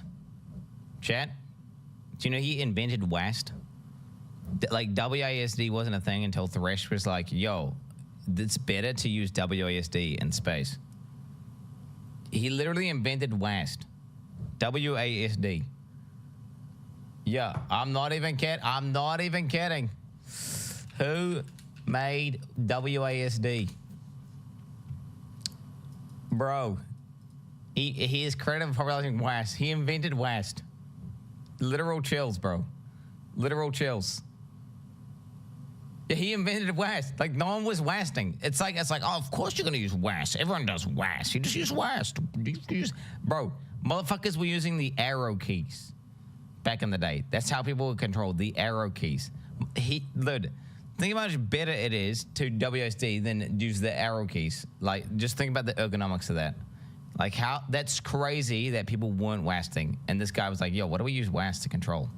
Annihilation helped to popularize Quake competition, and shortly after this event, the first esports leagues such as the Professional Gamers League and the Cyber Athlete Professional League were formed. From Red Annihilation onwards, everything is extremely well documented, and there is no existence of a team tournament that had a second place prize of several $1,000s. And there is also no historical evidence of any tournaments, prize pool or not, that Elon Musk or his team came second in. So if Elon did win anything, it must have been something after Quake was released in June 96, but before Red Annihilation, a year later. Though even if this tournament exists, whether or not it was the first paid national esports tournament really depends on your own definition of what esports and paid means. The reality is that people have been competing in national tournaments in video games and receiving money from it for decades. For example, in 1980, there was a National Space Invaders tournament where thousands of people competed. The regional winners were awarded $150 each, plus an all-expenses-paid trip to the finals. First and second place were awarded prizes, and third place received a $500 check. In 1981, the World Asteroids Championships took place in Washington, D.C., with the winner receiving $5,000, and second and third place winning $3,500 and $2,500 respectively. In 1990, the Nintendo World Championships was a massive video game tournament. Here, the winners in each age bracket received a car along with $10,000. If you are inclined to be a little less pedantic about what constitutes as paid, you can go far back as 1972 with the Intergalactic Space War Olympics, an event that many people consider to be the very first esports tournament. In 1984, there was a worldwide track and field arcade competition where, according to Guinness World Records, over 1 million people participated, with the US winners receiving a Jeep and being flown to Japan for the World Finals. That counts. That counts. That counts. This counts. Large-scale video game competition isn't a new thing. It's been happening for as long as video games have existed. But for the sake of argument, let's accept that none of these count because they don't fit the modern definition of esports, which generally involves complex player-v-player combat where you can directly interact with the opponent. In my opinion, modern esports first developed with fighting games like Street Fighter II. In 1991, Midway sponsored a tournament in California, flying the regional winners to San Diego for the finals, where the winner earned a Street Fighter II cabinet. Let's go! In 1996, the Battle by the Bay was the first yearly tournament that would later become known as the Evolution Championship Series, or EVO, which now hosts the biggest fighting game tournament in the world. And of course, we can't forget about Quake's predecessor, Doom, which spawned the concept of deathmatch. In 1995, the year before Quake was released, there was a tournament called Deathmatch 95, with the finals taking place at the Judgment Day event organized by Microsoft. Dude, he's wasting. He's wasting. Here in Seattle for the World Doom. Wait, that guy was wasting in 1995? Wait, what? Women's Thresh wasting? Wait, that guy was wasting, bro.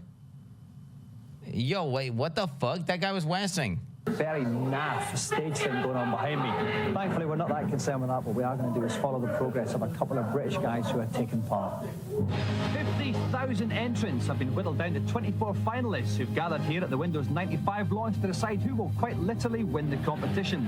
Deathmatch 95 was essentially the first worldwide tournament. Oh wait, was Thresh there wasting? Tournaments to find the local champions, and then flew all of us to Microsoft headquarters in Redmond, going from playing largely at home to a stage at maybe that was Thresh. Not just like any tournament, like a real world championship tournament. probably the first true esports event. The winner was Thresh.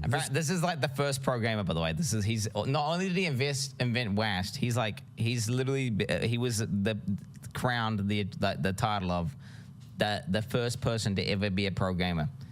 Okay, literally invents WAST, and do you know what he does, bro? He says Elon Musk is complete dog shit, and he laughs at his ability to play Quake. Like, this guy's fucking legit. This guy's legit.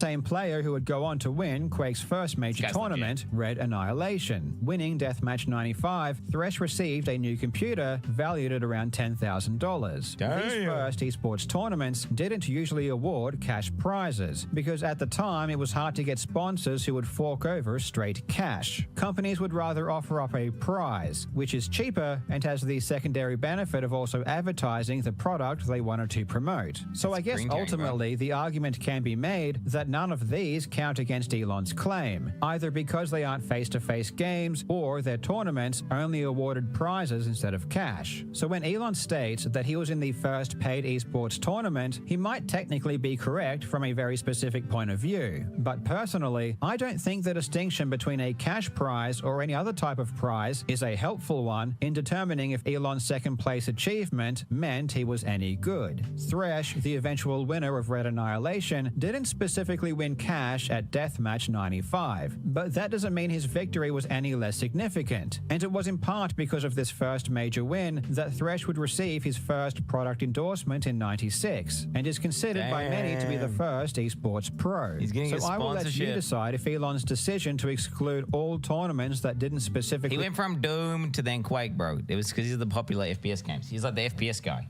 He's the FPS guy. He's kind of cracked. Award cash prizes and all tournaments that might not be considered esports by today's standards is relevant, though we still don't even know if this tournament happened, or if Elon came second. And if you trust a lot of the comments online, you would be forgiven for assuming it didn't. Many people think the early history of Quake is completely documented, and because there is no concrete evidence of Musk's claim, he must be lying. But shockingly, I discovered this is simply not true. There was at least one Quake tournament with a significant cash prize that occurred before Red Annihilation, and the result of that tournament seems to have been lost to the sands of time. If Elon's story is true, I believe I've found the only tournament he could possibly be referring to. There is some credible evidence that Elon may actually be telling the truth. Yo, what the fuck? Oh shit, no way. This is like the God of the Gaps, bro. It's the God of the Gaps. He's found like the only they basically found a gap where there's this mystery tournament where it's unclear as to what happened or who won. Hey, it must be the one Elon Musk won. There it is. In June of 2017, a user posted to the Quake forum on ESR.com that they had listened to Elon's biography. In this biography, it mentioned that Elon's company Zip2 had a team that came second in a tournament and won several $1,000s. This person wanted to know if it was true or if it was just an exaggeration. Zip2 was a company that Elon co-founded in 1995, which was an online city guide that gave users information about local businesses. The biography in question was written by Ashley Vance and was released in 2015. In it, Elon claims his team, comprised of his employees, competed in one of the first nationwide tournaments and won a few $1,000s. Most of the forum post replies were unhelpful or claimed that this was false. For example, this reply, which states that there were only 2 North American deathmatch tournaments with over $1,000 prize money, and all of the finalists were well known. However, a full 5 years after the original post, an anonymous user posted this reply. Extremely late to the game here, but yes, Elon is 100% correct. We were the team that beat him in Zip2. We were Clan Olympus. Dumb name, yes. It was the first tournament held by Empath in Player that eventually hosted... Wait. If it's not got the best players there, it's not even a legit tournament though, which I don't get. So how would any of that... Wouldn't they be able to instantly verify the legitimacy of this tournament by contacting the top players in Quake? Right? I don't get it. Like, legit. And if it's not got the top players, then it's not even a legit tournament regardless. Like, what? did the Red Annihilation single-player game that awarded the Ferrari. I remember distinctly going to their webpage after playing against them in the final and seeing their About page with their executive profiles. All were unremarkable 20-something unkempt nerds, much like we were, and didn't think anything of it until Elon became a billionaire and his ties to his older companies became public knowledge.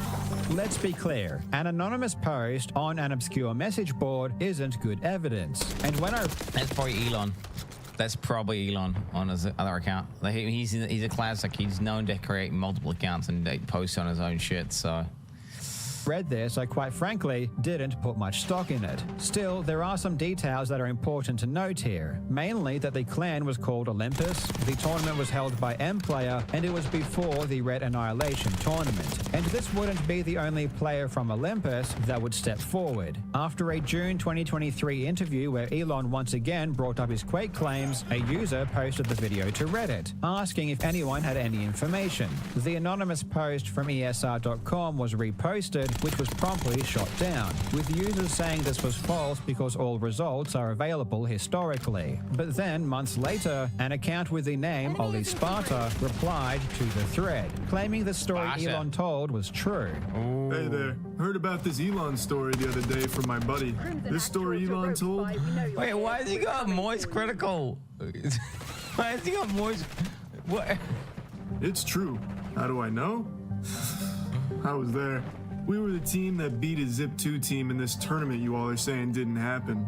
Sparta also claimed to be in Clan Olympus and gave a detailed breakdown of the tournament final. This post seemed to back up the anonymous user from ESR.com, but there were some immediate red flags that made me doubt the veracity of this story. The story gave several details that couldn't possibly be correct if Elon was telling the truth, like saying the top prize was $1,000, which makes no sense if Elon's team received several $1,000s for second place. They also thought the tournament may have been in 1998, which was a year after Red Annihilation. Sparta would continue to post replies, and his timeline of the tournament eventually returned to believable territory, clarifying that the tournament happened in 96 or 97, and that Red Annihilation happened afterwards. Sparta also claimed that if you can't find any information about the tournament, it's not because it didn't happen, it's just because any evidence was contained on the M-Player website, which has no archive. Regardless if it happened or didn't happen, which I honestly doubt whether it happened. Okay, it clearly didn't include any of the top players, so therefore the tournament is complete dog shit regardless. So even if it did happen, it's not legit. He wasn't one of the best players in the world. It's just okay. Either it's some like niche as fuck thing where a few people got in there and then prize money was worthless, and it's not like pretty irrelevant regardless, or it's not legit because it doesn't have any of the top players. So then it's not. You can't claim to be one of the top players in the world if you just like, oh, yeah, I had a LAN party with my friends, and you know, there was a prize pool of $50, and I won a West Game second place. So that means, you know what? Because you know, there was like 2 teams there, bro. I'm actually one of the best Quake players in the world. No, that's not how it works. From that time period, which is true. The earliest M-Player archives I can find are from 98 onwards. Sparta gave details that at the time seemed impossible to verify. For example, specific details about this alleged tournament, for which I could find no results for. But he did make claims that I could verify, which would help to establish his credibility. He claimed that in the Red Annihilation tournament, he ended up in the top 32. And sure enough, when I checked the results for Red Annihilation, there was a player named Sparta who was eliminated in the round of 32. I also found another member of his team, Ollie Hades, who also made the top 256. The fact that I could verify this part of Sparta's post made him much more credible, but it still wasn't enough for me to completely believe his story. However, if true, this post does narrow down the search for Elon's tournament. Both the anonymous user on ESR.com and Sparta claimed it was on M-Player, so that's where my attention focused. Back in the early days of Quake, there were several platforms that casual gamers could use to play online. The 2 main ones being the Total Entertainment Network and M-Player. These platforms allowed people to quickly and easily play Quake and other multiplayer games against other people over the internet, and they would charge players a monthly fee to use their service. M-Player launched in late 96, and as I mentioned a moment ago, we have no archived pages from that time. So any news about any tournaments from M-Player itself has been completely already lost. But as I said, at the time, there were many various websites that posted Quake news. MPlayer had just launched, and in an effort to grow their brand, they advertised in different ways, including full-page advertisements in gaming magazines. So I searched every Quake news site that I could find for any reference to MPlayer around this time, hoping that this tournament was advertised in some way. One particular website, bluesnews.com, is especially helpful because not only did it post Quake news around that time, but it still has its full archive available, going all the way back to 1996. And lo and Holy behold, shit. searching for references to MPlayer, I found a post from January 3rd, 1997, which linked to an article on Next Generation announcing a Quake clan tourney with a $5,000 cash prize. Thankfully, this article was archived, and it reads, "Clans registered with MPlayer by January 2nd are eligible to participate in their Ladder to Cthulhu Quake tournament. The $5,000 prize is one of many prizes that will be awarded to participants of the tournament." What's funny about this article is that it was published January 3rd, a day after the registration cutoff. So it was essentially useless, as anyone reading it was already too late to participate. This article shows there was a tournament with a significant prize pool before Red Annihilation. So it turns out Elon's tournament might be real. But the details still didn't seem to add up. Sparta said that his team won $1,000 for first place, but this article says there was a $5,000 cash prize. And I think what this article should have said is that there was a $5,000 prize pool and not a $5,000 prize. In my search, I also managed to find a second reference to this tournament. In an archived Russian PC gaming magazine from July 97, it references this exact tournament. The article itself is describing various video game tournaments for different games. And when it came to Quake... This is crazy you can find that.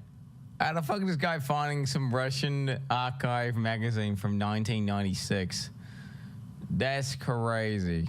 What the fuck? It described two, Red Annihilation and Ladder to Cthulhu, and conveniently there we listed go. the prize pool The split. distribution, with first place winning $1,000. The Next Gen article and this Russian gaming magazine are the only two external sources I could find that reference this tournament. In Google Groups, I also found an HTML dump of the MPlayer website from March of '97, which shows the final was on March 22nd. And I also found a blurb from January 97 saying that 30 clans would be competing for $5,000 cash, which was a much more accurate description of the tournament prize pool. But unfortunately, I could find no other references or information about this tournament, including who actually won. Maybe you could have found something saying is Elon that Musk. there was a paid tournament on MPlayer, and the prize for first place was exactly what Sparta said it would be, $1,000. The fact that this tournament was so hard to find and Sparta's account was as accurate as it was makes me think it's extremely unlikely that Sparta made up this story. It seems to me that this is It's exactly... pretty specific, and it's not like they could go back and plant that like an archived fucking thing, right? I believe that. I believe this guy, but again, what I don't believe is that it was the top players, right? It's a meme tournament, so then if it's not the top players, then it's not. You can't claim to be one of the top Quake players. The tournament that Sparta was referring to, and is the tournament that Elon's team competed in and came second, which also means Elon's claim of winning several $1,000s is greatly exaggerated. Yep, and what his team there it actually is. won was $750. Elon's story What I appears like to be before. based somewhat in reality. Technically, he probably did come second. This is what I was describing, though, by the way. It's someone who basically, way back when, they got like 1900 rating in World of Warcraft, and then over the years it went from 1900 to like fucking 2000 to 2001, 2100 to 2200, and then it was they actually got glad, and they just keep embellishing and embellishing and embellishing to the point where it's entirely detached from reality. Right? This is what I think's happened, and now he believes it himself. He believes it himself. The earliest paid esports tournaments. But does that mean he was any good? Does that mean he was semi-professional? Does it mean he was one of the world's best players? No, because all the top players. No, it certainly does not. Fuck off.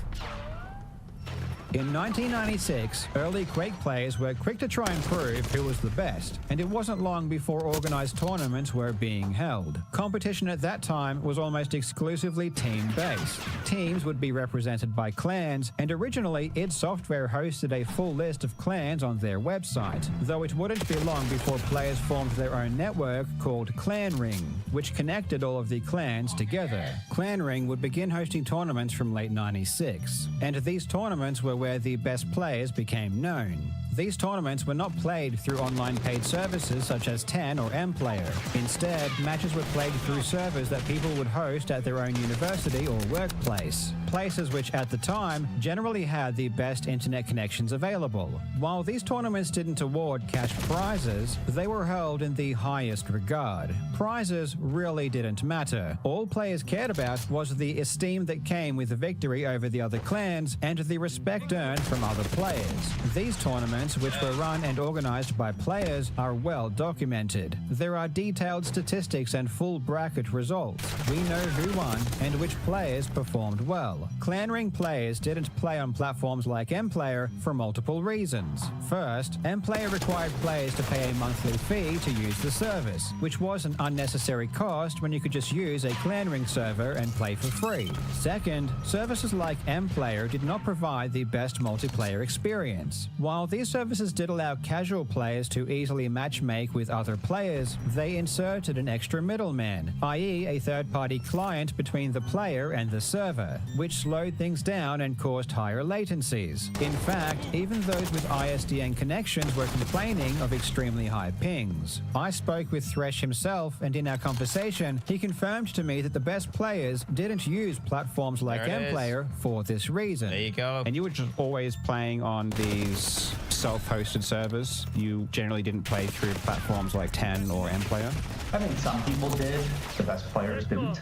There was no reason to. Why play through a service when you could just play directly? There it is. Yes. More for newbies and that type of people that made it a little bit easier to onboard and get a game going. So, I think very few, if any, top players have competed on those platforms, unless we had to, because there was some tournament going on. I actually did manage to find a tournament before Red Annihilation, which was called Ladder to Cthulhu. First of all, does that ring any bells for you? Do you remember this tournament? No. Nope. Yeah, because I found a Blues News, but by the time the article came out, you already had to be a registered user of mPlayer to even enter the tournament. So I assumed that the top players just didn't know this tournament existed because it was just on mPlayer and there just wasn't really good advertising for it. It's quite likely because no good players play. All the and then with the it's like a tournament for all the trash players, bro, for all the casuals, and all the pros not even aware of it, bro. Red Annihilation. Elon didn't come first in it, bro. It's probably best like some children. You just play on mPlayer for that tournament and then left the platform and didn't play on it again? Correct. I mean, playing through the mPlayer service was not the best experience. It's not the fastest. There's latency. You go direct from the game into a hosted server will give you the best experience, obviously, as opposed to having a client and server layer by a proprietary platform that would then place you in a server or like a generalized server was never really that ideal. So, I think that's why no good players played on that stuff. And finally, platforms like mPlayer did not differentiate players by their internet connection, which at the time was arguably the most impactful variable. Quake Deathmatch is optimized for local area network